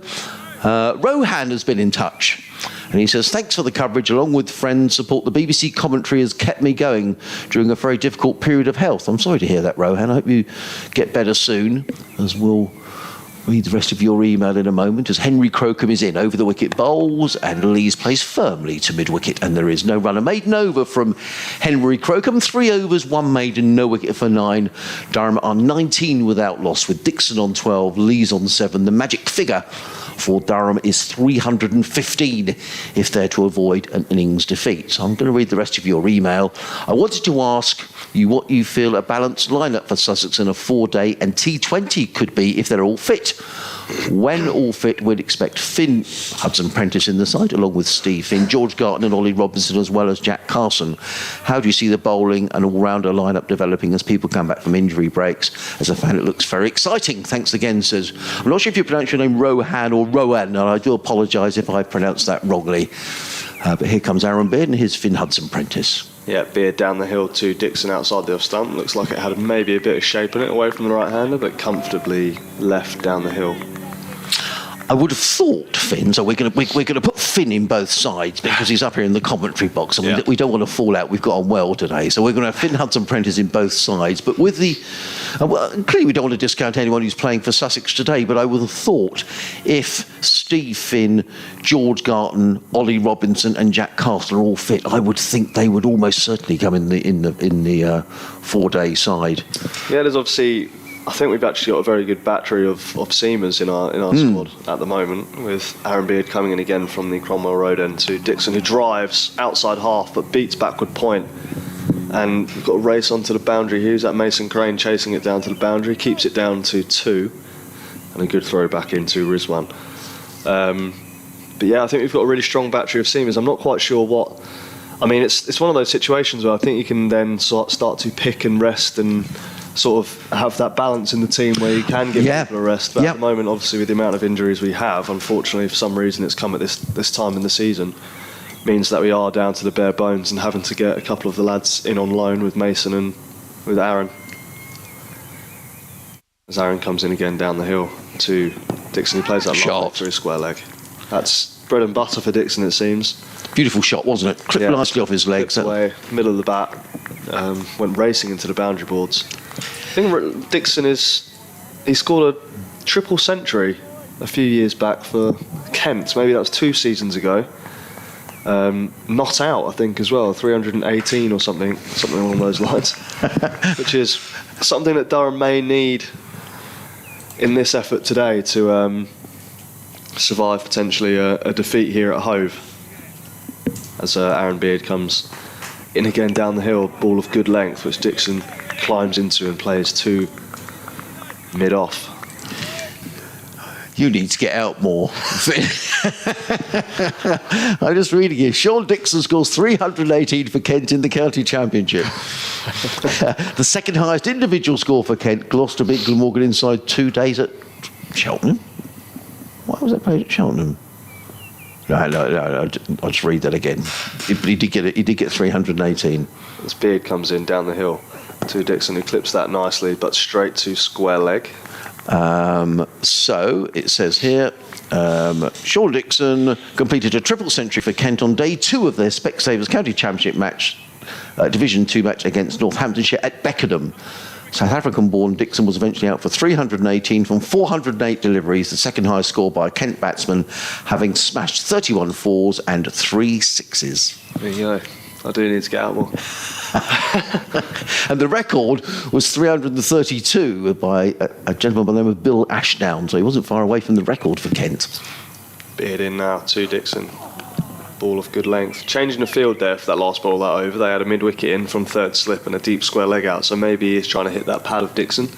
Or maybe the ball's just not really swinging for Beard at the moment. We can't really tell from this angle, but that is the end of the 7th over, and Durham are 25 without loss. I think that's great, though, Finn, that you know these stats. I mean, so that's just that. I mean, we all have an interest in the game, don't we? But clearly, you keep an eye on who's doing what. And in terms of when you're playing, if you're selected for a match, do you sort of know who's playing in the opposition? And would you have sort of done your homework on that as well? Yeah, absolutely. Yeah, you do sort of keep an eye out for who's fit, who's scoring runs, who's sort of the way people are getting out, the way people are bowling. You do well. I don't know if everyone does, but I definitely keep a keen interest in that to try and see what you're up against. You have all the analysts and stuff behind the scene. Luke Dunning here does a fantastic job giving us all the information and intel on the opposition that we need. So, yeah, I definitely sit at home and probably annoy my girlfriend a bit too much by watching a lot of cricket clips and highlights on the things that we get sent through from our analysts, but I'm sure she understands it's all for a good cause. Well, so far so good here for Durham in the lovely Hove sunshine. As in comes Crocombe bowls to Lees, who lets that go outside the off stump, and there is no run. Durham are 25 without loss. Lees on 7, Dixon on 18. Durham needing 315 if they're going to avoid an innings defeat. I'm indebted to one of the reasons you're here, Finn. It's great to have you in the commentary box. Is that our regular commentator, Martin Emerson, who many of the listeners in the North East will know, had an unfortunate accident last week, Martin, and we hope you're on the road to recovery and soon back behind the microphone as Tom Clark, change of bowling, comes in and bowls to Lees outside the off stump. There is no run. And Martin's been in touch to say we were talking about Grantham, where Luke Wright was born, and indeed it was the hometown of Margaret Thatcher. Her dad ran a corner shop in the town. So there we are, Luke Wright and Margaret Thatcher from the same town. And Martin, I hope all is well with you, and sorry to hear about that accident you've had last week. It's very sad to not have you down at Hove this week. In comes Tom Clark bowls outside the off stump, let go by Alex Lees. I'm sure the mileage probably is quite happy that you're not travelling from Durham down. But it's sunny, it's lovely weather, and I hope that everything's okay with you back home. Well, it's kind. I remember Durham playing at Arundel a couple of years ago, and Martin, who follows Durham all around the country, so I'm sure he'll be back soon. As in comes Tom Clark running in over the wicket, bowls, leads us forward, plays on the onside. change of bowling here because Henry Crocombe whipped out of the attack after, 3 overs? Yeah. Yeah, and Tom Clark he picked up a couple of wickets in the first innings. In fact, he picked up 17 overs, 8 maidens, 3 for 21. What different does Tom Clark bring to the Sussex attack at this stage? I think it might be a change of ends maybe for Croaks. I think he might bowl from the top end. Clarkey comes in again here. Over the wicket bowls and leases forward and plays to short extra cover fielded by Pujara, and there is no run. But obviously with our attack at the moment, we've got Clarkey, Tom Clark, who is our, I'd say, sort of fourth seamer in this attack, sort of a holding bowler. Obviously did a fantastic job for us in the first innings, picking up 3. But his job is ideally not to go for that many runs to try and help on him, which he did fantastically well. But maybe it's a chance for Crocombe to maybe come down the hill with a harder ball. In comes Clark again, bowls and leads, just adjusts his shot and plays into the offside. There is no run, fielded by Pujara, a short extra cover. It is the end of the over, 25 without loss here on BBC Radio Sussex, BBC Radio Newcastle. Adrian Harms and Finn Hudson-Prentice on commentary on the most glorious afternoon here. There's barely a breath of wind now, which is in direct contrast to the other few days, and people sitting around in shirt sleeves and shorts.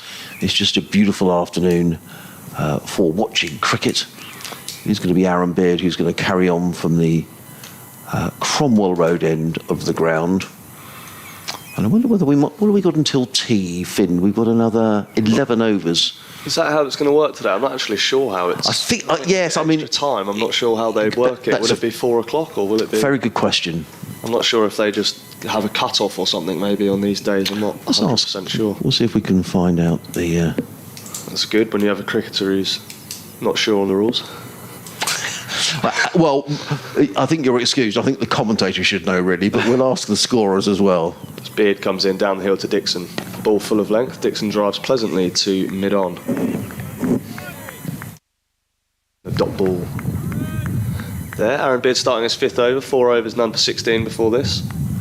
So he's bowled with decent pace, but maybe lacking just slight control at this moment in time. He's challenged the batsman on a few occasions, maybe got slightly unlucky, but Lees and Dixon have started brightly here for Durham. Unalarmingly moving on to 25 without loss. It is in now. Down the hill to Dixon, full of length. Dixon clips lovely past shot. Wyman on. And that will be a boundary for. It's a lovely shot from Dixon. I mean, Aaron Beard's got the field set. He's got a mid-on, a mid-wicket and a square leg in position. Dixon knows what's coming. He knows he's going to try and hit him on the pad, and he's just lent into that beautifully past the left hand of a diving Tom Clark, I think. Or is that Alistair Roar at mid-wicket? Alistair Roar it is. Yeah. And it's gone for 4 up the hill. So lovely bit of timing there. And on to 22 of just 16 balls here, Dixon. I mean, we were saying earlier, like, we wonder how Durham are going to go about it. Are they going to go into their shells? But Dixon's come out and played a few shots here early on. Beard comes in again. Full length. Similar line, similar length to the ball before. Maybe a little bit more towards the off stump. And Dixon plays up to mid-on where Pujara fields and starts shining the ball. Julian in the top tier of the stand is multitasking. I'm not sure that Julian is really a multitasker, but he is today, and he's got the cricket in one ear and the football, which is the Albion game at Wolves, in the other ear. And he says, and a missed Albion penalty in the other ear. So I don't know who missed that, but that's probably ruined Julian's afternoon. I hope it wasn't Morpay again.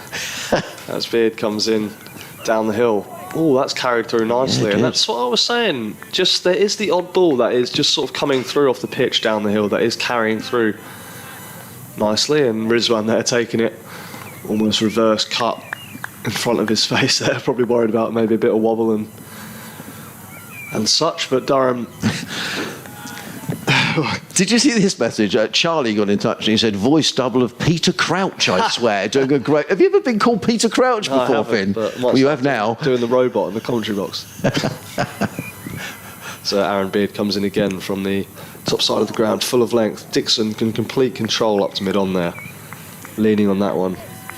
He looks in good form here, Dixon. Looks like he's timing the ball nicely, moving well, which is a good sign for Durham after spending so long in the field, 150 overs or so in the field. For him to come out and show a bit of presence here. It's been good. They've shown a lot of fight today, Durham. Something I've been quite impressed with from here is it was easy to lay down and let Sussex run all over them, and they've done really, really well. Especially this afternoon session has definitely been Durham's session so far. This Beard turns again and steams in down the hill. Alice band in and through to Rizwan. Easy lead from Dixon outside the off stump, and that's the end of another Aaron Beard over. 5 overs, none for 20 for him now. Dixon on 22 off 20 balls, and Durham on 29 without loss, with at 3:45, maybe 15 minutes until the end of the session. Well, I've just had it hot on the press from the scorer's hut that tea is at 4 o'clock today. So well done, Finn. You thought it might not be at 32. It was tea at 4 o'clock. So we've got to wait 15 minutes until we dive into the cakes. You've got to watch your figure, though. Do you have the nutritionist? Is there such a thing in the club who keeps an eye on what you're eating? I don't think there's such as a nutritionist. Obviously, there we have a conditioning coach and stuff that give us like the sort of upkeep on what we should and shouldn't be eating, but I think everything's allowed in a moderation, let's say. In comes Tom Clark to bowl to Alex Lees, and Lees lets that one go outside the off stump. There is no run. Hugh Johnson got in touch a little while ago. He's an award-winning photographer, is Hugh, would you believe? I've seen him on social media a couple of times. Yeah, Fortnum and Mason Awards and all sorts of things, but he says... Nice. And this was a tweet from a little while ago, so apologies I didn't see it. Black mark for the commentator. He says, Pujara looking so good, a real Rolls-Royce, making Head look a bad signing last year. Pujara's already scored more runs than Head scored in the whole of last season. As in comes Clark bowls, lovely looking shot down the hill. Is Aaron Beard. That's a good bit of fielding, a sliding stop, who gets in the throw to Mohammad Rizwan, but not before Lees comes back for a couple of runs. He goes to 9 and Durham on to 31 without loss. And that's regardless of overs remaining in the day. We'll be having a cuppa at 4 o'clock. Alex Ellis has been in touch, and can we give a shout out to St Andrews Cricket Club, which is the cricket club we were talking about earlier on, Finn? Yeah, it is, yeah. In comes Clark and bowls. Lees is forward, plays back to the square on the onside and takes a single. He goes to 10, and Sussex to 31 without loss. They were established in 1922 at the Sydney West Playing Fields. Is that where it is, Finn? It is, yeah. My first club. And they're starting changed a lot since then, I'm sure. Yeah, we're starting their 100th year of cricket at Leylands Road. Lovely. So is that near the football ground? It's fairly near. I mean, because isn't the football ground called Leylands Park? I may be wrong. It's just off of Leylands Road, the football pitch. That's a little bit further down. Leylands Road's quite long. I think it's couple of miles long, maybe. It's down like maybe the other side. But yeah, there's good knowledge from you, that, Adrian. In comes Clark running in over the wicket bowls and driven beautifully by Dixon to mid-off. Good pick up by Beard, who gets in the throw. Good cricket all round, actually. Nice shot by Dixon. Bit of fielding by Beard, who was quickly round, got in the throw, but not before the batsman crossed for a run. It was one of the early football matches that I covered in my when I started doing a bit of broadcasting. It was an FA Vars, I think, last 16 game between Horsham and Burgess Hill at Leyland Park. That's why. I was going to say, I wouldn't say Burgess Hill is a well-known football club. Yeah, I think it finished... I think it might have finished one. I can't remember. Someone will remember. I think Horsham won the replay. In comes Crocombe bowls to Lees. Oh, that's a lovely shot. Beautifully played by Alex Lees, who's, as Finn was saying, 182 not out in his opening innings of the season. He only missed out in the first innings, making just 11, but that was a quality shot, just beautifully clipped away through mid-wicket for 4 runs. Yeah, just slightly over pitch from Clark, maybe a bit towards the leg stump, and Lee's just showing his class there. Only 2 fielders on the leg side in front of square, and he's picked the gap between them easily, and no need to run flats, hit the boundary boards before he's even left his crease. So, yeah, Sussex won't be best pleased with the way the bowlers have started here. Maybe thinking it might just happen and the batters might give it away a little bit early, and we've just leaked a few runs, but Durham have obviously started well and come out with intent to score, which is something we weren't sure if they would come out with. We were wondering how they'd go about it. So yeah, and now a slip's been bought out. Ali Orr coming into mid-wicket. So just the one slip in place after we're only in the 10th over. Clark is in again, bowls, and Lees covers up, plays to square leg, and there is no run. Into the over, 37 without loss. Lees 14, Dixon on 23. Interestingly, last night, Phil, I spoke to James Franklin, the Durham coach, who, you know, it's never easy when you're coming out to do an interview when your team's had a bit of a pounding in the field, but he came out and I thought he spoke really well, James Franklin. He was, very honest, and he said he felt that the Durham score was under par. He was very complimentary about the batting of Pujara, also about Tom Haines as well, and he said it was the first time he'd seen Tom Haines bat and thought how well he batted and how he got Sussex off to a really good start. And the reason that we got you here today is because you said about Henry Crocombe coming in at the other end. Yeah, there you go. And he is. Henry Crocombe changed bowling. Aaron Beard out the attack now after 5 overs, and Henry Crocombe switched ends from the C end to the Cromwell Road end as he comes in, charging down the hill. Tall arm action to Dixon, who works into the leg side, and a single could have been on there, but Ali Orr quickly round in the field there to square leg to prevent that. Crocombe's field, he has 2 men out on the leg side, a fine leg and a deep square leg, as well as a mid-wicket, a mid-on, mid-off, extra cover and a backward point. Almost a gully line backward point, very much behind square to Dixon, with Clark and Rawlins at second and first slip.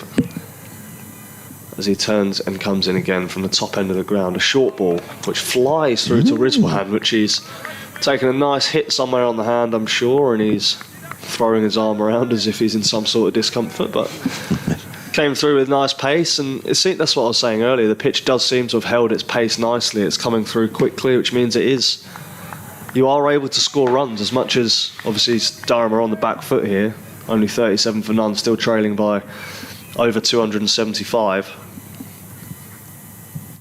As Crocombe in again, a ball of good length that Dixon climbs into. It is a wicket you can score runs on with the pace in it. The bounce is obviously quite even. There have been a couple of balls with this new ball that have shot through a little bit low from the C end, but from this end it all seems to be coming onto the back quite nicely. Yeah. And James Franklin actually paid tribute to the wicket last night. He said, well, a good cricket wicket he thought it was. Yeah. I mean, as we spoke about earlier, Ben and his team are doing a fantastic job down here, producing wickets that are very much to a test standard, I think. As Crocombe comes in again. Down the hill, ball of heavy length to Dixon, who plays them mid-wicket. Yeah, I'd say these wickets are high standard wickets. I mean, we all had all that coverage, didn't we? I mean, from the ECB and everyone saying how county wickets needed to be better.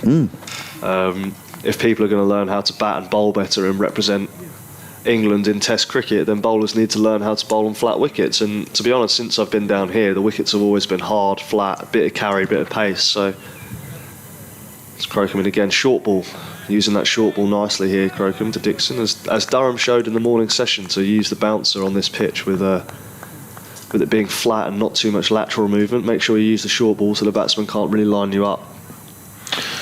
Well, I think groundsmen, in a sense, are hiding to nothing, because if they produce good pitches where you don't get results, people say, oh, they're too flat. And if they do it the other way and you get games over in 2 days, everyone says, well, that's no good. So it's very difficult to get a... It is. And it's a job that is very much in the public eye, in a sense, as there's no hiding from it, as Crocombe comes in again and outside the off stump, well bowled. And it's a nice over from Crocombe. It's a maiden. He seems a lot more comfortable coming down the hill than maybe he was up the hill, and he's put a bit of pressure on Dixon there. And as I sort of said earlier, it looks like we might get a bit of spin early on, which is something I thought might happen. Maybe a hard seam to see if there would be a bit of turn on the pitch. So it's nice to see some good captaincy, I think, from Tom Haines to give the leg spinner a bit of a go early, because it might be interesting to see what it does out of the footholes to Lees outside of his off stump.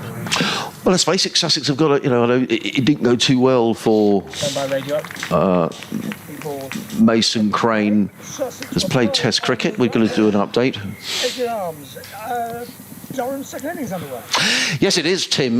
Durham are 37 without loss. Alex Lees is on 14. Sean Dixon is on 23. That's in reply to the Sussex mammoth total of 538, in which Cheteshwar Pujara made 203. A bit of a collapse after lunch, in fairness, for Sussex, who lost 5 for 34 after the lunch break, when Mohammad Rizwan was out for 79. And Liam Travaskis picking up 5 wickets for Durham, 5 for 128. So the lead for Sussex was 315. That's been whittled away by 37. Mason Crane, on loan from Hampshire, is coming into the attack now to bowl some leg spin. We've still got, Tim, another 40 overs to be bowled tonight, but Durham are 37 without loss. A quick one, Adrian. I wonder whether word had spread of Pujara heading towards 200, do you see sort of people coming in? You know, is it sort of, one of those events?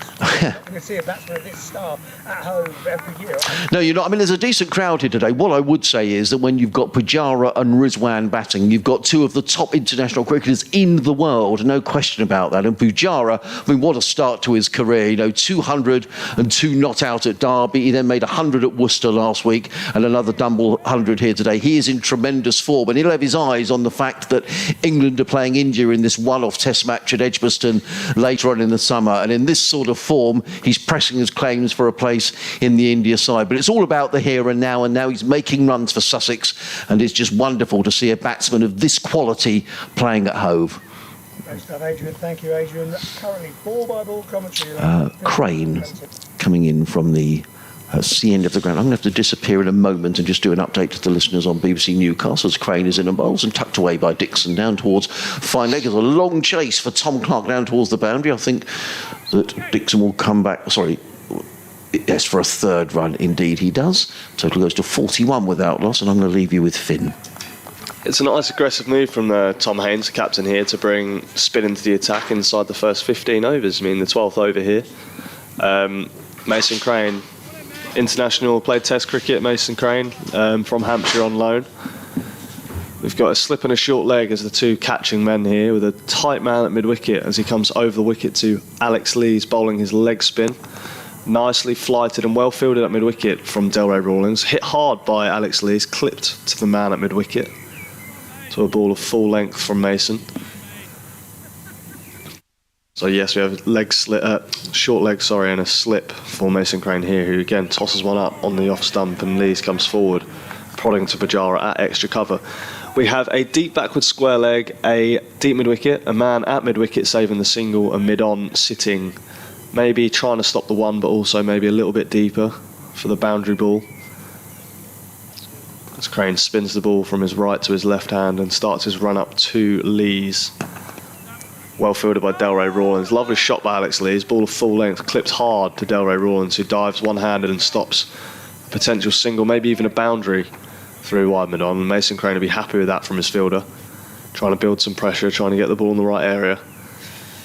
41 without loss, Mason Crane coming in again and bowls. Ball of good length, which Lees pushes into the offside, and Rizwan whipping his glove off and running quickly to point to stop the single. And that'll end Crane's first over.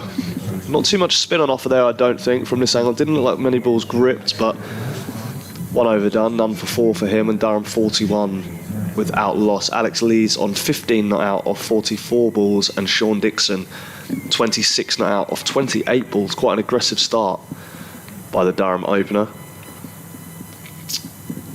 Sussex starting this innings with a 315 run lead. That's been cut to 274 already by these two. And 2 minutes until the tea interval, so it's been a nice wicket for Sussex if they could get this at this point, just before the interval, just before the break, as Crocombe comes in down the hill to Dixon. And the exclamation from the Sussex fielders seems like that may have been a straight ball that Dixon has gone across, but quite comfortably played from Sean Dixon into the leg side. He looks in good touch onto 27. As being part of these sort of games, the team in the field leading, they always want to make the exclamations, loud chants, always trying to get in the batsman's head as if he's doing something wrong, even though he looks in complete control.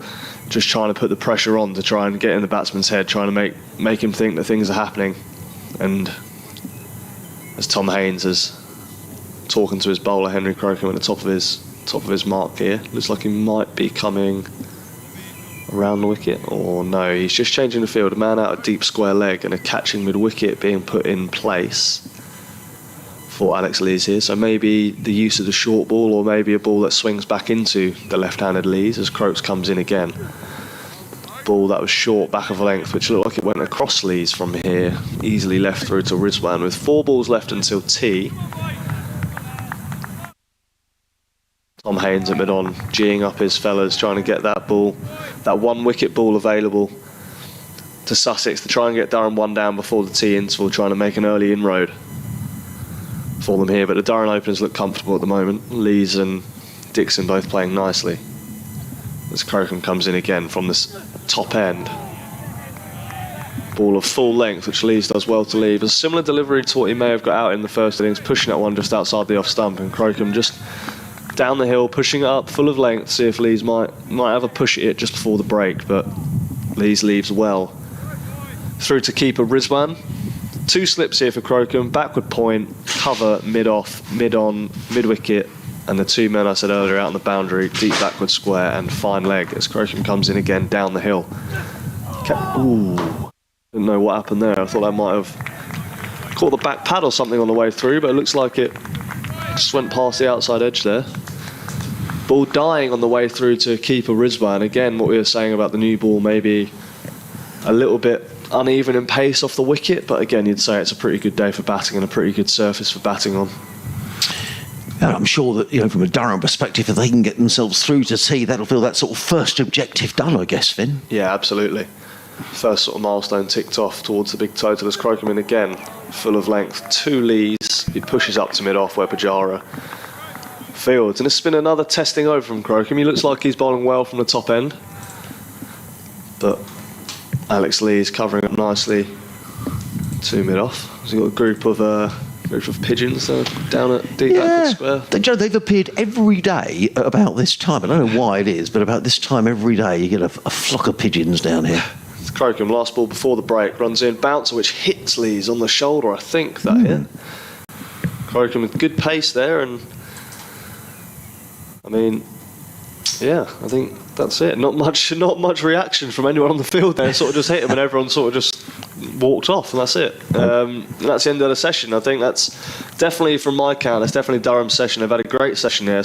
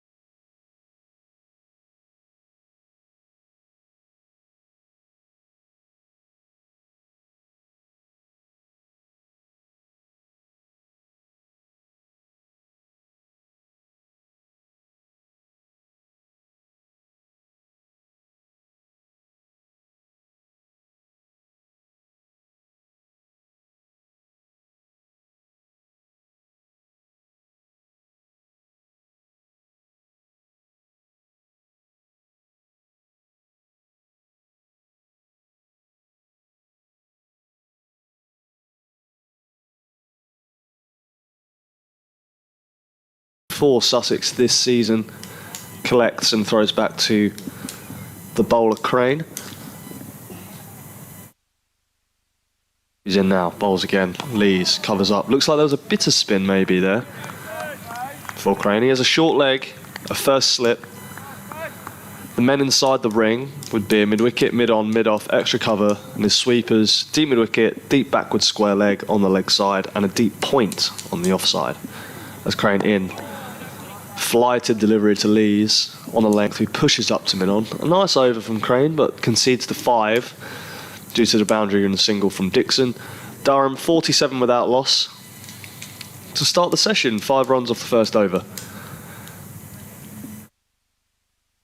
See the Sharks stand at the bottom of the ground starting to fill up with some more people.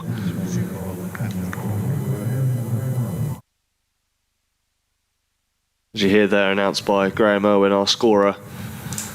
Henry Crocombe coming on to bowl from the Cromwell Road end. He looked like he bowled a nice couple of overs before the break from the Cromwell Road end, so interesting to see what he comes up with here down the hill. He's got 2 slips, backward point, cover, extra cover, or mid-off, sorry, mid-on, mid-wicket, and 2 men out on the pull shot, maybe a deep square and a fine leg as he comes in from the top end of the ground to Dixon, who clips that away nice, and I think that'll be 4 it is.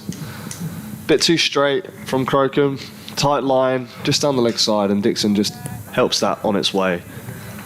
For 4, so he keeps his strike rate above 100 over a runner ball, 36 off 33. Sussex will be looking to get a lid on things, I think, a little bit early in this session. They've already conceded 9 runs. Bit of a flurry early on for Durham, but again, Sussex still 260 runs ahead. They won't mind this. They're trying to take some wickets, but a nice start to the session again for Durham. As Crocombe comes in down the hill, bowls short of length. Dixon almost looks like he was going to evade that, but then gets his hands up, pushes into the leg side and gets a single, gets off strike, and Lees is now at the striker's end. We'll see what field Sussex set here for Lees, if it's going to be any different. I remember Crocombe at the end of last session hit him in the shoulder with a bouncer, so I don't know if they might go hard at him and maybe try and rough him up a little bit. There is 2 men out. There's a deep backward square, a fine leg. Man at mid-wicket, mid-on the leg side with 2 slips catching. A point, a cover and a mid-off as Crocombe starts his run again down the hill, charging in. And there is the bouncer. It's flown over the keeper Rizwan. That'll be a no ball, I think. Yep, no ball signal. Then it's gone for 4 as well. Big steep bounce from Crocombe there down the hill. Rizwan had absolutely no chance as that fizzed over his head down the hill for 4. So pretty sharp delivery that from Crocombe, but maybe length just a touch too short. But as I thought might happen after the break, after Lee's getting hit in the shoulder by Crocombe, they might go hard at him early on here, Adrian. Well, certainly got to a flyer after team. We were saying, Finn, that if Durham could get anywhere near this 315, then they're into positive territory.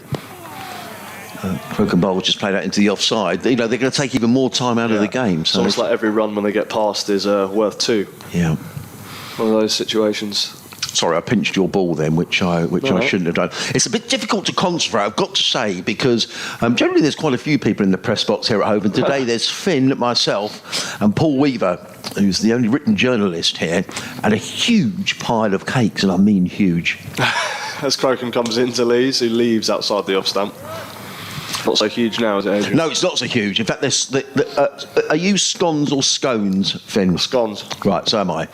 Scones, cream and jam we've got, and a rather nice cake. I don't quite know what it is, but it's got strawberries on the top. Oh, lovely. So it's great, isn't it? So would that have been on offer to the players, the cream and jam, or not really? Oh, no. No, okay. Just don't tell them that I've had any. Yeah. As Crocombe comes in again down the hill to Alex Lees. Ball of back of a length and pushed up to Crocombe again off the back foot from Lees, who plays that with some relative ease again. Rowan's been in touch. I don't know if you're still listening, Rowan, who was talking a little bit earlier on about the commentary and when they're fit, who all the players would be. And Finn gave the answer. He was talking about rotation, and Rowan's been back in touch with us. So I'll read your email, Rowan, when Finn has finished this over. Crocombe comes in for the final ball of the 15th over down the hill, full of length, driven by Lees without much timing to cover, fielded well by Aaron Beard. Pops it off to Mason Crane, who takes his cap off and gives it to the umpire, and it's 58 without loss. Good start to the session for Durham again. Indeed. Rowan says, I totally agree, rotation is key, and I wish Finn and our other bowlers a swift return. Reflecting on my illness, I wanted to mention how impressed I've been with Sussex Cricket's effort on the mental health side. It really shows the values of the club. The club's mental health and wellbeing portal is well worth a look, even if people aren't suffering themselves. The interviews with so many people, including the late Shane Warne, are very insightful, and I personally find Mike Yardy a role model as a bloke of a similar age. So thanks, Sussex. All the best, Rowan. Rowan, that's a really, really nice email, and I'll come back to that in a moment, as in comes Mason Crane and bowls and played down the offside of the track by Sean Dixon. There is no run. I'd quite like to forward that on to the club, if you're happy for me to do so, Rowan, because I'm sure the club would love to know that the wellbeing portal is being so well received. So if you're listening, and only with your sort of written permission, if you could drop me an email, I'll pass that on to the club if you'd like me to. Mason Crane, in from the C end of the ground, bowls. Dixon is forward, plays into the offside. There is no run. A slip on a short leg of the close fielders, a backward point, short extra and a mid-off, sweeper on the cover boundary, mid-on, mid-wicket and a deep backward square. Dixon on 37.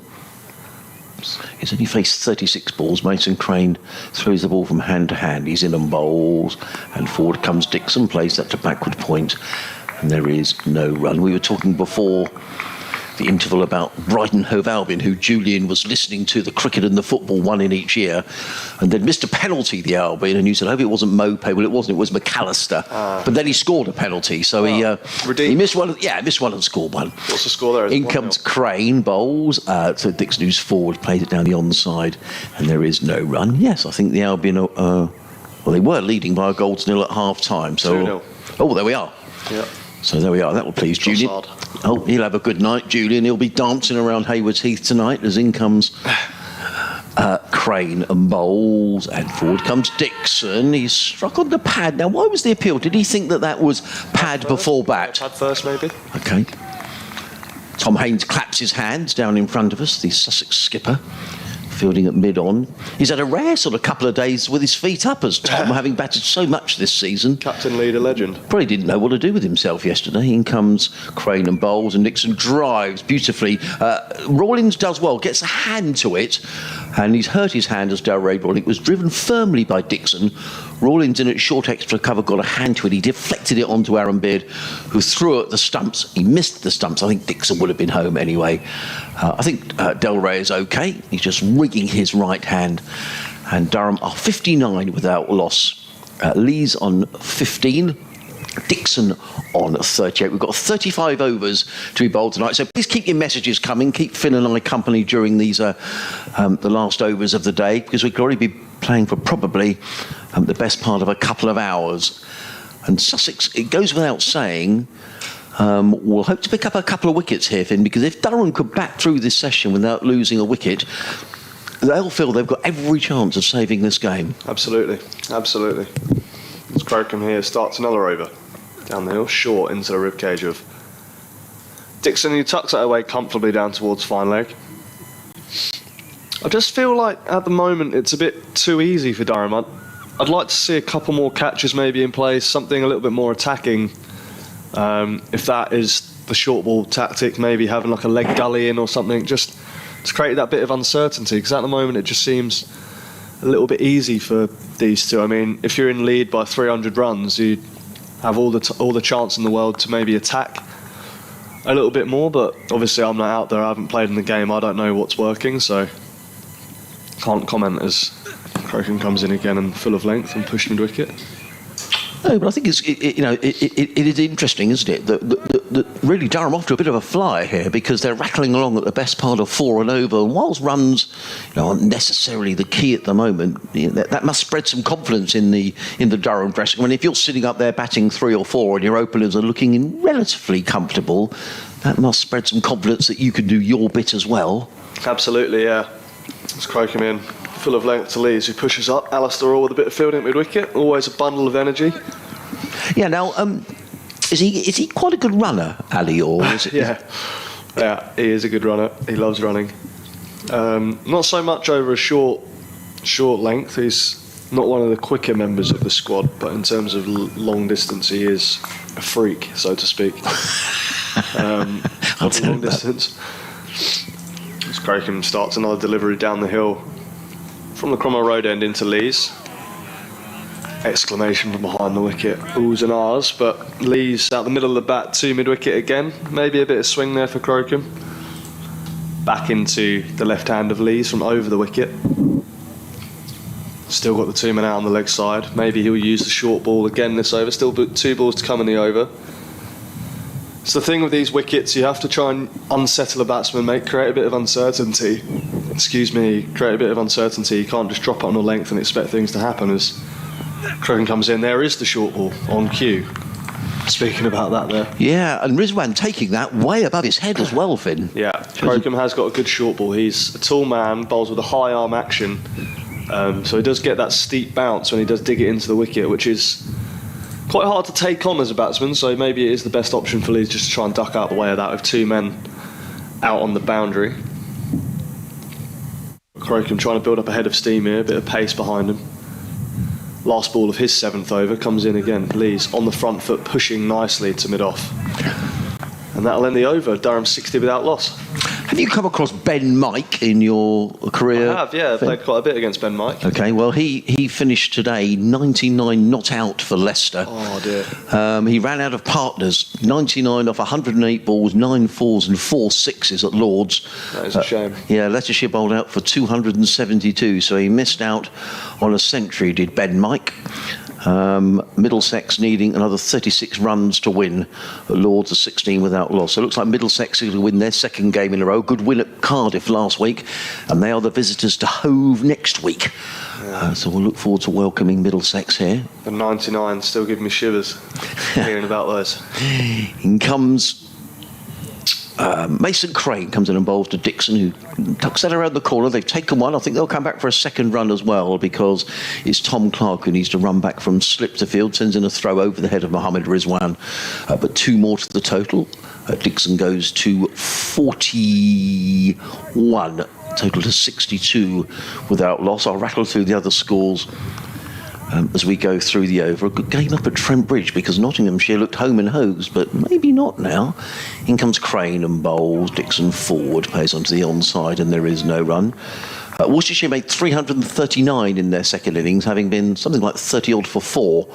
Ed Barnard making an undefeated 163. Wow. Notts need another 106 to win. They're currently 127 for 3. So, great innings by Barnard. Yeah. In comes Crane again, and Dixon meets that with the full face of the bat. Exceptionally good cricketer, Ed Barnard. Oh, I really like him. Yeah. Really, really good. And just always runs in. One of those cricketers that he sort of flies under the radar a little bit. I would agree. It's someone you can't leave out of your side if you had him. In comes Crane again, bowls, and Dixon plays a lovely forward punch into the covers fielded by Rawlings. There is no run. Yet at one stage yesterday, Worcestershire were 32 for 4 and ended up making 339. Barnard 163 not out. Ben Cox made 55. Bias towards them all-rounders. In comes Crane again, and stretching forward his Dixon plays into the onside, and there is no run. But in all seriousness, Finn, he would play a similar role to you play. I mean, he bowls right arm, medium fast. He bats. Where is he batting in the order? 6 in the order this season. Yeah. And comes Crane, and that's short, pulled away, and that's going to be 4 runs. Pulled away. It's a short delivery from Mason Crane. He kicks away at the crease, but that rather got what it deserved. And Dixon goes to 45, and Durham to 66 without loss at the end of the 18th over. 33 overs remaining in the day. So, Notts needing another 104 to win. Ben Duckett just out for 74. So you would think that Notts are favourites to win that, but you never know.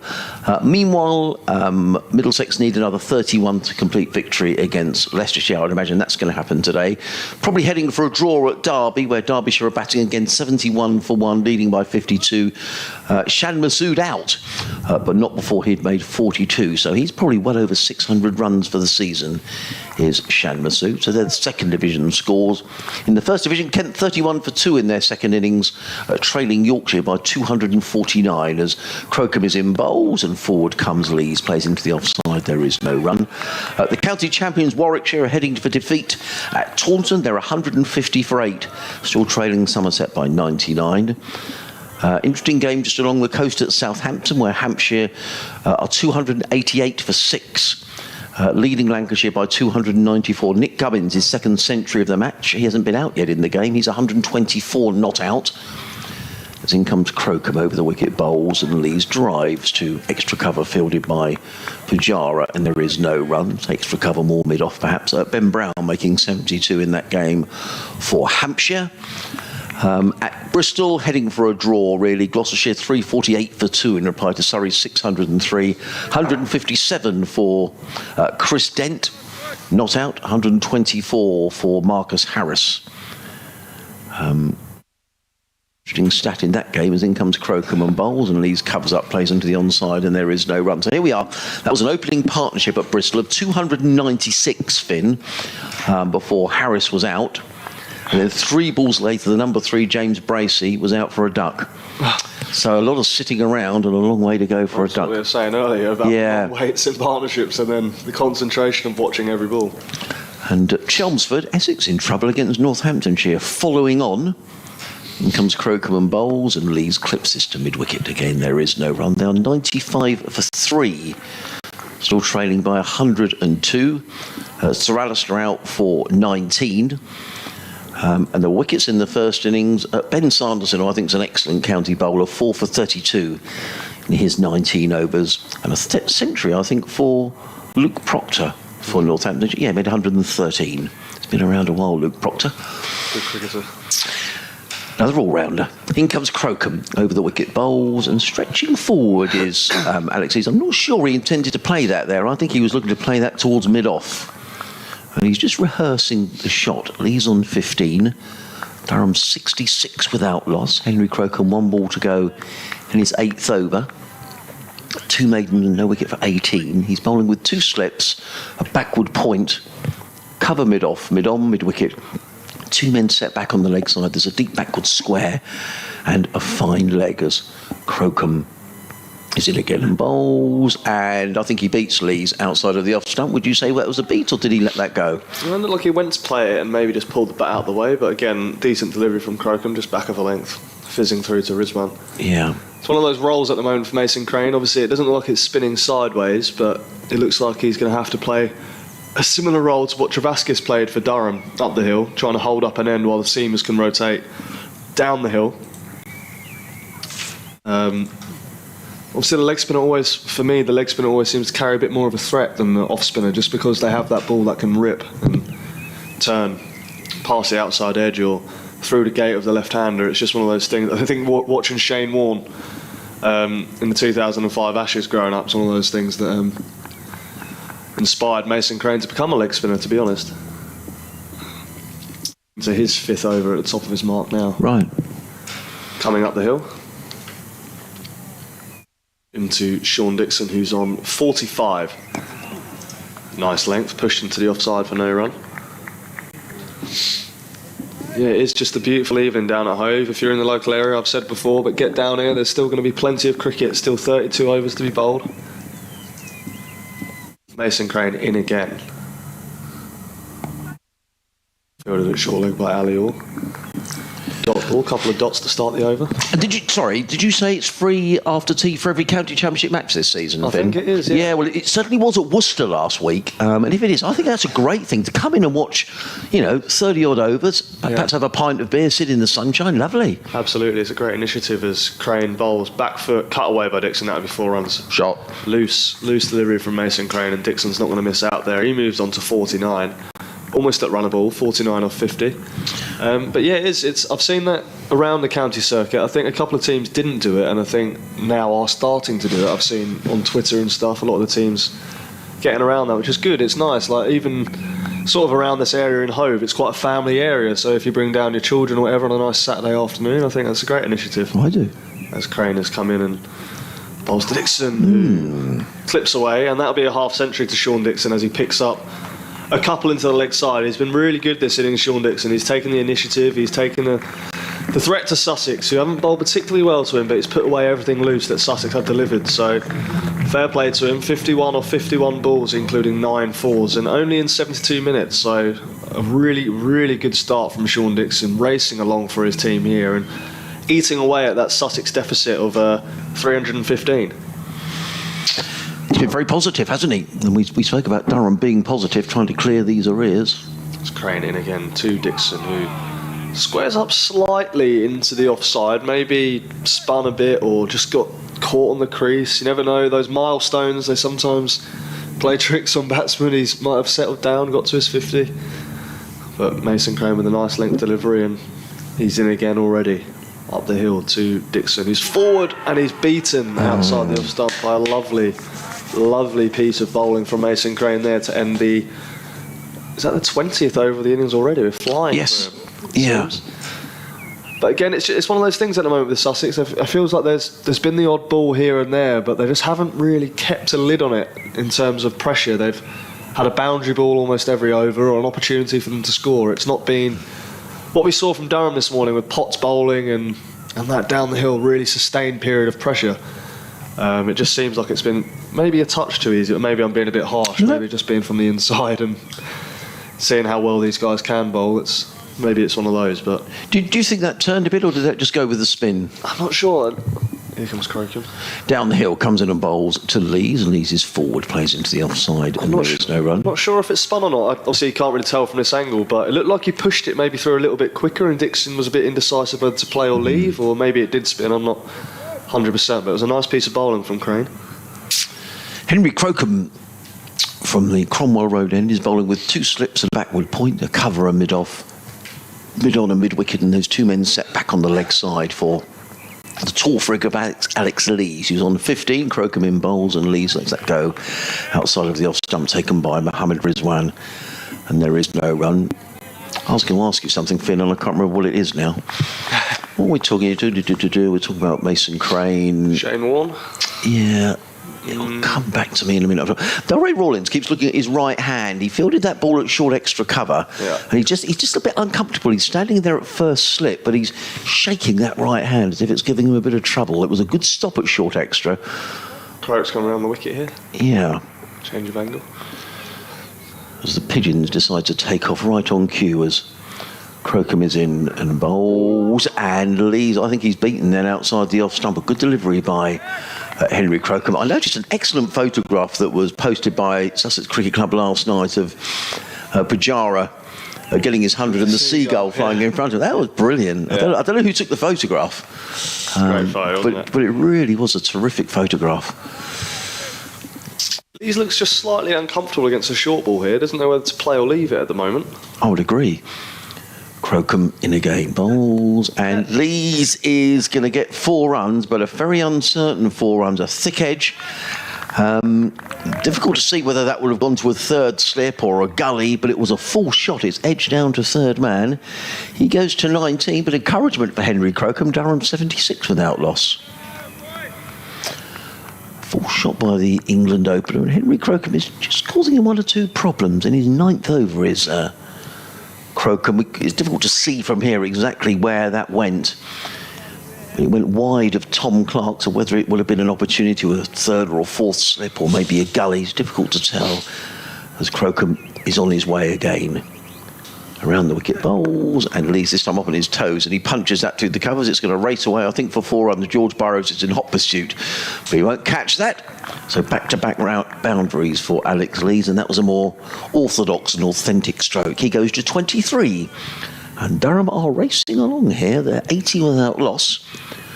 Got another 30 overs left in the day. I can see Aaron Beard is just warming up down below us, stretching out his hamstrings and various sort of twisting exercises. So perhaps we're going to see the on-loan Essex bowler. I wonder if we might see him bowling up the hill, or maybe he's going to replace Henry Crocombe. We'll see.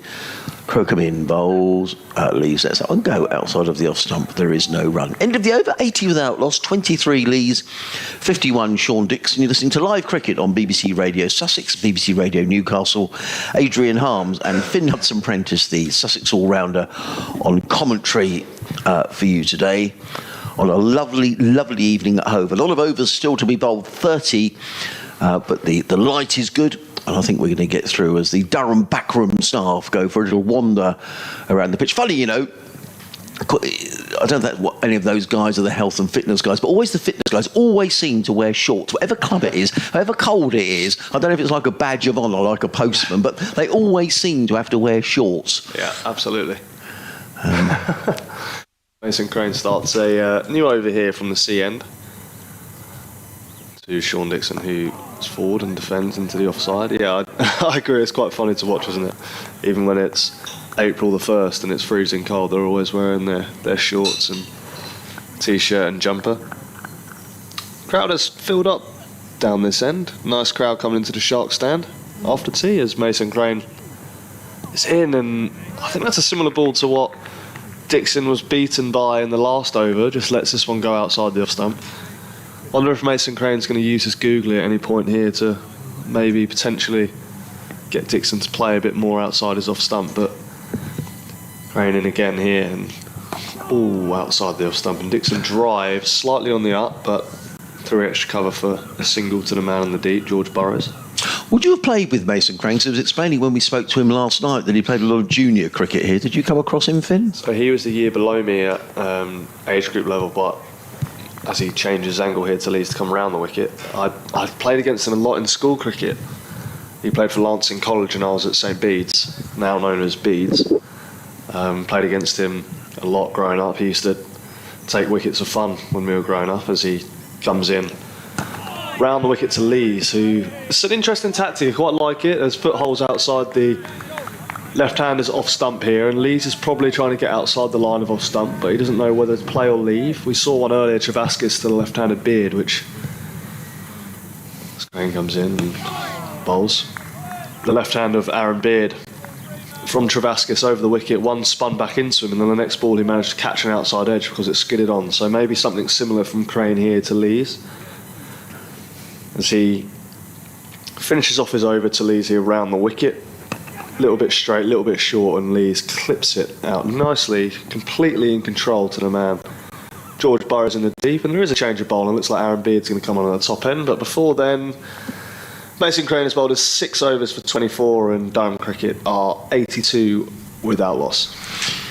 And I guess, it makes sense for Mason Crane to have a good long bowl here. I just spoke to him last night. I just detected a slight air of frustration from Mason when he was saying that, you know, there's this feeling that leg spinners can't bowl in April in England. There's so much championship cricket played in April. He said, I'm sort of fed up with people saying about leg spinners can't bowl because, you know, Sussex are going to play 4 championship games in April, and that's, you know, pretty much a third of the season, really. So if you're not, these are good wickets, it's good weather. So I think he's just really pleased to be, playing a bit of cricket, to be honest. Yeah, he's a lovely bowler. He's obviously bided his time at Hampshire. It's tough at Hampshire. They've got obviously Liam Dawson, international bowler, in their ranks as well. So it's tough for him to break through, especially if that is the misconception maybe about leg spinners in April.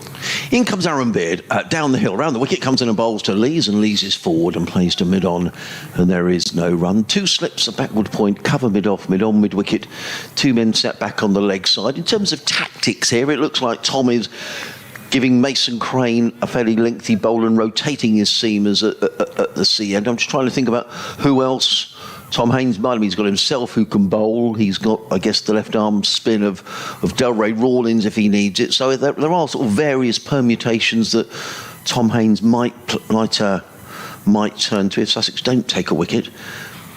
This ball is now 22 overs old as Beard is in, bowls to Lees, plays down the track, and there is no run. And we hear a lot coaches saying, Finn, once the first 30 overs are really crucial with the new ball, and just explain why that is and what difference it makes after those overs. It's sort of just the round number, the 30 over mark, but you do. It's one of those things, like the ball does seem to do more obviously in the first 30 overs when it's brand new and when it's swinging. You want to be making use of that, get a couple, 2, 3, 4 early wickets. In comes Beard round the wicket, bowls, and Lees is forward, and Beard, good bit of field on his follow through. Field is left hand, and there is no run. Yeah, the 30 over mark it's almost like a mental barrier for batters to get through. Like once you get to the 30 overs, right, we know it's going to be easier from there. It's just one of those like checkpoints, I guess. You have multiple checkpoints in the game of cricket, don't you? Like 3 wickets in the power play in a T20 will win you a certain amount of games, or whatever it is. There's just all those random quirky checkpoints you have, which teams sort of aim towards. And 30 overs is one of those marks as a batting unit in red ball cricket. Get to that 30 over mark and it becomes easier. In comes Beard around the wicket bowl, short, and Lee's ducks underneath that delivery. Still good carry, as Finn was saying. I was saying there's a difference between this wicket and the wicket that we saw at Derby a couple of weeks ago, where you felt relatively comfortable for the batsman, but you just get the feeling here that the odd ball it is carrying through to the wicket keeper. Yeah. And there's still a bit in it for the bowlers. A couple of the Durham lads walking by, they've got woolly hats on. I mean, really? It's not that cold out there, is it? Who's that down there? Matty Potts, I think. Is it? Used to the cold Durham weather. I think that's Gibson as well. Okay. They're wandering around the outfield. As in comes Beard and bowls, and Lees clips that one nicely through the mid-wicket area, fielded out in the deep by... Is that Tom Alsop? Yes, it is. Yeah. Who gets in the throw. Really happy for Tom Alsop after yesterday's innings. Obviously, he would love to go on and get 100, but he is a classy player. Really talented young man, and it was good to see him finally sort of get the runs that he's been working hard for, and hopefully that sort of kick-starts his season with us. I mean, he's got lots to offer us. He's really, really good around the group. He's been away with the England Lions. He's got the experience of playing first-class cricket at a high level, so he is a good person to have in the unit. He's here all season, is Tom Alsop, as Aaron Beard comes down the hill to bowl to the right-handed Sean Dixon, who's on 52. He's in a bowl, and Dixon looks to glance that one down to find Mohammad Rizwan. Looks like he's caught one on the right glove. He's waving it around in the air, but I think he's okay. It's the end of the over. Aaron Beard will probably say sorry about that to Mohammad Rizwan. End of the over, 83 without loss. Lee's 25, Dixon on 52. An interesting, Finn, how things can change, because he got a nasty blow on the hand fielding in the slips last week at Worcester. Went running off the field, and we were thinking, well, crumbs, that doesn't look good. And he went to hospital for an X-ray. Fortunately, there was no fracture. And I saw him the next morning doing some sort of light warm-ups, hitting the ball back to Sarah Taylor, who was working down there with the players. And you know, thank goodness it wasn't broken, because what you don't want to do is suddenly be not, you know, because he hadn't really made a score, to be honest, before Worcester last week, and then you get a broken finger and you're out for 4 or 5 weeks, and then it's a break in cricket. So really good to see him play well here, and a top score of 66 for Sussex. Yeah, absolutely. Sussex don't need any more of that injury misfortune, as Crane starts a new over to the left hand of Lees, who drills that down the ground. Full toss from Crane. It's one of those things you expect from a leg spinner. You have to expect it. You can't land every ball perfectly. And Alex Lee's taken full capitalisation of the full toss from Mason Crane there. On that point that I just mentioned, leg spinners are obviously a threat. They offer more turn. They offer more sideways spin, sideways movement when they get the ball in the right area. But as a batsman, you always know there's the potential of a ball that you can score off as a Crane comes in again, and that one's in a lovely area to Lees. Lovely looping leg break.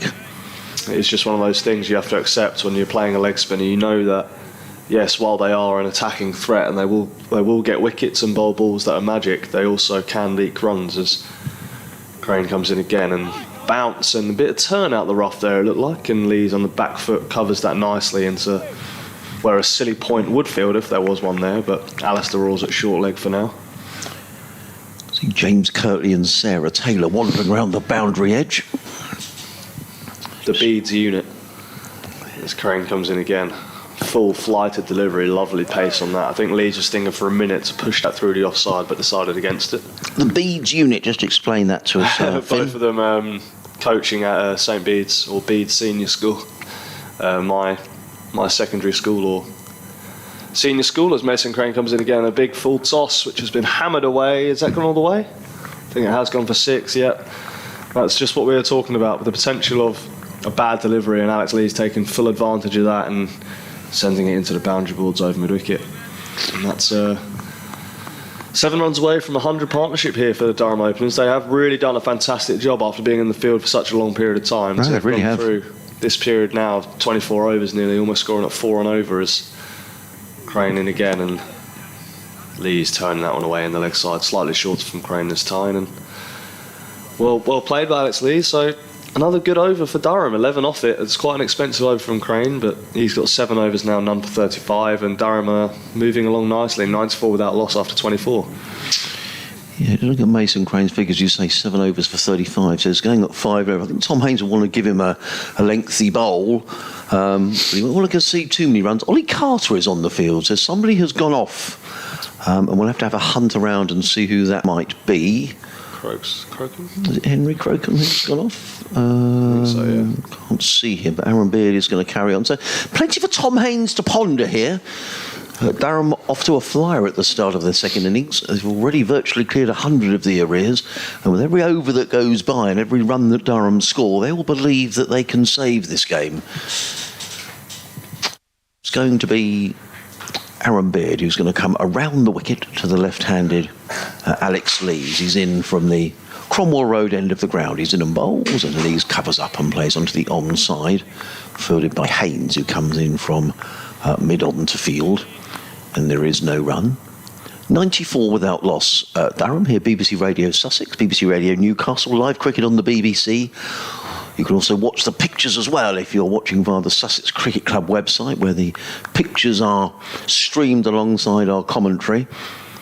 And we've still got another 26 overs to be bowled after this one this evening, as in comes Beard around the wicket bowls, and just let go does Lees, and again Rizwan gets one which seems to hurt his right hand. He's not entirely happy, is Mohammad Rizwan. Ball rather died on him as he took it, and he needed to scoop his right glove underneath the ball, and he just wrung his right hand as he took that delivery. But there is no run. 2 slips in place, Delray Rawlins and Tom Clark. Point cover mid-off. Now an interesting field on the leg side. There's a mid-on and 2 men in fairly close at mid-wicket as Beard is on his way. Bowls, and Lees with a very high left elbow just punches the ball to mid-off. And there is no run. Ollie Carter, the 12th man, is just down below us at fine leg, and it doesn't look as if it might well be Henry Crocombe who's off the field. I can't see Henry out there. Back to his mark is Beard, striding back to his mark, looking for this breakthrough for Sussex. In his 7th over, he's in around the wicket and bowls, and Lees again right in behind that with a very high right elbow and just plays it onto the onside, and Orr it is who comes into field. And again, there is no run. Ball's gone in the over. 4 dot balls. Lees on 36 of 92 deliveries.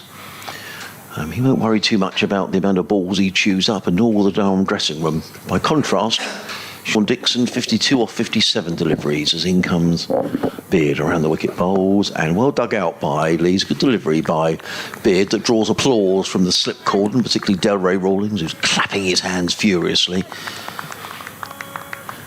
Interesting field placing here from Tom Haynes. He's got sort of 2 mid-wickets, if you like. One a little bit, would you say that they're both mid-wicket-ish, aren't they? And both fairly close to each other as well. What's the thinking behind that, do you think, Phil? Maybe the round-the-wicket angle to Lees, coming back into him, and he's obviously batting on his off-stump just outside, so maybe just trying to hit him on the pad or offer a catch-up to one of those 2 men. Beard round the wicket bowls, and Lees plays into the onside. That's a good over from Aaron Beard. It's a maiden over. He made Alex Lees play. 7 overs, 1 maiden, no wicket for 21 for Aaron Beard. Durham on 94 without loss. Dixon on 52. Lees is on 36. The magic figure for Durham, or the target figure, the first target figure, was 315.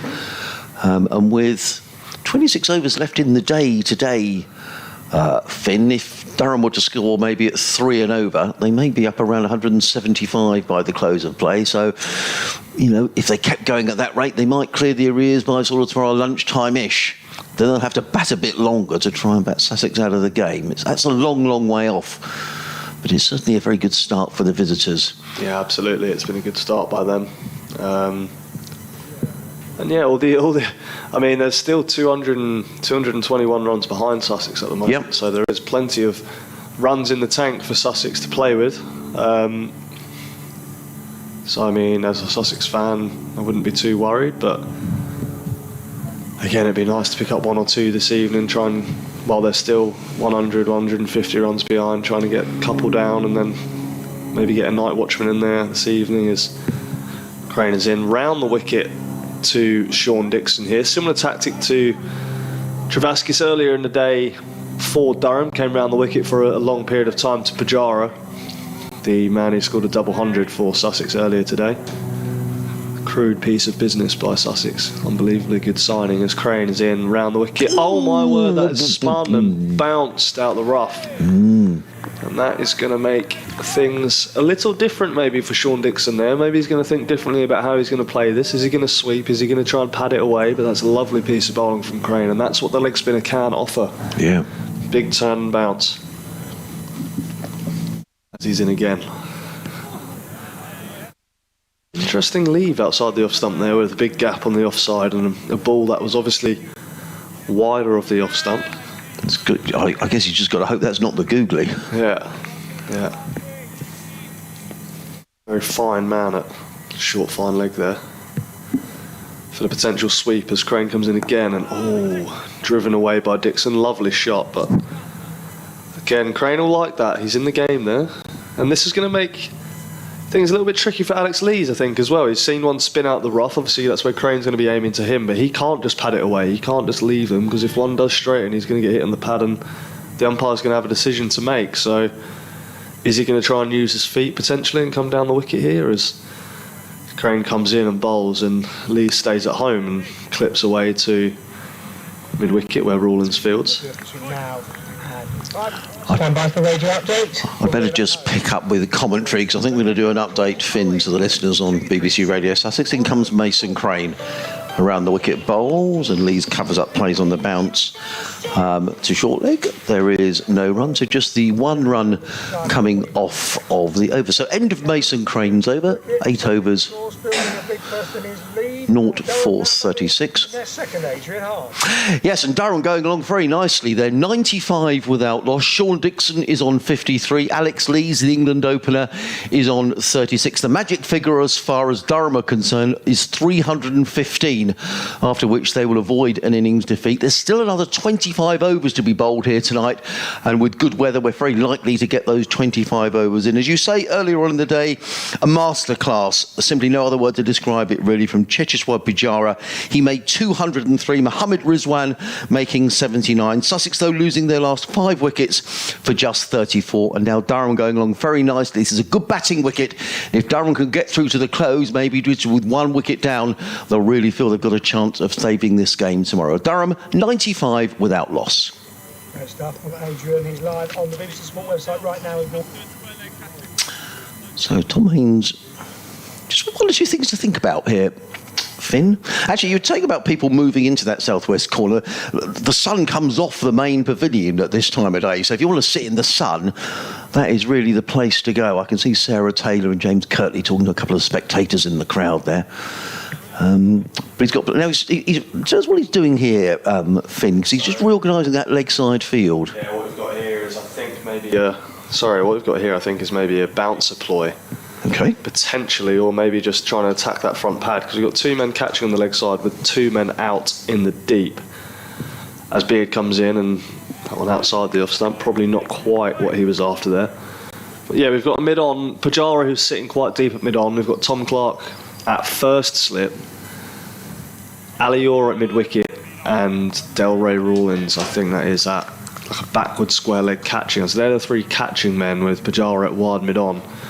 A deep square in front of square and a fine leg. So there's the opportunity for a couple of short balls, as well as maybe something in at the pads of Dixon here as Beard comes in over the wicket, and again that one outside the off stump. Rizwan, he's not happy, you know. That clean. No, do you know what? When you were out, I think he's hurt his right hand a little earlier on. Just when you popped out of the box, Finn, he tried to collect a ball from Aaron Beard. He sort of scooped it up, and he just doesn't look comfortable at all, does he? Right. We'll have to see how this develops. Mohammad Rizwan nattering away there to Tom Clark, but he's ringing that right hand again. Beard comes in again to the right-handed Dixon, and full of length. Dixon drives gloriously, but straight to skipper Tom Haynes at mid-off. And I'm not too sure. Obviously, with this field, there's only 3 men in the offside, well, 2 men in front of the square, a backward point and a slip.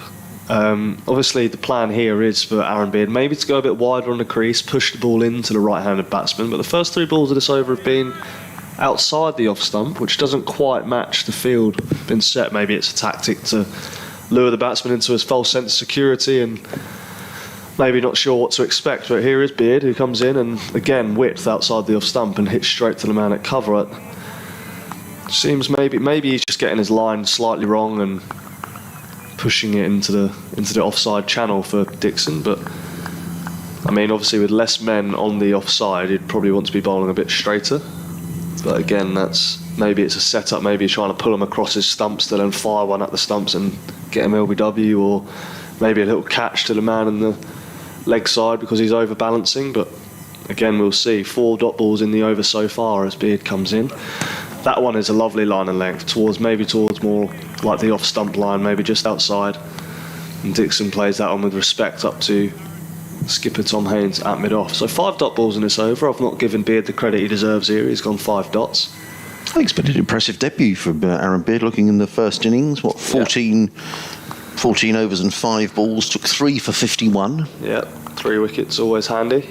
Taking wickets on flat wickets, that's what you get paid for as a seam bowler. As he comes in again and it's the crease, a nice length, nice line. That's more what I'd be expecting as a batter, I think, from that field. Is maybe more top of the stump straight. But good finish to the over there, and that is a maiden for Aaron Beard. 8 overs, none for 21, 2 maidens. He's really done well. I think his first 4 overs went for 16, so he's really clawed it back there, Adrian. He has. We've got a result in the second innings, in the second division of the county championship, and not unexpected. Middlesex comprehensively beating Leicestershire by 10 wickets. Leicestershire out for 272 earlier on today. Ben Mike left stranded on 99, and in reply, Middlesex knocking off the 52 they needed to win without losing a wicket. So Middlesex will head to Hove on Thursday on the back of straight victories at Cardiff and now at Lords against Leicester. As in comes Mason Crane, bowls too short, pulled away by Alex Lees, but he's just going to be a single to the fielder at deep mid wicket, who's George Burrows.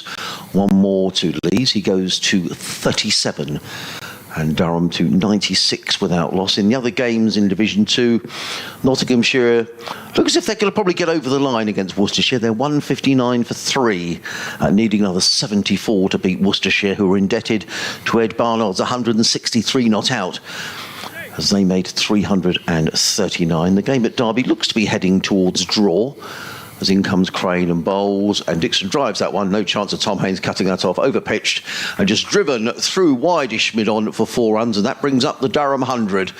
And Dixon moves to 57. Lovely shot by Dixon. You can see the Durham backroom staff are just standing over by the scoreboard, just applauding Sean Dixon, who's been very positive since the outset. His 57 has come off 68 balls, and Durham have cleared 100 of these arrears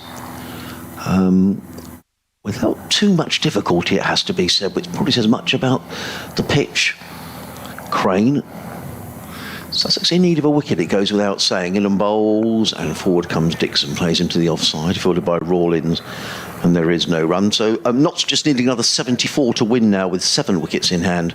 At Derbyshire 116 for 2 in their second innings, leading Glamorgan by 98 with a day to go.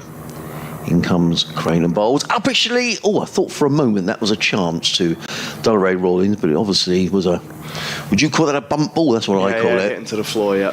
I thought for a minute that had carried on the full to Delray Rawlins, but it hadn't. As in comes Crane again, bowls, and Dixon just pads up to a ball that was clearly pitching outside of the leg stump and just pads it away to short leg, where Alior fields. The great thing about Mason Crane bowling is that we're rattling through the overs here, Finn. I thought we were in for a fair bit of overtime, but still 23 overs left to be bowled. In comes Crane again, bowls again outside the leg stump, and that's gone past Mohammad Rizwan, and they're going to be byes. Ollie Carter chasing for all he's worth down to the far end, makes a good diving, tumbling save. Let's wait for the umpire's signal, and they are going to be byes, something a wicketkeeper never likes to concede a byes, but that's what he's done wasn't his fault, it was down the leg side, always very difficult for the wicket-keeper. So, 102 without loss. Lee's on 37, Dixon on 57. We've got 23 overs remaining in the day. I'm just going to rattle through the other scores for you in the first division, which is of perhaps less interest to us. At Chelmsford, Essex 104 for 3 in their second innings, still needing another 93 to avoid an innings defeat against Northampton. Gloucestershire's 381 for 2 at Bristol against Surrey, who made 603 yesterday. Chris Dent 181 not out. Ollie Carter's down below, so Phil Hudson's apprentice is trying to get his attention. At the Ageas Bowl, Hampshire's 315 for 7, leading by 321. Nick Gubbins out for the first time in the match, out for 130. Ben Brown making 72. So all to play for down in Southampton, and the result in the first innings, in the first division of the Championship, Somerset have beaten the county champions Warwickshire by an innings and 82 runs down at Taunton. Archie Lenham on the field here, so someone else has... So 2 people off for Sussex. Gone off. I'll leave you to work out who that is, Phil. I'll let you commentate on this over. Here comes Beard around the wicket to left-handed Lees. Full clipped to Archie Lenham. Welcome to the field. Nice hard drive to field first up. The boys give him a bit of stick. So Crocombe is off. And who else is off the field? George Burrows is still on. Pujara, is he still on or has he gone off? No, he's mid off. Yeah, Tom Clark is Delray on. Maybe? I think Delray's gone. Yes. Yeah. Now, he did hurt his hand. I wonder if he's gone up for a bit of treatment, because he hurt his right hand in its short extra cover a little while ago. So I wonder if that was maybe the reason that Rawlins is off the field. His Beard comes in again, full punched by Lees, forward defence with nice firm hands to mid off. Good start from Beard. He's 8 dot balls now. He's stringing them together. Sorry, Adrian. No, it's okay. No problem at all. Just that the final game in Division 1, Kent 55 for 2 in their second innings, still trailing Yorkshire by 225. Zach Crawley missing out again, out for 5. He's had a poor start to the season, Zach Crawley. Struggling a little bit, but high quality player. I'm sure he'll be back. Yeah. In the run soon, as Aaron Beard starts again from the top of his mark into Lees. Good bumper, good short ball, which Lees just about gets underneath. Through to Rizwan. What do you know about Ben Compton? Because he went from Nottinghamshire down to Kent this season. He's always made runs for fun down at Canterbury. He has, yeah. He's South African. He's one of the Compton brothers, isn't he? Yeah. I'm not sure if he's Nick Compton's cousin or yes. something along those lines. Nephew or something like that. I'm not quite sure what relation, but yeah, he's obviously churning the runs out. He's actually come across. He was on the MCC Young Cricketers with me quite 3 or 4 years ago. Beard comes in to Lees, another short ball that hits him in the back hip, I think. Pops out. Yeah, he came and played a few games at MCC Young Cricketers. He then went and trialled at Kent. I remember he went and played there for a bit in the second team. He scored a couple of hundreds there, and I think from there Notts signed him because Notts didn't have an opening batsman, so they sort of just said, look, we see he's scoring runs, and gave him a deal. And he played a couple of games for Notts, not too frequently because they have quite a strong batting lineup. He didn't really get in much, but I think it's been a great move for him going down to Kent. He's obviously played all the games and he's scoring hundreds. Beard is in, beautifully played down the ground by Lees. That is a gorgeous cricket shot as Archie Lenham gives chase back up the hill. I think it'll only be a couple, yet if Archie picks it up clean, in it comes. So just a couple there too. Alex Lees, but again, that was really nicely played from Lees, straight back down the pitch. Always a nice sight to see as a batsman when you see the ball rocketing back past the stumps for a couple of runs. It's a sign that you're in good positions, good balance, weight going in the right direction. So, ominous signs for Sussex early on in the second innings. 104 without loss. But no need to panic, Adrian. We're all good. This Beard comes in again down the hill, back of a length. Squaring up Lees slightly, but well played. And Beard showing a bit of aggression, a bit of fight, which is what we like to see. That's what I was saying about Aaron Beard previously. He's a guy who gets in the battle, he gets in the fight, and it's something that you want in your team. But yeah, that's the end of another over. He's bowled 9 overs for 23. He's bowling nicely, but Durham, again, as we spoke about just there, 104 without loss at relative ease. Indeed. Delray Rawlins is back on the field, and I think he's going to bowl. Looks like he's had his left hand strapped up a little bit. Yeah. Cheteshwar Pujara has now gone off the field, so Archie Lennon will remain on. Just looking at Ben Compton, you're quite right. Born in Durham. He is the grandson of Dennis Compton and the cousin of Nick Compton. Yeah. And as you're quite right, he played for the Marylebone cricket, young cricketers. Spent some time at Nottinghamshire, but now scoring runs at Kent. He's 30 not out in the second innings. They'll need a long innings from him if they're going to save that game against Yorkshire ahead of me. So Delray Rawlings comes into the attack. Tom Haines is certainly switching things around. Sussex becoming increasingly, I'm not going to say desperate, but wanting wickets. In comes Rawlings and bowls, and Dixon covers up, plays into the offside. But we have to give a lot of credit to Durham today. I think, they were under the pump overnight. They bowled really well. They were very spirited in the field. They never gave up. And these two are setting a really solid base. As in comes Rawlings and bowls, and plays from the crease as Dixon out to short extra cover, fielded there by Mason Crane. There is no run. A slip and a short leg of the close fielders as Rawlings in again round the wicket, bowls and stroked by Dixon out to the sweep on the cover boundary. Who's George Burrows, who hasn't bowled so far in this innings. Durham go to 105 without loss. Here on BBC Radio Sussex, BBC Radio Newcastle.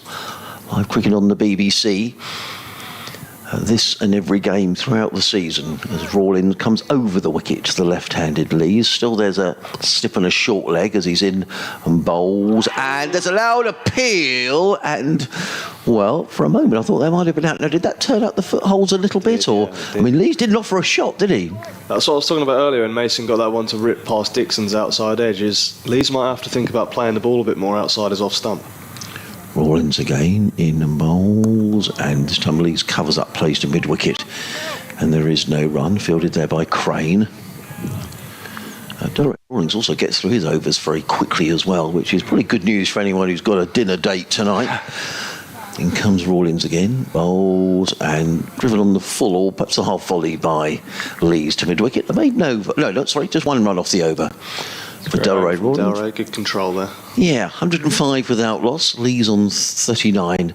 Dixon is on 58. Sometimes it is one of those things that Delray does struggle to offer with his spin. He's obviously got lovely spells in him, but sometimes he can struggle for a little bit of control. But there he's bowled a beautiful over at the two batsmen there just to settle into his spell, and a bit of threat as well out the foothold. So it's good to see him start his spell well, and hopefully he can carry that on. I mean, in the game that he had off in the middle of the sort of first 4 games of the season that we're through now, he had a game where he missed out and he went away with the second team and took back-to-back 5-wicket hauls. So he's obviously gone away and taken wickets to get himself back into the team. As we've got a bowling change at the Cromwell Road end, we've got Tom Haines, the captain, coming into the attack, replacing Aaron Beard. As you mentioned, obviously George Burrows hasn't bowled yet, so maybe there's a niggle there of some sorts, or I'm not sure, but Hainesy taking it on himself, maybe trying to get a bit of control back into this game. As the 30 over mark, that magic 30 over mark we've been talking about, has been hit by Durham. 105 without loss, Dixon 58, Lees 39. So here he is, skipper Tom Haines hits the crease here at the top end, and just lovely start outside the off stump. Changing tactics slightly, we've only got one slip in, which is Tom Clark. Got a backward point, gully line, Mason Crane. Tom Alsop at cover, Delray Rawlings at extra cover, and so Aaron Beard at mid-off, I think. Mid-on, mid-wicket, square leg and a fine leg. Couple of substitute fielders on the field. Yeah, Pujara is certainly the other one who's off. Haines is in, and he's already dangerous, Tom Haines. Yeah, he just strikes me as one of these bowlers. I mean, he's genuine medium pace. I would say Tom Clark is much quicker than that. But it just strikes me, Finn, that he's just always at the batsman. Yeah. He's horrible to face in the nets because he just picks the newest ball with the hardest seam and runs up and just wobbles it on a length. And he says, "Keeper's up, we can't come forward." But yeah, he's a tricky customer, Tom Haines, isn't he? He is again, as I'm trying to say. And we've had a long day, Finn. We'll need some more cake to keep us going. I'm not used to speaking for so long, Adrian. People usually get sick of the sound of my voice, so I have to stay quiet for a bit of time. You keep going. But full length punching me on there as Substitute Archie Lennon with bundles of energy. It's Hainsey in again. Dixon, here he is, back to Archie Lennon. Oh, misfield. I just thought for a minute that was just in the air for a moment. It's a nice tactic here, just pace off the ball, trying to make them play shots, see what happens, like a bit of change of pace in the game, take the pace off, Dale Ray at one end, Hainsey at the other, just see if Dixon and Lees, obviously Dixon got off to an absolute flyer and he's just starting to be held back just slightly. 58 off 79 is still a very good strike rate as Hainsey comes in again. Full length, and there's just something happening here with Hainsey. I don't know what it is about him, but he just finds whatever is in the wicket, a little bit of sideways movement, a little bit of up and down, he finds it. But he's looking a bit threatening here. Well, he is. I guess one of the keys is, as I say, he's just always at the batsman. It's not as if the batsman has the option at any stage to let the ball go. There's no free leave or anything like that. And the ball sort of seems smiling at you as it comes down, as Haynes comes in again, and again that looks like it just nips back a fraction, and a great over really from Tom Haynes. That's a maiden, and Sussex just starting to build up a bit of pressure here. It's almost been, it's 31 overs into the innings now, and it's almost the first real period of consistent bowling that we've sort of seen. There hasn't been a 4-ball bowled for a while. There's been a nice build-up from these two. And it's just one of those things in these situations. You just have to keep backing each other up, keep bowling those balls, those dot balls. If the Durham batsmen want to try and take a risk, they can. And if they get out, then... Yeah, I would agree, Finn, and I think you made the point. It was almost a little bit, seemed a bit too comfortable for the Durham batsmen after tea for a while, but certainly the combination of Rawlings and Haynes in the last couple of overs is just building a little bit of pressure, as in comes Delray Rawlings from the C end, bowls to Lees, and Lees is forwards, ball of good length. Rawlings fields off his own bowling, and there is no run. Tom Haynes claps his hands at mid-off, encouraging his team. That's what you have to do there, just drop it on the length. If Lees wants to take a risk, let him do it. Slipping a short leg in place, in comes Rawlings again, driven firmly down the ground by Lees. Rawlings fields and then sort of looks at Lees as if to say, I'm going to shy at the stumps, but he doesn't. And there is no run. The sun has momentarily disappeared as in comes Rawlings again and bowls. Oh, well, he was going to bowl and then he didn't let the ball go. So he has to trot back. A couple of times today. Yeah, has to trot back and do it all over again. Back to his mark. And then again, bowls and played by Lees very languidly into the onside. Mason Crane well fielded. Yeah, prevented a single, just keeping the pressure on, making the Durham batsmen work for their runs. Lees on 39, Dixon on 58.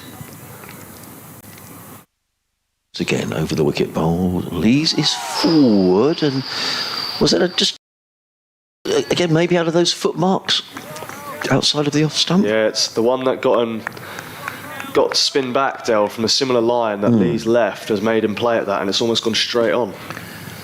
In comes Rawlings again over the wicket bowls, and Lees clips that to mid-wicket, fielded there by Mason Crane. You can just sort of feel a bit of energy coming back into the Sussex fielders. They feel there may be just a wicket around the corner. Alex Lees will be hoping not. He's batted well. He's on 39. Rawlings in again, bowls, and Lees clips this one through mid-wicket and picks up a single to Burrows, who fields on the deep mid-wicket boundary. It is the end of the over. Alex Lees and Delray Rawlings having a bit of a natter there. At the end of the over, I don't know what that was about. It all looked friendly enough. Lees is on 40, Dixon is on 58. Durham 106 without loss in their second innings. A little bit of a natter going on there, isn't there, between Rawlings and Lees? Does that look quite friendly to you? Yeah, friendly enough, I think. Yeah, well, certainly a bit of chatter going on. Are you a chatterer on the field, Finn, or do you... I don't think I'm good enough to do that yet. I'm trying to focus on what I'm doing. I can't. Right. Yeah. It always seems to be the way. I think if I ever talk to someone and start giving someone a bit of chat, the next ball seems to disappear to the boundary. So it's just worry about yourself, I think, for me. Yeah.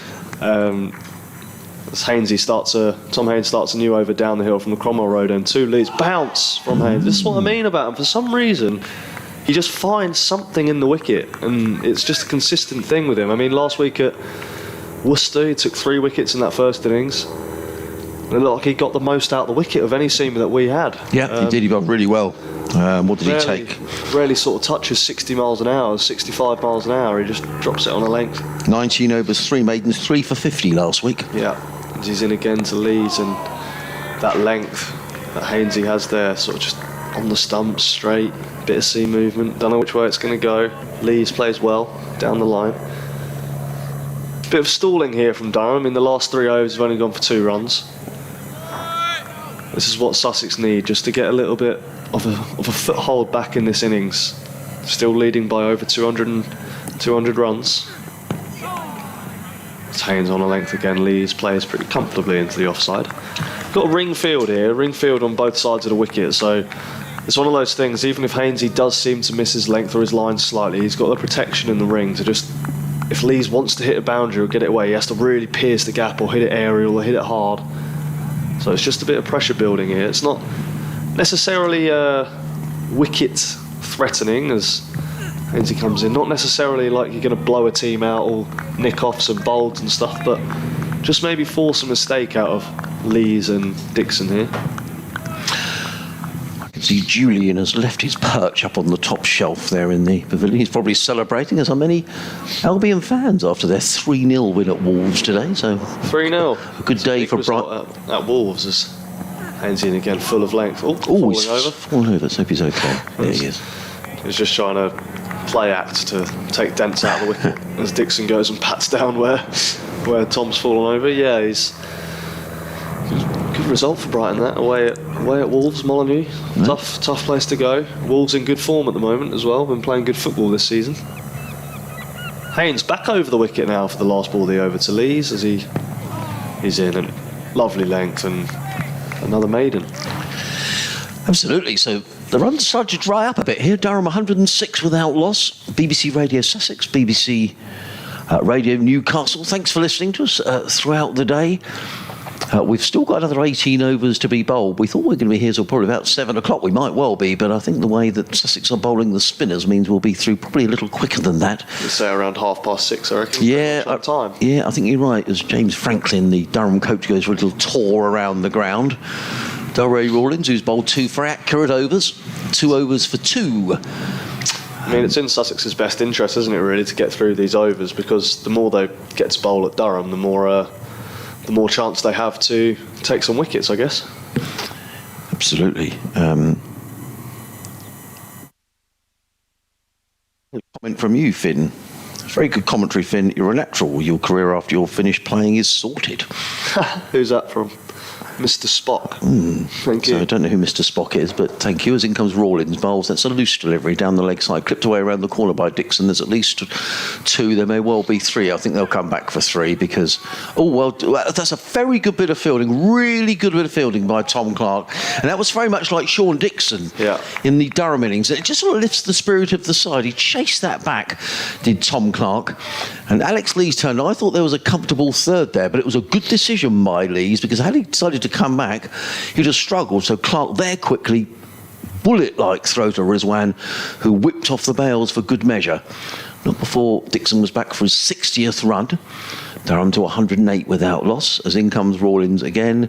I think there's some chitter-chatter going on there, because just as Delray Rawlins was in his delivery stride, Sean Dixon just backed away, and he's perfectly entitled to do so. As Rawlins is in bowls and Dixon just defends down in front of him, there is no run. Alistair Orr trots into field and there is no run. Rawlins again. Comes in around the wicket, bowls and let go by Dixon. Now, do you think that didn't miss the off stump by very much? I think it might have gone over the stumps, maybe. Right. Tom Haynes encouraging the Sussex players. You probably heard the shout there in the effects microphone of "come on." In again, bowls, and Dixon is hit on the pad. The ball falls to Alistair Orr, who hops up and down as if to say, "Oh, that nearly came off the bat," but not quite. So again, Sussex asking a few questions here in and bowls, and driven by Dixon's mid-on. That's good cricket fielded by Tom Haynes, who gets in the throw. But Dixon just relieving the pressure there a little bit, just playing the ball to mid-on, setting off for the run. It was slightly to Tom Haynes' right. Needed to move to the right, got in the throw, but not before Dixon got home for his 61st run. And The left-handed Alex Lees on the right. Henry Crocombe is back on the field now, I can see. So I think Sussex are restored to a full complement as they started the game. In comes Rawlins, bowls.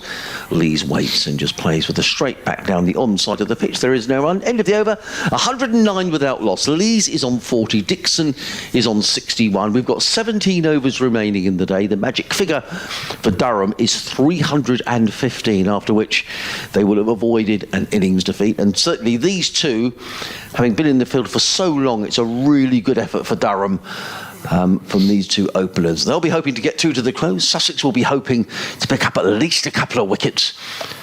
And Tom Haynes, the Sussex skipper, is going to see if he can do just that.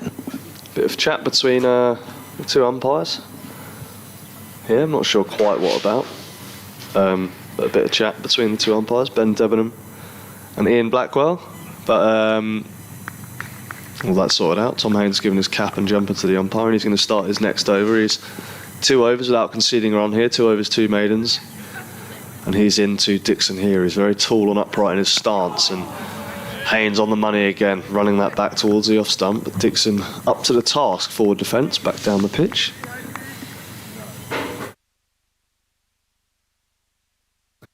As you hear the boys encouraging Tom Haynes as he walks back to his mark. Lovely sunny evening down at Sussex. Alistair Orr shouting couple tonight. That's what Sussex need, as Haynes is in, full of length. Dixon up to mid-on where Pujara fields. So we've still got, I think still got someone off the field here. Or is everyone back on now? I think everyone might be back on now. Yeah, I can't see anyone. Is that down at fine leg? Is that? Not sure, but as Hainesy gets to the top of his mark here. Comes into bowl down the hill. Left outside the off stump by Dixon, no run. I think that's Henry Crocombe down at fine leg. Yeah. I think everyone is back on the field. There's a couple off. Yep, I think you're right. I think it is a full complement. Yeah, it's been really good stuff the last few overs from Sussex. Five overs for 5 runs here. It's been tight stuff, really holding up the ends, trying to put a bit of pressure back on these two Durham players as Haynes comes in again. Back of a length, and as I say that, over square leg for a 1 bounce 4.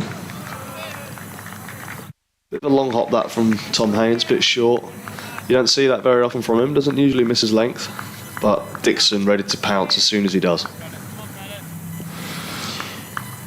Yeah, good shot, wasn't it? Just too short and no one out. It was I guess a low-risk shot as far as Sean Dixon was concerned. Yeah.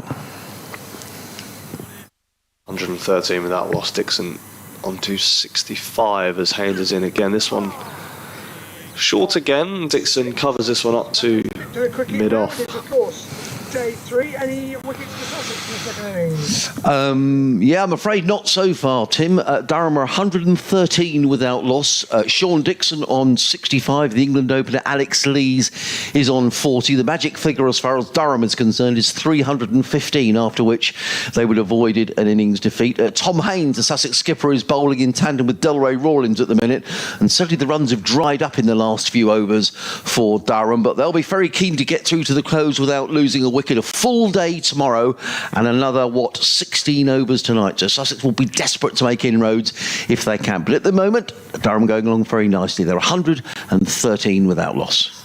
Wonderful, thank you, Adrian. So ball by ball commentary. So that's another radio update done and dusted. Tom Haynes just having a little chat there with Cheteshwar Pujara. I wonder what that's about. And I'm sure Tom is very keen. I mean, it's quite difficult when you're a senior player in this. You don't want to be seen to be always in the captain's ear, but I'm sure he's got a little word or two, maybe just a bit of advice for Tom, maybe a bowling change or a fielding change. It's going to be Rawlins who's going to carry on. 3 overs for 5, comes in and bowls to Lees, who's forward, plays out into the offside. Rawlins quickly round to field of his own bowling when there is no run. So plenty of Tom to think about as he cleans his sunglasses on his jumper. Waits again as Rawlins is in over the wicket, bowls. Lees forward, plays out into the offside. And again, there is no run. I guess it's one of those things, isn't it, when you've got a man of Pujara's experience in the field. who's been in many a situation like this in first-class cricket. You just got to check in with him and see what his thoughts are. Yeah. Rawlings in bowls. That's a full toss, and Lees plays it away on the offside, backcourt of square. He picks up a single. He might have thought about thumping that through the covers, but he's content with the single. He goes to 41. I think this is a really important sort of phase, this final hour, Finn, because if Durham go in without having lost a wicket, they'll really think they can bat this out tomorrow. Yeah. If Sussex can just pick up a couple of wickets, they'll feel they're right in the hunt as Rawlings in and bowls down the leg side. Well taken by Rizwan. That was a super take down the leg side. He threw the ball at the stumps. But Dixon was safely in his ground. Rizwan replaces the bails. It is a key phase in the game. If Durham go through with that loss, then they'll have won the session again. But Rawlings in again, bowls, and Dixon drives firmly through the offside. It's going to be at least one, but a good bit of fielding by Aaron Beard, who's very quickly round from mid-off to field. Prevents anything more than a single. I have to say, when you watch a lot of county cricket here at Hove, I mean, just the standard of fielding has improved so much in the last 3 or 4 years. I mean, that's a fast bowler sort of hurling himself to his left to prevent a boundary as Rawlings is in and bowls, and Lees plays slightly across the line. He takes a single. Beard again in the action is very quickly in. That's not a very good throw, in fairness, but it's well tidied up by Mohammad Rizwan. It is the end of the over, and Durham are 116 without loss, with Dixon on 66. Lees on 42. Is that something that's practiced a lot, sort of all year round down here at Hove? Yeah, not something that people really look forward to on the cold mornings in January, but you're in the indoor school diving around and taking catches and whatnot. So, yeah, I mean, it is something that everyone prides themselves on now, isn't it? It's one of the aspects that is a non-negotiable. You have to be a good fielder to play professional cricket now. You can't just hide yourself in the field. You have to be able to dive around, stop the ball, visit over the top, have a good throw, It's non-negotiable. So the hours spent on that almost are the same as the hours you spend with the bat in hand and the ball in hand, really, these days. It is as much as that now, because, in this situation, if someone does an amazing piece of fielding and runs someone out, then that is absolutely crucial to the win, or takes an amazing catch, something like that. So, but at the moment, that doesn't really look like happening, if I'm honest. Lees and Dixon really assured in the way they've gone about things since Durham bowled Sussex out for 538 earlier this afternoon, as Sussex captain Tom Haynes, 3 overs, 2 maidens, 4 runs for no wickets, starts his 4th over down the hill, a little bit straight to Lees, who clips nicely into the leg side, but only be for a single as Aaron Beard picks up and cleans up at wide mid-on. The pigeons have made their way to the north side of the ground. Yeah, they have. They're sort of in 2 packs. Looks like they've all fallen out with each other, doesn't it? They were all together yesterday. Maybe there's a bit of a dispute going in the flock. It's the captain of Sussex, Tom Haynes, again, in a bit of bounce from that length, and Dixon just turns it easily into the leg side where Ali Orr, the bundle of energy that is Alistair Orr, fields and fizzes into Rizwan over the top. Henry Crocombe warming up, I've seen at backward point. I don't know if that's just because he's a stiff man or if that's because he's going ready to bowl, but I can see him warming up down at backward point. As Haynes is in again down the hill and beats Dixon on the outside edge. And what happened there, Finn? Was that a bit of extra bounce there? Seemed away just a little bit. It's just one of those things, I think, when there is a period of play like this, like there's been, they're going at under 2 and over for the last 7 or 8 overs. Like it just seems to happen when you bowl a certain amount of balls in a certain area, one does something or misbehaves, and that's what I was saying earlier today when Sussex were going around the ground a little bit, just saying if we can just build up a bit of pressure, then something might happen. As Hainesy's in again, back of a length and push to extra cover. It is one of those things that seems to happen. If you land enough balls in a certain area, no matter how good the wicket is, something might happen. One just might skid low or nip back or something or other along those lines. But it's a real string to Tom Haynes' bow, isn't it? Not only is he an opening batsman, but he nibbles away, and I think he's more than just a sort of an occasional bowler. I said to someone the other day, he reminds me a bit of Greg Chappell, the sort of pace that he bowls and the problems that he causes.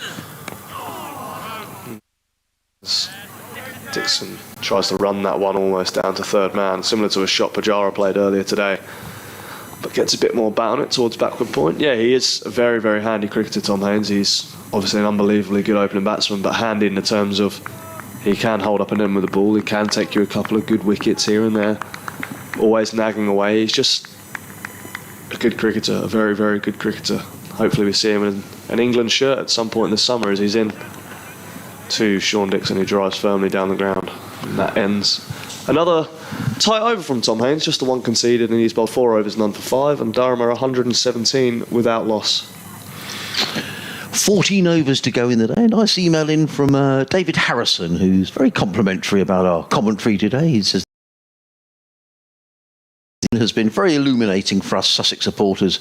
He's a very calm and informative commentator, and we've enjoyed the day immensely. We just need a few more Durham wickets this evening. That's from David Harrison. So, thank you, David.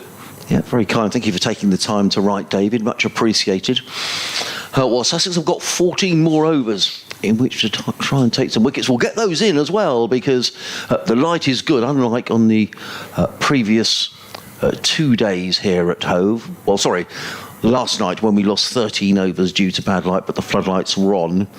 And on the first day, the floodlights were on, but we got through the full 96. And I think we're going to get through them tonight without any problem. Delray Rawlings is going to bowl his 5th over of the innings from the C end. He's in and bowls to Lees, who clips that back to square on the leg side. It may actually have been a leg by. We'll wait and see for the umpire. Oh, there's going to be some overthrows. Well done, Tom Haynes. There was a throw came in from backward point. Tom Haynes dived. I think he's hurt himself. Or is he... He dived away to his left-hand side, did Tom Haynes, to stop that overthrow. And he sort of stayed down on his knees. I hope he's okay. He's looking at his hand. He's okay. I think he's just moaning because the throw was bad from Clark. Yeah. Who was the throw from? Tom Clark. Right, well, that's his mate, isn't it, from Horsham Cricket Club. That's why he can moan at him. Yeah. And he's older than Tom Clark as well. In comes Rawlings around the wicket to the right-handed Dixon. He's in and bowls, and Dixon is forward. There's a loud appeal, and again, it might have been one of those where the bowler thought it was pad first rather than bat.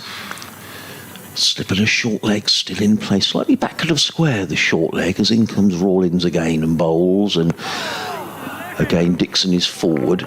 Plays down the track, there is no run. There's plenty of oohs and ahs from the Sussex close fielders.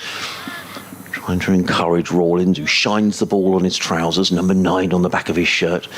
Comes in past the squat figure of Ian Blackwell. He's in and bowls, short, and Dixon back and stepping away to the leg side and forces the ball to mid-off. But again, there is no run. Dixon remains on 66. He's had a good day, Sean Dixon. He was brilliant in the field for Durham this morning. Saved any number of runs at backward point. Rawlings in again. That's too short, and he's perhaps a little fortunate to get away with that. Dixon plays the ball to mid-off, and Delray Rawlings smiles as he wanders back to his mark. That could quite easily have been clubbed away over mid-wicket. Seems as if they've sort of maybe just shut up shop a little bit. Yeah, I agree. In comes Rawlings and bowls, and Dixon gets a thick inside edge. It runs down towards fine leg. I don't think it's going to go all the way for 4. Tom Clark is in hot pursuit, pulls the ball up inside the boundary, and he's going to save a run, is Tom Clark. But a fortunate 3 runs for Sean Dixon, who's just living a little dangerously here. Sussex are very successfully applying a little bit of pressure. Dixon goes to 69, Durham to 121 without loss. And we have to remember that Durham have been in the field for a long, long time.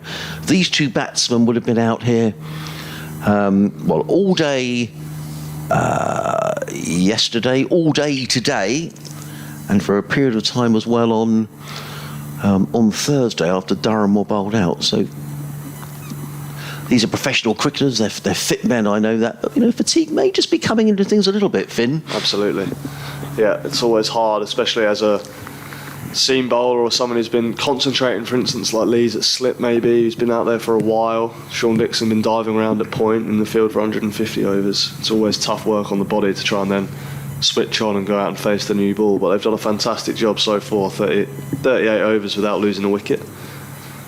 As Tom Haynes starts another over from the top end of the ground, furthest away from us, and ball on a good length. Dixon almost just drops a bat on, doesn't really move his feet, just dinks a bat on it into the offside.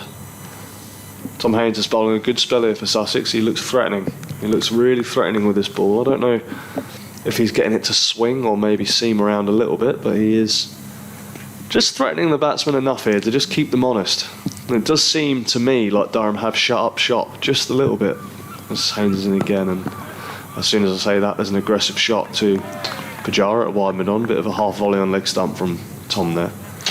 Good bit of fielding by Pujara, that, wasn't it, for a man who's been out batting for a long time today? Let's not forget his 203 that he made, but he was very sprightly and round from mid-on to field. It's a man who's used to batting for a long time. Yeah. Tom turns from mid-off after a chat with Aaron Beard and comes in again down the hill, and a ball on good length, which again is pushed up to extra cover where Delray does the fielding. It's one of those phases of play, Finn, where you just sort of feel that something might happen. You've just got that feel about it. Yeah, it's gone almost a bit quiet in terms of runs, nothing really happening. You know something maybe just around the corner, whether that's a boundary or a wicket or something that might happen off the wicket. You never know what it is, but hopefully for Sussex it is a wicket with Tom Haynes here, and a ball down the leg side, which Rizwan does well to manage to stop, and a bit of football skills from the Pakistani overseas to chip it up to George Burrows there at square leg. There's also a nice hush around the ground, Finn, as well. People are totally absorbed in the cricket, as if they know that this is a really important passage of play. If you're a Durham supporter thinking, let's get through these 12 overs. Durham have done really well this afternoon and this evening to hold it as how it is, and Haynes did. That's one of the things we were talking about. Just that something's going to happen, and Dixon there getting a bat on it down the leg side slightly and just picking up 4 more to his total to take him into the 70s. But something was always happening there. I didn't know if it was going to be a loose shot or if it was going to be something Haynesy bowling a bit of magic, but unfortunately for the Sussex perspective, it is 4 runs to Dixon, who moves into the 70s, as I said just a second ago. Durham 125 now, inside the 200 run deficit, as Haynes just outside the off stump and Rizwan diving away outside the off stump to finish Tom Haynes' over. And yeah, Durham only trailing by 190 now, Adrian. Well, they'll certainly feel, Durham, that they've had a good day, and we have to remember, we've mentioned it a couple of times, that they were without their strike bowler Chris Rushworth, and we have to pay credit where credit's due, because they really stuck to their task, Durham, in the field today. A wonderful innings by Pujara. He made 203, 79 from Mohammad Rizwan, those two adding 154 for the 6th Sussex wicket. And Sussex rather collapsing after lunch, losing 5 for 34, a lead of 315. Liam Travaskis, the best return of the Durham bowlers. He took 5 for 128, but I think Matthew Potts really took the bowling honours. Quick bowler, 33 overs, 10 maidens, 2 for 75. He filled the void left by the absence of Rushworth. And now Durham 125 without loss as Rawlins is in, and Lees covers up, plays onto the onside where Alistair Orr fields at short leg, and there is no run. Sussex with 3 men around the bat now. There's a slip and a leg slip and a short leg as Rawlins is in again and bowls, and stretching forward is Lees and gets a single as the ball is worked to backward point, fielded by Clark, who runs around from slip. 1 more to Leeds. He goes to 44.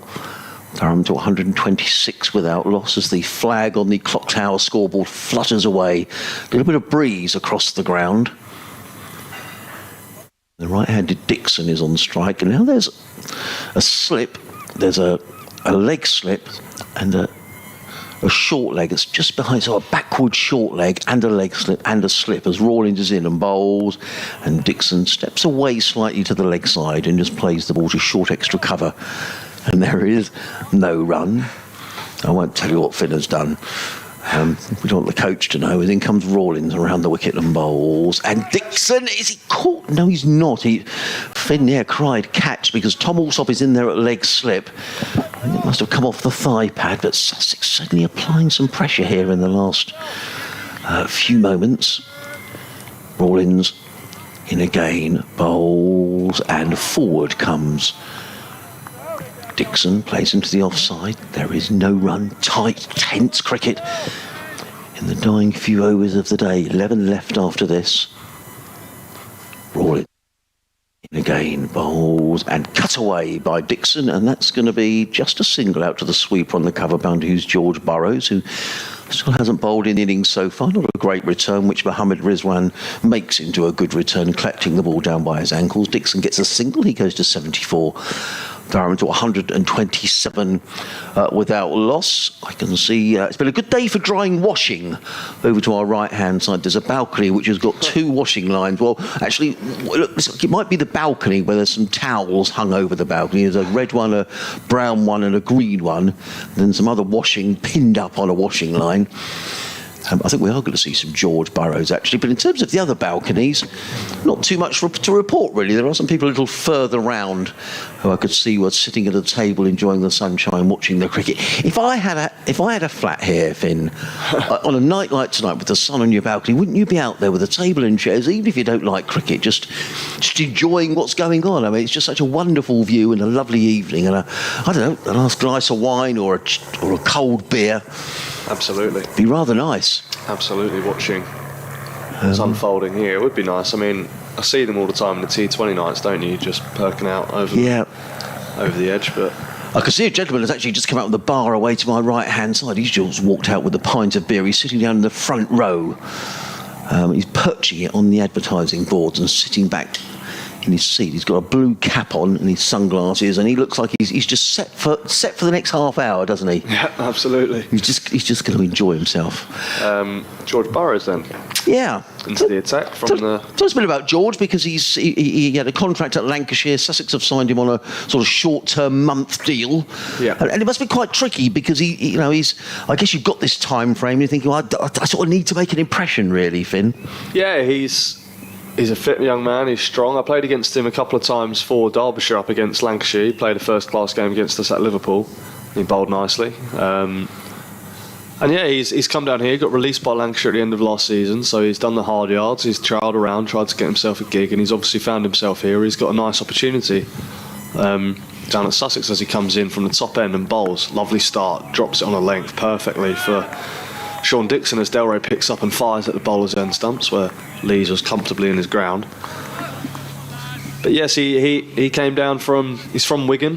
He came down and spent a bit of time with us during the winter in the marquee. Bowled at us a bit. Obviously has a nice strong stature, strong action.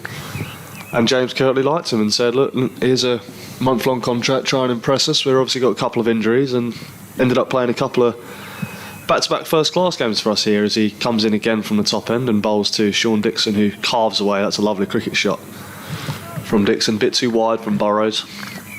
And no third man, and that was rather help yourself. A nice message from Zach Tamazzi, the former Sussex chief executive. He says, very much enjoying the live stream. He's hoping to get down to Hove today, but his plans have changed. He says, good to hear Phil on the airwaves. An absolute natural, he says. A face, not mine. Come on, Sussex, says Zach. Thanks for that, Zach. You know Zach from your time down here previously? I do know Zach, yeah, he's a lovely man. I'm actually my back of the bat sponsor with Petorum HR Solutions. He helped me sort that out, so very kind of him as Burrows in again and short outside the off stump again, and Dixon carves away down to Crocombe, who misfields, and Dixon will come back for a second on that misfield. Sloppy work from Crocombe down there, but yeah, not usually what Crocombe's like. He's a very, very good athlete, very good fielder, so everyone's allowed to make a mishap now and then. And interesting, having hit that 4 down to third man, Tom Haynes just very quick to put Henry Crocombe down to third man, just to give George Burrows that little bit of extra protection. Yeah. Tough coming into this situation when the opposition are 120 for none. That's well fielded. Yeah, driven back really firmly there by Sean Dixon. Good stop by George Burrows. Yep, full of a length, half volley, and Dixon. Burrows putting the right hand out, stopping it. Just need to continue where Sussex left off, where Captain Tom Haynes left off. Had a bit of a dry spell going on, don't want to let things get away again here. As Burrows in from the top of his mark again, down the hill from the Cromwell Road end. At Hove, and again short, back of a length outside off stump, and it just looks easy for Burrows. for Dixon there to run it down to Crocombe. He's just thrown one a few metres over Rizwan's head to the man backing him up. He's had a bit of a 5 minutes there down there at third man, Henry Crocombe. No, he has. But yes, there's only 61 balls left in the day's play, 10.1 overs to go. Sussex will be dying for a couple of wickets here. Get one of these two and hopefully a number 3, and maybe start a little bit of a collapse tomorrow morning as Burrows is in to Lees round the wicket. Lovely area. And the end of the over, Burrows 7 runs off his first over of the innings. 41 overs done. Durham are 134 without loss. Thank you for listening to live cricket on the BBC. It's been BBC Radio Sussex, BBC Radio Newcastle. Myself, Adrian Harms, alongside Finn Hudson-Prentice. As Finn says, we go into the last 10 overs of the day, just to bring you up to date with other games around the country. It looks like a really good game at Trent Bridge, which has sort of ebbed one way and the other. Worcestershire 339 in their second innings, having looked to be almost certainly out of the game. They've reduced Notts to 184 for 5. Notts needing 49 to win, so you would think probably get over the line. Joe Clark is 40 not out. Middlesex have already beaten Leicestershire by an innings. No, they haven't. That's not right, Adrian. By 10 wickets at Lords. So Middlesex with back-to-back wins as they head to Hove on Thursday. And probably heading for a draw at Derby as in comes Rawlins and bowls and Dixon covers up, plays down the offside. There is no run. Derbyshire 137 for 2, leading Glamorgan by 118. In the First Division, county champions Warwickshire heavily beaten at Somerset today as Rawlins aborts his run-up. He's lost his way there slightly, Delray. Kent 107 for 2 against Yorkshire at Headingley. We talked about Ben Compton earlier, and he's 62 not out. In comes Rawlins bowls and Dixon just plays with soft hands out into the offside, and there is no run. Hampshire all out for 344 against Lancashire down the coast at Southampton. So Lancashire will need another 350 to win. That could be a good game tomorrow. In comes Rawlins bowls. Dixon looking to flick that one on the onside. He got a leading edge that could have gone anywhere. In fact, it's ended up with George Burrows, who's sweeping on the cover boundary. And rather cruelly for Delray Rawlins, Dixon gets an undeserved single, but nonetheless he goes to 82 and Durham to 135 without loss. It's got to that territory where Dixon might be thinking about his 100 before the close. Yeah, absolutely. In comes Rawlins again, bowls, and Lees is back and across and steers that down the onside of the pitch. There is no run. At Bristol, looks like a very good track there, doesn't it? Well, a good track in inverted commas, I'm not sure. When you get 603 and then 428 for 2, I'm not sure that is great, really. Good batting wicket. Yeah, in comes Rawlins, bowls, and clipped away by Lees to mid-wicket, fielded there by Beard. I think, was that Mason Crane? Mason Crane. And there is no run. On 35 without loss. Lovely, gorgeous evening at Hove. Rawlins in a game bowled. Lees is forward, plays on the bounce to short leg, fielded by Alistair Orr. It's the end of another Delray Rawlins over. He's bowled well here, Delray Rawlins. He's just posed 1 or 2 problems for the batsman. 7 overs. He's bowled no wicket for 14. Durham 135 without loss. Lees on 44. Dixon on 82. The story of the game, or the day I should say, for those who are maybe just joining us late on, is that Sussex are all out for 538. A wonderful double 100 by Cheteshwar Pujara. He made 203. Mohammad Rizwan 79. Those two adding a partnership of 154 before the Sussex tail rather fell away. They lost 5 for 34. A lead of 315, and Liam Travaskis bowled really well for Durham. He took 5 for 128. Matthew Potts 2 for 75 in 33 overs. Just tried his heart out for the visitors, who fielded very well as well. Now in reply, 315 is the total to avoid an innings defeat. Durham 135 without loss. Burrows is in and driven beautifully through the offside by Dixon. That'll be another boundary to his total. He's going to move on to 86. Burrows just erring a little bit wide at the moment, and Dixon trying to climb into him here. I think he's trying to get another bowler back into the attack, maybe turn around another seamer, but again a bit full, a bit wide from Burrows outside the off stump, and Captain Haynes will be a bit disappointed to try and keep it tight, try and hit the stumps, trying to get batsmen playing forward down the ground. But I mean, it is tough in this situation when you come on and team 130 without loss, and you put on at this stage against a man who's striking at nearly 75, sort of 70 territory. It's tough work as he comes in again and beats Dixon outside the off stump with a beautiful delivery. There's just the odd one in there, isn't there? I mean, it was a little short of a length, and Dixon was fencing with that outside the off stump. That is what Sussex will enjoy seeing. There is cracks in this pitch. There, as we were talking about this morning, Adrian, there are plates in the wicket. Hopefully they start to, well, hopefully from a Sussex perspective, they do start to play up a little bit, and the ball does seem to go up and down off that length. But Burrows here did find a bit of extra bounce down the hill there, but that has seemed to be the case all day from this far end. As he turns at the top of his mark, almost jogs in, doesn't he, quite slowly, and hits the crease outside the off stump. Looks like it might have run back a little bit towards the right-hander, but it's a very sort of amber approach, sort of cruises in very slowly, sort of jolts up, and then it's all very much a shoulder action, very fast shoulders, fast arms. Big strong lad, be over 6'1", 6'2". And as I say, can't be easy. You know, you've been given an opportunity, but it's on a, you know, what is a good batting wicket here, but he's desperate to make an impression and see whether maybe he can get this contract extended for a little longer. Let's see what he does with this delivery. As he comes in again, fourth ball of the over to Dixon. Heavy into the wicket and buzzer, as they call him. Big buzzer. Why do they call him that? I'm looking. Burrows, buzzer. Oh, right, okay. His northern accent, buzzer. Right. Charging in. Are there any sort of funny nicknames that you can let on without revealing any too many secrets in the dressing room? I mean, I'd imagine Henry Crocombe is probably Croaks, is he? He's got a funny nickname, yeah. It's Harry. Right. He's been called Harry by multiple commentators and announcers.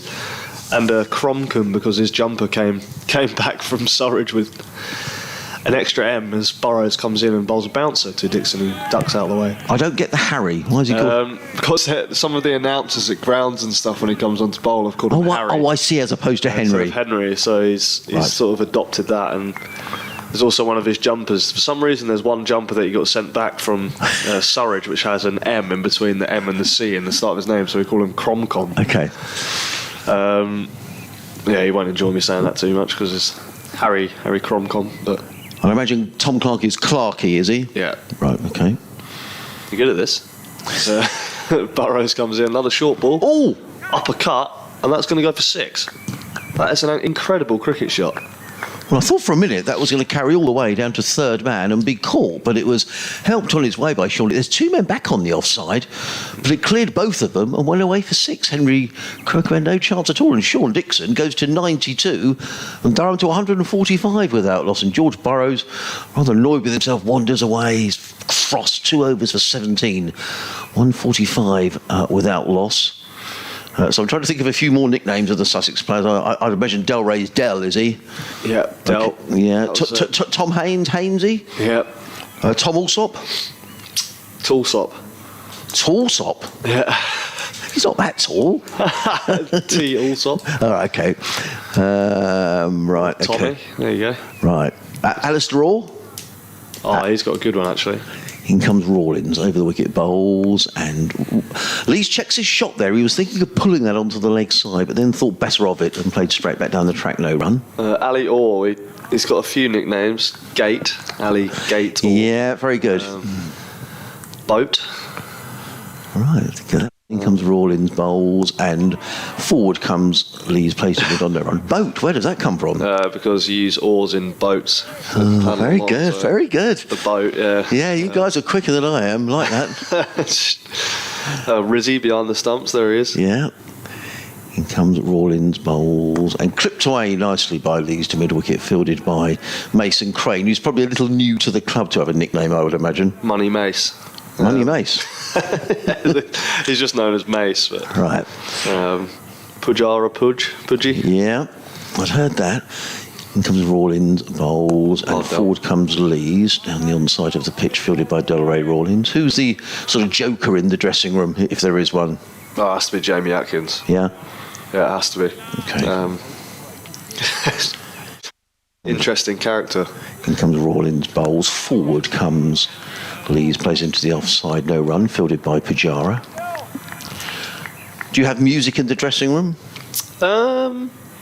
Occasionally, yeah. I mean, Right. there's usually just pumps it out in the gym, to be honest, and Right. everyone sort of has their own go-to playlists. In comes Rawlins and bowls. Forward comes. Nice over. Yep. Lees. There is doing his Rawlins will have football juggling. There are 3, 5, 7, 8, 9, 10, 11, 12. 12 juggles by Delray Rawlins before the ball eventually falls to the floor. End of the over. I don't know if he fancies himself as a footballer, Delray Rawlins. He's just bowled a maiden over. 8 overs, 1 maiden, no wicket for 14. Durham have done really well here today. They're 145 without loss. Lee's on 44. Sean Dixon within sight of a century. He's on 92. 7 overs left in the day. George Burrows is going to get another over from the far end. The sun has momentarily disappeared and a little more high-level cloud has started to drift in. I was boldly predicting that we'd definitely get through until these overs are bowled, but it's just got a little gloomy. I think the light is still perfectly good, but not as bright as it was. And I think Delray Rawlins might have lost a spike or something out of his boot, which has been retrieved by Sean Dixon, and now Delray is giving that to umpire Debenham at the far end. Do you reckon the spike's fallen out of his boot, maybe? Anyway, it's going to be George Burrows. Back into the attack down the hill. To the leg side by Dixon, no run, ball back of the length. Rizwan picking up the throw from Alistair Orr. It's been a pretty mundane session, this one, in terms of there's been dry spell. Sussex haven't taken wickets, but Durham have pushed on nicely again. They started the session. What did they start the session? 42 without loss. So over 100 runs in a session, 103 without losing a wicket. Just the 31 overs bowled by Sussex. So they're going along nicely. Dixon really pushing towards that 100 now. He's 8 shy of that mark with Burrows coming in, bowling back of the length. Dixon pushing into the offside where there is a gap because there's 2 men out. There's a 3rd man and a deep point. So an easy single there for Sean Dixon, who's on to 93 now. I'm not surprised Tom Clark's only bowled a couple of overs, Finn. In the first innings, 17 overs, 8 maidens, 3 for 21. I wonder whether he may get a little run before the close of play. Potentially a little trundle, yeah. Yeah. I mean, there's 6.4 overs, so 3 from each end after this, I think. Well, maybe they might bring the leg spinner back on, or Get a few fielders around the bat, maybe. yeah. In comes Burrows again from the top of his mark from the Cromwell Road end bouncer, which hits Lees again in the shoulder. Yeah, He seems a bit troubled today by the short ball Lees. He doesn't know whether to play or get out of the way. I would agree, actually. He has looked in trouble against the short. I don't know if that was something that I didn't watch any of the series against the West Indies, but I don't know whether he was troubled by the shorter deliveries. I mean, a couple of the pitches were very docile, weren't they, in the Caribbean? I remember he did get hit once out there in the helmet, I think. But historically, quite a good player, the short ball, Alex Lees, I'm pretty sure. As Burrows comes in again round the wicket after that last liver and goes full, angling in towards leg stump, and Lees clips it easily to Rawlins at mid-wicket. But historically, I'm sure he's a pretty good player at a short ball. I mean, he's doesn't seem to have affected him much, those 2 sort of blows to the right shoulder. He's 44 off 139 without real alarm, except for those 2 deliveries. I mean, he's got his gloves out the way, his bat out the way, and just let it hit him, really, and cracked on like nothing's really happened. So Yeah. the field for Burrows right now, 2 men out on the leg side, deep square leg, fine leg. A man at mid-wicket, mid-on, mid-off, extra cover, point, slip, and a 3rd man as he comes in down the hill and bowls. Down the leg side, clips a pad, big appeal, but not for me, down the leg side. Just flicked a pad on the way through. Lees will feel like he's missed out. Paul Bennett's been in touch. Hello, Paul. He says a Finn yesterday. Yes, that was Steve Finn who joined our commentary yesterday. And a Finn today. Yes, Finn Hudson-Prentice. And he goes on to say, why buy a flat overlooking the ground if you're not a cricket fan? Well, I have to say, there's probably, I don't know, 70, 80 balconies overlooking the ground at Hove. And virtually all of them are deserted. So the answer to that is, I don't know why. I would certainly be watching, especially on a night like this. Burrows is in, full of length, probably a full toss there, I think. Couldn't quite see, but Lee's missed times to mid-off where Pujara fields. And the over, a tighter over from Burrows. It's only gone for the single. And 146 without loss, Adrian. Teddy's been in touch from New Haven. He says, thanks for your work on the mic today. Very enjoyable. Some more compliments for you there, Finn.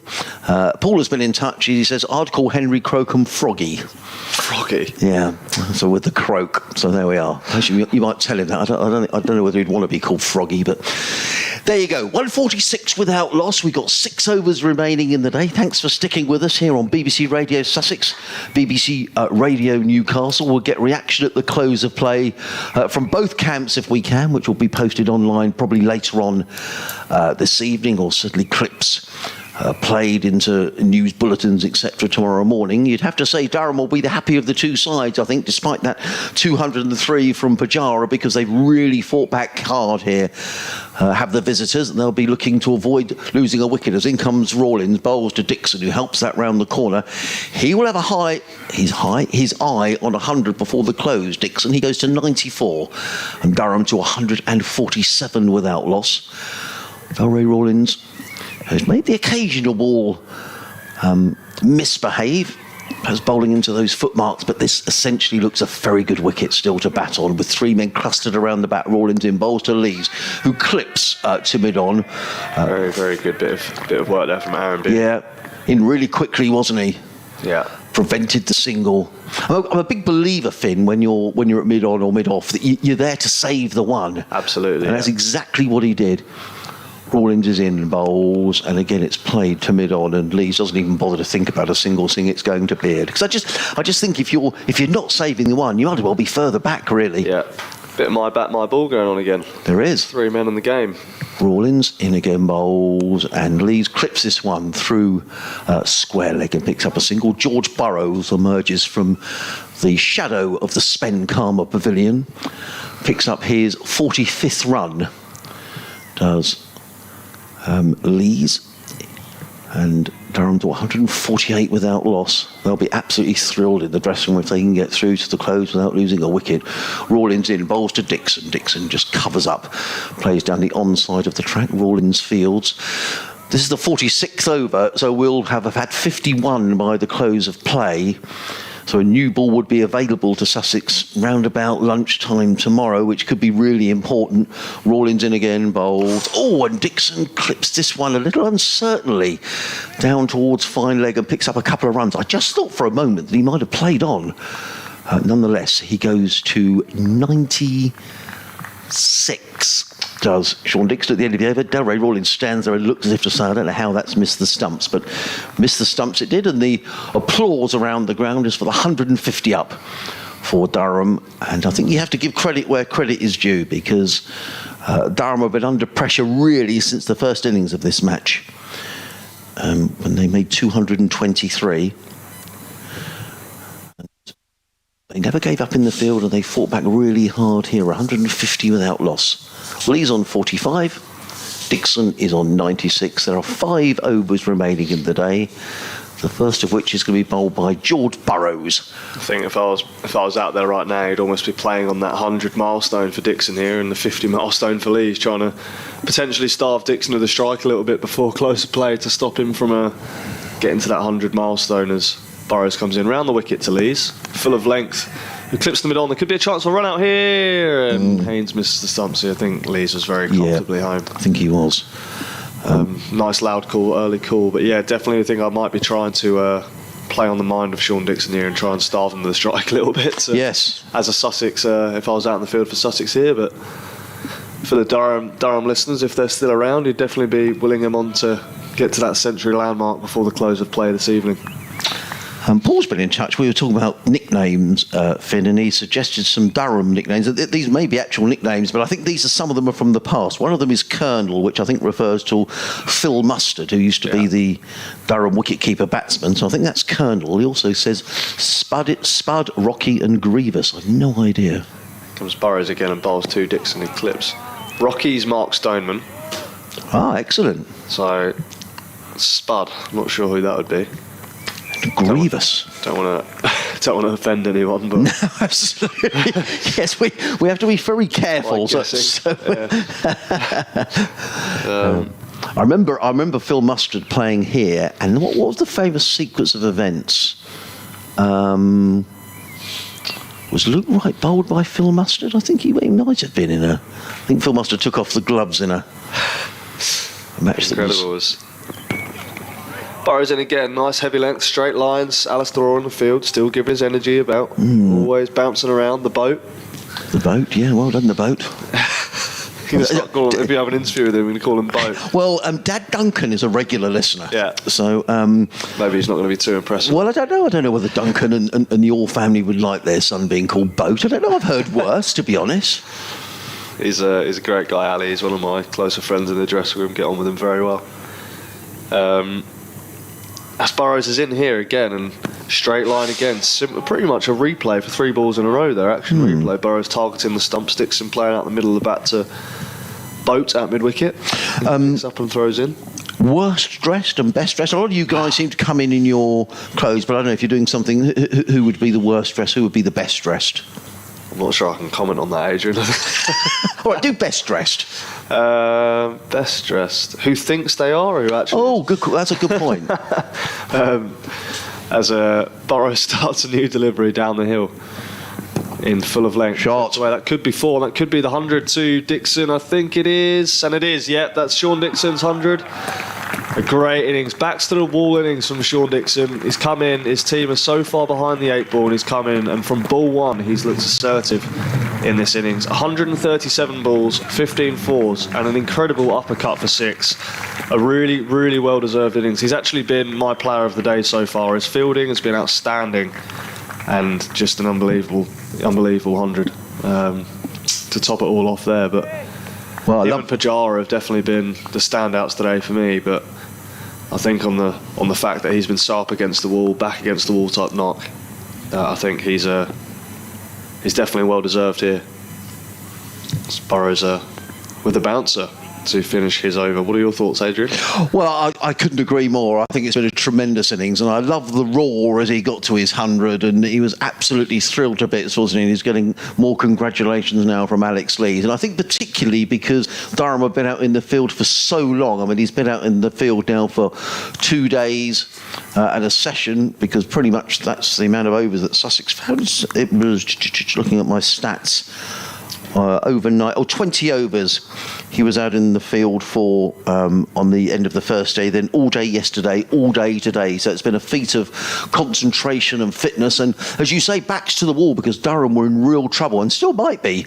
But a wonderful knock as in comes Rawlins, bowls to Lees, who drills that down the ground. What a lovely bit of fielding by Aaron Beard at mid-on. Well, if he's trying to impress people at Sussex, he's certainly done that. That was a great piece of fielding. You know, in most games that would have been at least a single.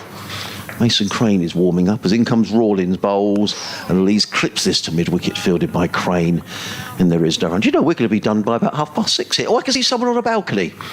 The washing has gone, but there's someone on the balcony above who's watching just from behind the clock tower scoreboard. Rawlins in bowls, and Lees clips this one through mid-wicket. Not much Beard can do about that, but he's going to a sliding stop to prevent more than a couple of runs, and Alex Lees will have his eyes on a half century. He goes to 48 on Durham to 157 without loss. And you might have to give us those nicknames, Paul, so that we're not left overnight hanging to see what the those nicknames are for those Durham players. Comes Rawlins, bowls, and Lees places to mid-wicket, fielded there by Crane. There is no run. Nottinghamshire seem to have weathered the storm at Trent Bridge. They're 218 for 5, so just needed 15 now to beat Worcestershire for their second win of the season. Yes, second win of the season. Delray coming around the wicket here. Yeah, to the left-handed Lees. What's the thinking here to... Just a change of angle, change of approach. He's got a leg slip in place as well. Yeah, 3 men clustered around the bat. In comes Rawlins, bowls to Lees, and Lees, he very, very nearly plays on. Rawlins can't believe it. He skipped down the wicket and narrowly avoided that leg stump. And Lees survives. He's on 48. Sussex very nearly with the breakthrough they desperately need. 3 overs remaining after this delivery from Delray Rawlins. 3 close fielders go down. Rawlins in again, bowls to Lees, who plays it straight back down the track. Rawlins fields of his own bowling. End of a Good over, and it's been a good little spell this by Delray Rawlings. 10 overs, 1 made, no wicket for 20. Durham 157 without loss. Dixon on 100, Lees on 48. 3 overs to go in the day. From here, Finn, if you're looking at tomorrow, with this start, will Durham be disappointed if they don't bat out tomorrow? Yeah, you'd think so. Nice moment there as Rizwan obviously congratulated Dixon on his 100. But yeah, you'd think if Durham get through tonight without losing the wicket, they have another 29 overs today with the old ball. So yeah, I mean, you would be fairly disappointed. But again, it's a mammoth ask still. They're still trailing by 160, 158. So again, they're still not got halfway through the arrears that have been mounted up from the first innings from both teams. So as Mason Crane's coming back into the attack for a couple of overs to finish off this evening session. Nice message from Martin Emerson, who would normally be behind the microphone from BBC Newcastle. Congratulating you, Finn, on your work today, and thank you very much. It's been great to have you in the commentary box. Very insightful commentary. Thanks for having me. It's been great. It's been really good. Enjoyed it. Well, Mason Crane, is it you or me? I'll take it over. Okay, yeah, why not? So he comes in from the Cromwell Road end, full of length, pushes out to Delray Rawlings. Mason has bowled the majority of overs, well, he has bowled all of his overs in the second innings from up the hill. I think he bowled quite a few down the hill in the first innings, took a couple of wickets from this end, so maybe a change of fortunes for him here as he starts his new spell to Sean Dixon, the man who's just made his 100. And he pushes up to extra cover. He'll know there's more work to be done here, Sean Dixon, though, won't he? He won't be thinking, oh, I've got 100, that's it. He'll want to bat long tomorrow as well. Absolutely. As Crane comes in again, and Dixon just sort of prods at that one on the leg side. Sean Dixon is his 12th first-class 100, which is a fantastic achievement. I think he's South African born as well. So, good achievement for him, 12th first-class 100. Congratulations, as Mason Crane's in again.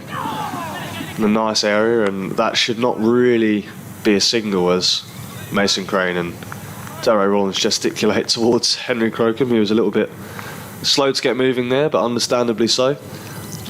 Yeah, Sean Robert Dixon, born in Johannesburg, South Africa, 2nd of September 1991. So he's exactly 30. Yeah. As Lees takes strike here to Mason Crane with a short leg and it's a regulation slip, sorry. As Crane comes in again from the top end, outside the off stump, and the man at deep point will have to do the fielding as Lees plays off the back foot through the backward point region. Aaron Beard out there who fizzes it in underarm low to try and keep it out of the sun from behind him. Well, neither of these two sides have won a match this season so far, Finn, and it could well be that might well be the case at the end of tomorrow, but still got to back the Sussex boys from here, Adrian. Come on. Yeah. As Crane's in again and tosses that one up, beautifully played from Dixon. That should be 4 more, I'd imagine. Through the extra cover region as Tom Alsop. Oh, well fielded. Tom Alsop out on the boundary there, saves a single for his team. It's great to see the people diving around at this time of the day at 6:30 in the evening. The lads trying to save every single run, even though at this point in time it doesn't look as crucial as it may seem. Maybe later in the game, but you see the amount of great bits of fielding today. I mean, it's one of the true aspects of the game now, isn't it? That you just see like people diving around, flying around the field all the time, great arms in, always over the top of the stumps. It's something that I guess as a unit you can always hold yourselves accountable for. You always know if you've had a good or a bad day, depending on how the fielding's gone, I guess. Well, we've seen some really good fielding today. As we said, Dixon was outstanding for Durham. I thought Potts fielded extremely well as well, considering the amount of overs that he bowled. Took a great catch last night, didn't he, out at deep square leg off? Yeah, he did. Fantastic. Just missed Tom Clark, and a really good catch today by Liam Travaskis when he caught Mohammad Rizwan. So there's been some really good fielding. That was right up there with Tom Alsop. So, last couple of overs of the day, and Sussex are going to get a few men clustered around the bat. And why wouldn't you do that? There is going to be a slip, a silly point, a short leg. That's an interesting field placing. Mohammad Rizwan is just placing, well, it's almost a short fine leg or a back, I'd say almost on the 45. Yeah. In a catching position. Delray over the wicket here, into the rough, trying to create something.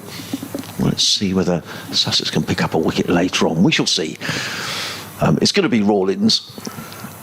Over the wicket comes in and bowls to Dixon, who clips this through mid-wicket. They've taken one. I suspect they'll come back for a second one. Pujara is in hot pursuit. He disturbs the pigeons, who have to fly rather hurriedly to somewhere else on the outfield. Couple more runs to Dixon. He goes to 106. Is that a white pigeon in there? Yeah, there is. There was one there yesterday as well. Trying to disguise itself as a dove. Yeah, maybe it is a dove. 164 as in comes. Oh, and it's very, very nearly bowled is Sean Dixon. A big under edge, and for the second time in consecutive overs, Dixon nearly played on. In fact, the last nearly played on was Alex Lees. So Sussex desperately trying to get a wicket. Durham surviving there as in comes Rawlins again. Bowls to Dixon, who plays on the bounce to silly mid-off, and there is no run. Tom Alsop close there at silly mid-off. There's a short leg, there's a slip. Fielders clustered around the back as Rawlins is in and bowls, and Dixon just moves inside the line, plays it on the bounce to short leg, fielded by a sprawling Alistair Orr, and there is no run. It's always got the energy, Alistair Orr. Late in the day, always got it. 8 overs left in the day as Rawlins in and bowls. That's short, and Dixon hammers that one away. That was too short by Delray Rawlins, and he's got all the. I thought he'd gone for 6. It's pulled away for 4 runs to Sean Dixon. I think he just wanted to release some pent-up energy that was short, and he just pulled the ball away for mid-wicket for 4 runs. It's one of the first bad balls that Delray bowled in this spell. He's bowled really nicely up the hill, controlled the run rate, put it in a good area, but Dixon and Lees have really they've gone about their business in a shrewd manner, just kept out the good balls, hit away the bad balls, as 4-day cricket sort of demands, and especially this situation. So the last ball of the day from Delray Rawlins, then will be one more over to be bowled. In comes Rawlins over the wicket, bowls, and Dixon is forward, defends to mid-wicket, fielded by Pujara. That's the end of Delray Rawlins' work for the day. 11 overs, 1 maiden, no wicket for 26. Sean Dixon is on 110. Alex Lees is on 49. Durham are 168 without loss. Once they get to 315, they will be in positive territory and will feel they've got a good chance of saving this match. Of course, full commentary on the whole day tomorrow. We'll be here from 11 o'clock in the morning to see what happens. Will Sussex get early wickets, or will Durham bat out the day? We shall see. But it's going to be Mason Crane in the last over, to be described by Finn Hudson-Prentice. Yeah, it's a shame. I wish I could be back tomorrow, Adrian, but there it is.